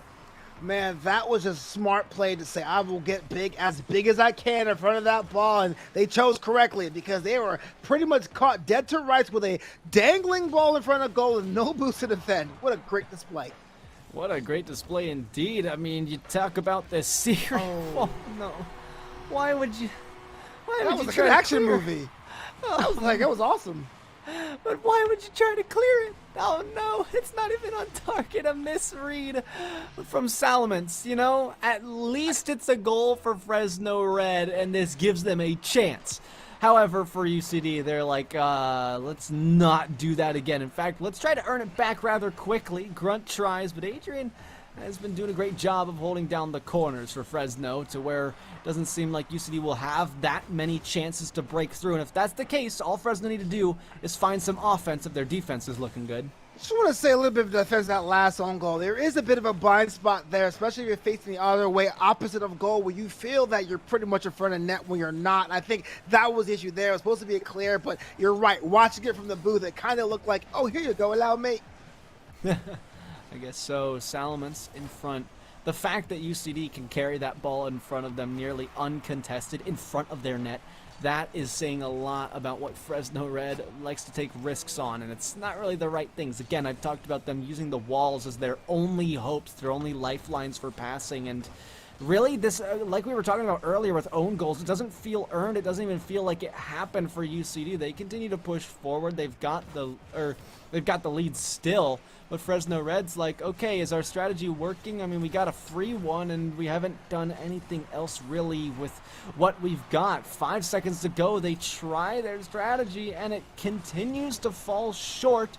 Although one last chance, only Grunt up to it for the blue side. The wrong side that needs to get it if this series is to go on, or game go on longer, but it just will not. The AUCD, the Aggies, walking away with another game. Well, something you said about the strategies. On one hand, you could say you're right. The potent attack of UCD wasn't there in game 2, and maybe they can get back to that game 1 form, what's going on. But on the flip side, as much as we talk about metas, we talk about how teams are able to adapt to their opponent and overcome, maybe this breather can really put that other at Fresno State defense off kilter. Almost like a baseball. A couple heaters, now there's a change up. Do you go with another slow-paced game like we saw? Do you go with another high-pass, fast-paced game like we saw? You have options and the high ground if you're UCD. I just got to know how they take this 60 seconds to talk to each other. I don't know what the coaching situation is. Maybe next season we could get some list of coaches so I know when to pull in this analogy, because a coach is really a game changer when it comes to mindset, because you have someone who's not even in the game. Yeah, they might be invested, but they're not the ones actively playing. They have a complete outside expectation and an outside, I guess, mindset looking in, outside looking in sort of mentality that they bring to the table. It's not something that always happens. It's a more objective point of view was where I was trying to get at, and they have a lot of experience to offer, not directly being involved. And when you have a coach, it brings a lot of good things, and when you don't, it's much tougher to last as a team. Yeah, I had a coach one. They told me to uninstall. No, I'm just kidding. Yeah, you're right. Coaches give you a bit of perspective, a little chance to breathe. Here we have the game ready to go for game 3, and I wonder what's going to go through the mind of Fresno Red, right? We saw them be a little bit gun shy for one game. We saw them try to go for the juggler of the game, and they still came up short. What's going to be their next trick up their sleeve? About to find out. 10 seconds into this one, UCD already getting the early goal. I'd imagine it'd be off of a kickoff. Doesn't seem like we're too far off from the second one. And Junior clearing this one long, not the way you want it to go, and we're turning our attention to the orange side. And I don't think the orange side has won. Okay, I guess they have won one series today that I've casted, but it just seems like it's always a curse. The blue team is always more likely to win. I don't know what that is or for what reason that might be. Well, that's good. Why not have that luck and have it roll on, if you will? But there's no way to deny that Davis has not only the game and score advantage, but the series advantage as well. And not only a minute has elapsed here in game 3. Ooh, Tom, tough angle to get to, but it's cheeky and completed. I mean, just look at the way they come around this corner. Well, this right here could be the game changer we're looking for because it was a bit of a bungle from Dark Echo in the corner. It was a quicksand. It kind of was a pass around that defender, caught the wrong direction. If there's a situation where Fresno Red does not walk away the victor here today, that may be the exchange to go back and look back on the VOD.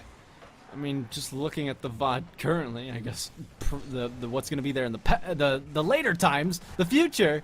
I mean, this has looked real good for UCD. I kind of look at them and see, I mean, simple names that could look iconic in a collegiate Rocket League setting. And Tom has been the guy to step up for UCD when Salamence wasn't really doing that much.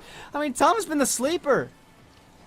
Well, I'm a big fan of the third man, a third Rocketeer on the pitch, because when you have someone that establishes how good they are on offense in case of Grunt and company, to being that third man occupies a little bit of opportunity to go slip behind the back when needed. And well, there was a third goal that really put the pressure down to Fresno Red. They have to score, they have to retaliate, and quickly. It already feels like this game is chalked up and that there's nothing that Fresno can do. This is the second game in the series, we've only played 3, where an individual has popped off so quickly in the opening moments. And how about some more? The party doesn't stop. Well, this is right here is a classic rotation. Grunt decides to do the turn, have that solid his back, and Tom pushed up with his third. And, well, Tom made it difficult. He used the far end of the post. Doesn't matter if it goes in, though. 4-goal score. They're looking for the nickel. Oh boy, I think we might just get there. Maybe Salamence comes out as the new sleeper. Fresno trying the backboard and unsuccessful. UCD have thought ahead and prepared for it. They just know where to position. I've got to imagine they've got a coach. There's no way you figure this stuff out on your own unless somebody's just a higher ranked player than the other. I don't know where it comes from, but either way, they are taking down this Titan that has been Fresno Red, a team that has been feared and has gone 8-1. And for goodness sakes, like I said, maybe Salamence becomes the new sleeper, and that seems to be the case. Well, the nickel is on. 5 goals scored, 5 goals unanswered. And this one here was interesting because Grunt turned away and acted as a roadblock. Got right in front of net. Yeah, it made it more difficult for their partner to score, but they do that and stop a player for doing a block. Why not? You mentioned something earlier, Novanta, about a sweep being kind of the best loss you can handle, or, I mean, just even losing a series can, I mean, you can do that VOD review and get some coaching tips and advice, figure out where to go, or, you know, I can't even remember if it was, I mean, I got 2 names that start with N. Maybe it was Nelhead. Somebody's talked about that coaching. I know you and I have stressed the importance of it, but, I mean, Fresno Red came away with a victory last week against EAUCD in a 5-game stretch, and now UCD look to be running away. Maybe Fresno could start kind of a reverse sweep of a best-of-5 here, but I just don't know. Either way, there has been monumental improvement for UCD. Well, that's what I'm talking about. You know, these games and these scores are so weird, so odd, out of context. If yours came today, you would say, Fresno Red doesn't look like themselves because they've been so strong. They've been so on the tear. Number 2 seed overall, the favorites going into this contest, and now they're on the ropes. That's something I did not predict as we roll into the final 2 minutes of Game 3, and nary a goal has been scored all game for Fresno Red. These have been the underdogs. Almost an incredible play off of that backboard double touch. UCD don't even need it, though. Would have done some great things. Adrian trying. Fresno pushing forward. Backboard uncontested. Grunt gets there first, sending it deep into Fresno territory, forcing Adrian to jump. Tom to come back around. Off the wrap around to the back wall, and out it goes. Grunt getting dunked underneath. Salamence reading that one well this time around. We know what happened the last time. Tom getting the 50. Have no idea how he knew somebody was there ready to shoot, but the awareness is incredible. This game could be a blowout by the end of it. Yeah, this looks like Fresno's is understanding at what the stakes are and willing to pool their resources for Game 4. But as it stands right now, a little bit of a more of a passive idea or attack on ball than I think that Fresno would be at this juncture. Wow, Adrian, feels like they've been carrying a large portion of the team on their back. Dark Echo has been there as well, and finally, as I say it, the man who's put their team on their back for a moment has come away with the first goal. I always say this on NECC, when it's your first time, welcome. And if you heard me say it a bunch of times, I'm sorry, but you have one responsibility. Wins and losses are kind of out of your hands without skill, but you got to score at least 1 or 2 for your team to say you can do that. When 5 minutes go by and you don't score at all, that's a whole other layer of problems. Good one for Fresno Red. Fresno Red have the blessing of trying out some new strategies here, but they still continue to follow the same thing they've done for 2 games in a row, and at this point, it doesn't work. So if it's broke, do fix it. I think this is that thing where if you think, I think that they think that it's not broke, and so they're saying don't fix it. But I'm saying, you say it don't be broke, and it is broke, and you need fix. Make sense? I'm following you, bro. Okay. Yeah, I think so. I think a situation where you had a strategy that worked for you all season. It brought you to the dance. You said, well, let's keep doing it. Oh, it didn't work this time? It's okay. More times it works than it doesn't. Let's double down. And I think that's where it's starting to unravel. UCD has figured out what Fresno Red is all about. There has to be a new strat, and it has to be now. Man, that one felt like a walk in the park for the Aggies, and I think with this one, you're on match point. You got to take a timeout. You've got to do something new with your mindset. Assess the situation. You have to ask the question, what's going wrong? You can't get caught up in, oh, everything's going wrong. You have to figure out why and provide an answer. Well, if you can talk about the doom and gloom at Fresno Red's camp currently, I'm looking at UCD. You're talking about being the weaker team, quote unquote, rolling in. They're at series point. Plenty of times in this sport, we have seen the reverse sweep. What do you have to do to secure that? You are so close to the promised land, so close to being a champion. Now's the time to close the door. Oh boy, hopefully that door can be closed, and I think there's a very likely scenario that it does get closed. However, I think this is the moment where when you reassess everything, if that's what happens, I hope it has, by now, there could be some success. I need to see it within the first minute. I need to see something changed, or else I'm giving this one to the 4-0 sweep. This is why I love this game so much. It's not about putting a ball through a net with octanes and dominance and Phoenix. It's about grit, resolve, determination, the hours on the training pits, the hours of scrim, the hours of having a coach in your ear saying, it's not our day, let's do this training pack. Here's an opportunity for Fresno Red to write their own destiny. It has to happen now, and it has to happen, according to Grant and Novanta, right here in Game 4. Adrian wants to do it right immediately, but so quick is up. Hold on, everybody's committed. Shoot this, Junior. You gotta get it. No, it's off target. A triple commit that can't be capitalized on, but the 50s have started off Fresno State rather well, or excuse me, Fresno Red off real well.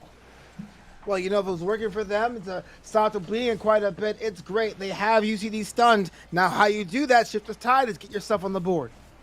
Oh boy, Dark Echo receiving the pass. Salamence shutting it down. We've seen that frustration come up time and time again for Fresno Red, where that defender is just always there, even in the good opportunities. But I like that at least they've changed everything up. They're not going off the walls. They are saying, okay, Grant, we can try to make you eat your words. We'll pass infield now, and it's working out pretty well for them. Lots more opportunities to come, more shots than we've ever seen from Fresno in an opening minute. But now we got one from UCD. Tom trying to score it. The third man comes through and punches it in for UCD.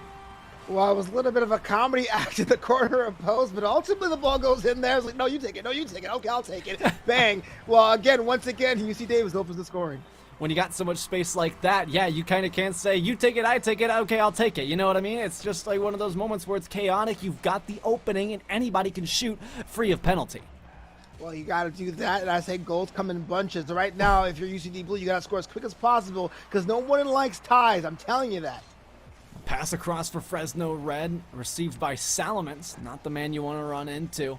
A grunt off that sidewall. Adrian trying, has it over to the other side. I like the spacing. It's really opened up for Fresno. They're not relying on the walls anymore, but rather trying to find each other. Very difficult thing to adapt mid-series, and especially with a tall mountain standing in front of you, feeling like Mount Everest to overcome a team that has crushed you in every single game that you've played this series, and now you have to reverse sweep them. Oh, what a challenge. Well, what doom and gloom, Mr. Grant CFO. Sheesh, you know, I think Fresno Red is more than capable of doing it. They have flashes of brilliance, and now they have the tie.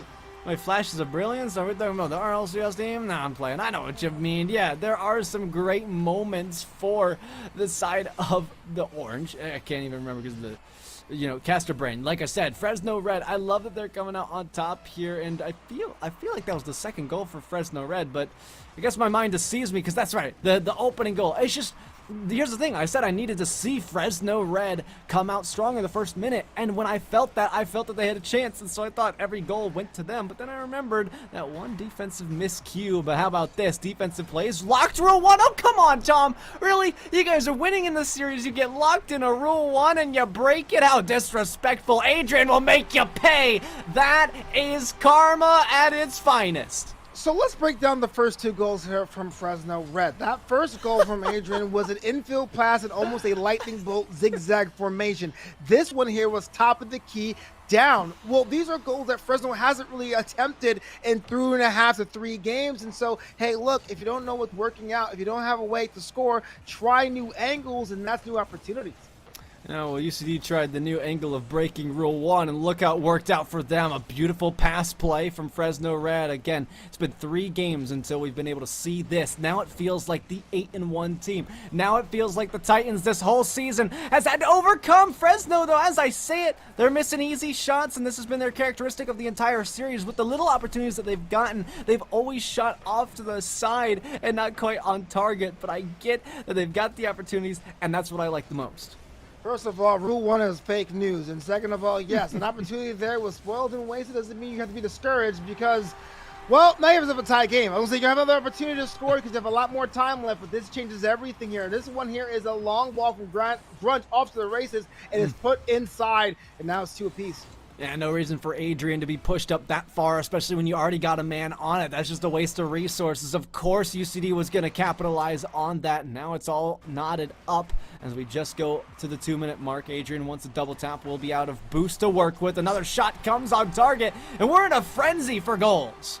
Well, it looks like defense took the night off in this one. It was overtime set brought down, and I couldn't find anyone on that blue side that was in position to really clear that ball the way they needed to be. And now it's another broken tie, 3-2 in favor of Fresno Red.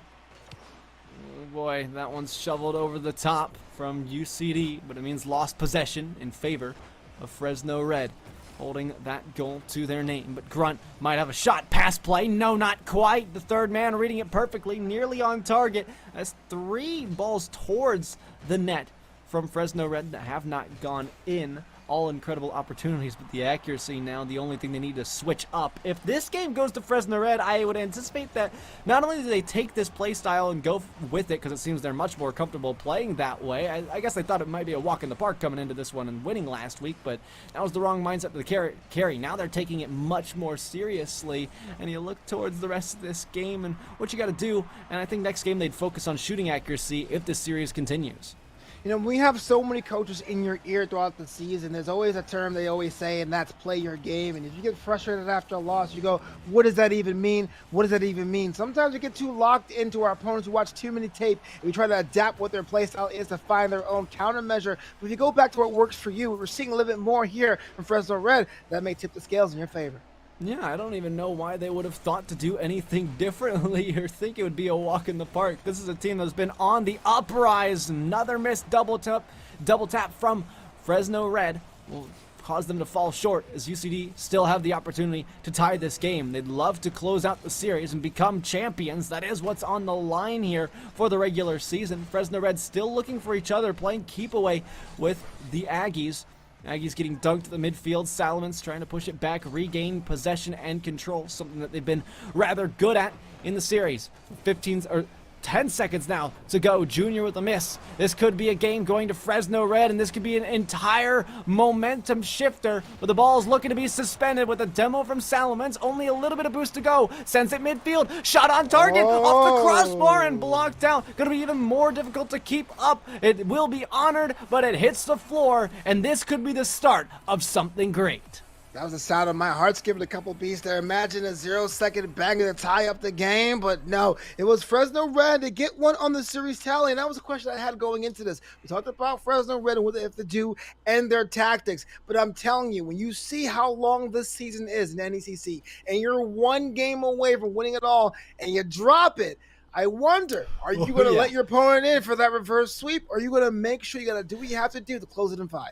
You know, me, I've had a couple of experiences in collegiate Rocket League, and as a player, kind of what goes through my head, and I wouldn't say this is the right or wrong thing to think, but it's like, okay, we dropped one, let's just focus on, like, I just have to play solid. That's all I have to do, is just play solid, get some good hits on the ball, do what I normally do. It's kind of like a restarting, but oftentimes, what happens if what you thought you were doing before stops working? That becomes very difficult to take in, because you're like, okay, do we even have the capability anymore to win? And these doubts start to creep in. And that's what we're saying with Rocket League, especially in the collegiate scene. It's a difficult task to keep your mental space clear. Yeah, you know, win, lose, or draw, if you're able to score 5 for your opponent and then you lose the next game, I don't care on what level of Rocket League you are. That's something you have to wonder about the consistency of your squad. But again, I'm not like Grant. I'm not about doom and gloom. I'm about results. This one here is going to be pretty much the premier game of the California Clash. I'm calling it now. Oh, I'd call it the same thing. I was looking for some alliteration earlier. I'm glad we found it deep into the series. Game 5, back to Beckwith Park, where the last series closed out. Could be the same fate for Fresno Red. They try, Adrian with the shot. Again, that post continues to haunt the lads in orange. Well, you know about that post. Sometimes if you're not on your game, it may feel as wide as a needle or an eye of that needle. I've been there myself, and other times you got the hot hand and may feel as wide as the Grand Canyon. Either way, it's pretty much been neutral down the line. We've seen post shots from both these teams, and we're still tied at 0 apiece. Junior backing off of this play. Grunt picking up, great first touch, has the second and the air dribble carrying over, won't dunk, Dark Echo, Tom with a shot, he knows he gets those angles, and today is no exception. Well, the angle was great, but the precision was even better. That could have been another post shot, that could have been too far wide to the left, but slotting it home is what Tom does all day. Absolutely. 45 seconds only into this game, and UCD started off with the momentum that they need when they're back to basics, back to square one, back to what they thought worked. Like I said, that's at least my mindset, and when it's starting to succeed, you have no worries. It's not failing, it's not slipping up. Now you're Fresno Red, and you're wondering, okay, how can we get back in our groove? How can we start up those infield passes? We'll start from the defense. If somebody overcommits, have that second person look for them and get that third pushed up as well. Whoever can be there, space out, open up the opportunities for passes, and get into those areas where it's kind of the shooting lanes that aren't already being covered by the defense. Very difficult thing to balance, but once you get that down, you start to become a deadly force. And speaking of deadly, a missed demo. Well, Grant CFO's going to put your feet to the fire. Who are you looking to step up there? Who are you looking to see to shine and be the superstar in this one? Well, I've looked at Adrian all game long, a really solid player, and, well, and any guess as to why, Novanta? Well, that's a franchise tag. Once Grant CFO says your money, well, that's cash money. Look at this shot. Top 90. Woo! Woo! Woo indeed. I'm going to be wooing all night with the party is still going. 10 o'clock. We're going to 11. Absolutely. And I hope this one goes all the distance, because Fresno has straightened up some things, making this a very worthy challenge for themselves. Although, I'm waiting for just a little bit more. Salaman's out to the corner. They got it over the head of Dark Echo. Kind of rare for the midfield play. But Fresno now controlling that midfield and taking it forward through this corner. Grunt around. A lot of open space. I'd like to see Fresno get much quickly involved. Well, that's the game one Fresno strat we saw that didn't work out for them. That makes me a little bit nervous. Just dropping back and being a counter-attack team. Counter-attacks always work if you make sure you're in the right position. But if you're not, you open yourselves up for your own counter-attack. UCD Blues on the board once more. Beating yourself up is exactly the way I'd start to describe it, because you're Fresno Red realizing that you've just overcommitted everything you had on defense. But I liked the idea, at least. This is why they shouldn't beat themselves up, because they're looking for these offensive opportunities and they're spacing out. They're making sure that they are in those shooting lanes. However, UCD is starting to recognize that. They are quick on their feet, quick to think. They've already propped their feet up by the fire. They know what's up, and they are going to get involved, get in the way, intercept some passes, and continue it out. This one's off the lip, though, and towards the midfield for Fresno to equalize, but they will not be there. Dark Echo coming up just under the play. Still sent forward. Tom out to the corner. No room to follow through. Junior back. Look at the passes. They're heating up. Dark Echo with a dunk in the corner, looking for Adrian to step up. Big demos off target. At least a pinch. That's a double commit from UCD. That doesn't really allow them to progress that far forward. Salomon's trying to quickly pounce on it. Why is this one so exposed? Gets me scared. But Tom knew exactly how to stay back. And now these demos open up further space for Fresno Red over the head. And Grunt and Salomon's working together to stop that to the side. Well, it just seems that UCD is at the end of a firing squad. So many shots and so many attacks on net that either 2 or 3 cars have to come back just to cover as much of the net as possible. It's great if you're Fresno Red, but you got to finish. You got to slide it home. Grunt looking midfield and has Dark Echo over there. So is Adrian. Back out again. We are playing pinball off of these walls. It's kind of back to the original strategy for Fresno, though. Shades of the past that could come to haunt them with UCD still being up a goal. That could be the case. More demos. Juniors there to clear this one to the side for the moment. And time being, Adrian, possession. Not past Salamence. He pre-jumped that one. Knew exactly where Fresno needed to put it and shut it down while they had the opportunity. Another flick will be denied. You're seeing a bit of that desperation from Fresno Red. Their season is in jeopardy. UCD has the possession game locked in, but now that counterattack strat has gone at the wayside. Everyone's forward. Everyone's trying to collect space, or to condense space, if you will, to get the equalizer. I'm talking about these pass plays where they had to look infield and for each other, but I think when UCD scored that last goal, they started to get real scared because UCD shut them down. UCD caught on, and now you're wondering, okay, do we go back to square one? And I'm saying absolutely not. Don't do that. It's costed you too much time in this game. There's only time to move forward to the future, but we could be looking at future champions in just a few seconds. I felt I was on a boat in a rocky seas. Ball went to the right, everyone went to the right. Ball went to the left, everyone went to the left. Ball went up, everyone scattered. It was spread out, and that could be the difference maker in this game 5.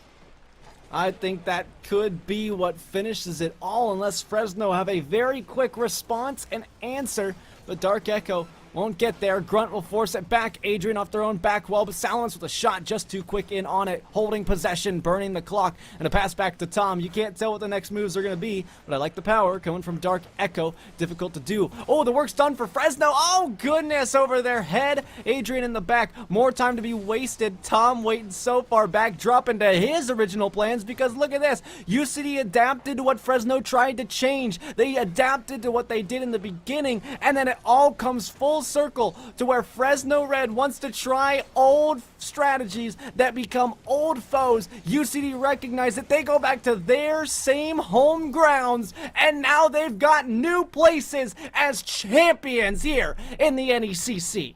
Well, that was a main event matchup and a main event display. Congratulations to both sides, but it definitely was the night of UC Davis. Wow.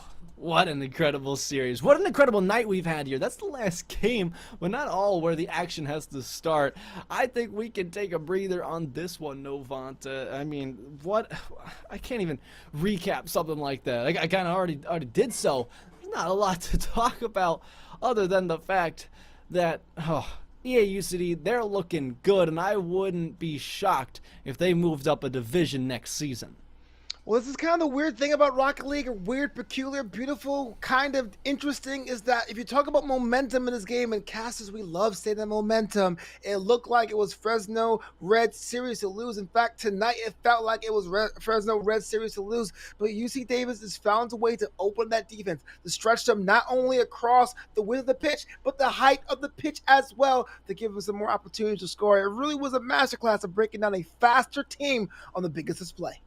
Absolutely. And Novanta, we are going to send this to a brief intermission for our last interview and then send it away. So don't go anywhere because you're about to hear from the champions how they did it and how they succeeded. We'll be right back.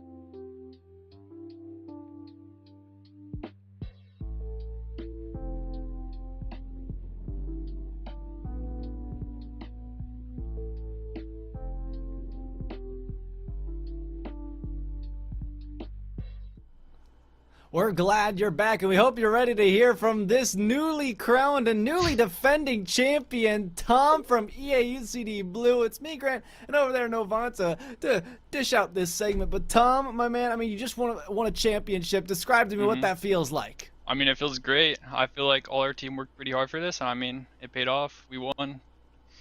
Absolutely. Well, as someone that likes to collect playmaker medals, you kind of were the playmaker for the side, hanging out like in the rafters like Batman on top of Gotham City. But there were some games you came up forward in strike too. What was the decision behind that, about staying behind and pushing up when needed? I mean, I think we just showed our resilience. I know we went down a few games, but we definitely like worked hard. We've been practicing hard. We just like, we know when to capitalize. I feel like their like star was like Adrian, and I feel like around him they give us a lot of space, so we just try to take advantage of that. Would you have called yourself an adaptable team? Because it seemed like everything that they threw at you, you guys were able to capitalize on. Definitely. I think we adapted well.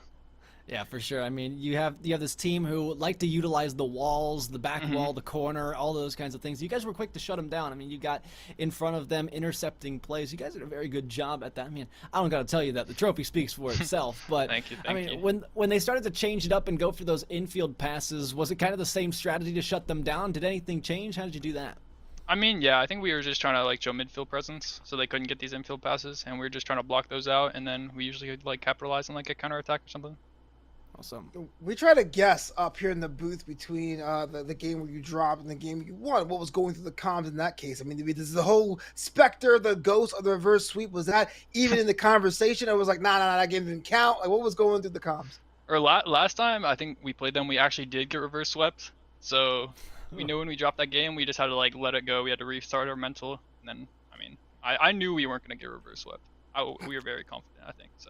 Are the champion. That's awesome to hear. Yeah, I mean, your guys' performance was spectacular. And Tom, Thank we'd like you, to thank you for joining us. Thanks for sharing some of that intellect with us. Because I mean, appreciate obviously, we're not here to be collegiate athletes for esports. We're just here to talk over and scream over a game that we love. So we thank you for joining us. But do you have any shout outs before we let you go? Family, teammates, friends? I mean, yeah, shout out my team. Shout out Peter. Shout out Luca. Shout out Ryan. I mean, shout out my friends and like they're from Munda. I mean, I know they've all been in the chat, so I appreciate that. That's awesome. We love to see the support, and thank you guys at home for supporting us here at the NECC. It's all the action we got for you tonight, but from me, Novanta, and Tom, our new champion here, we'd like to wish you a good night, and thanks for watching.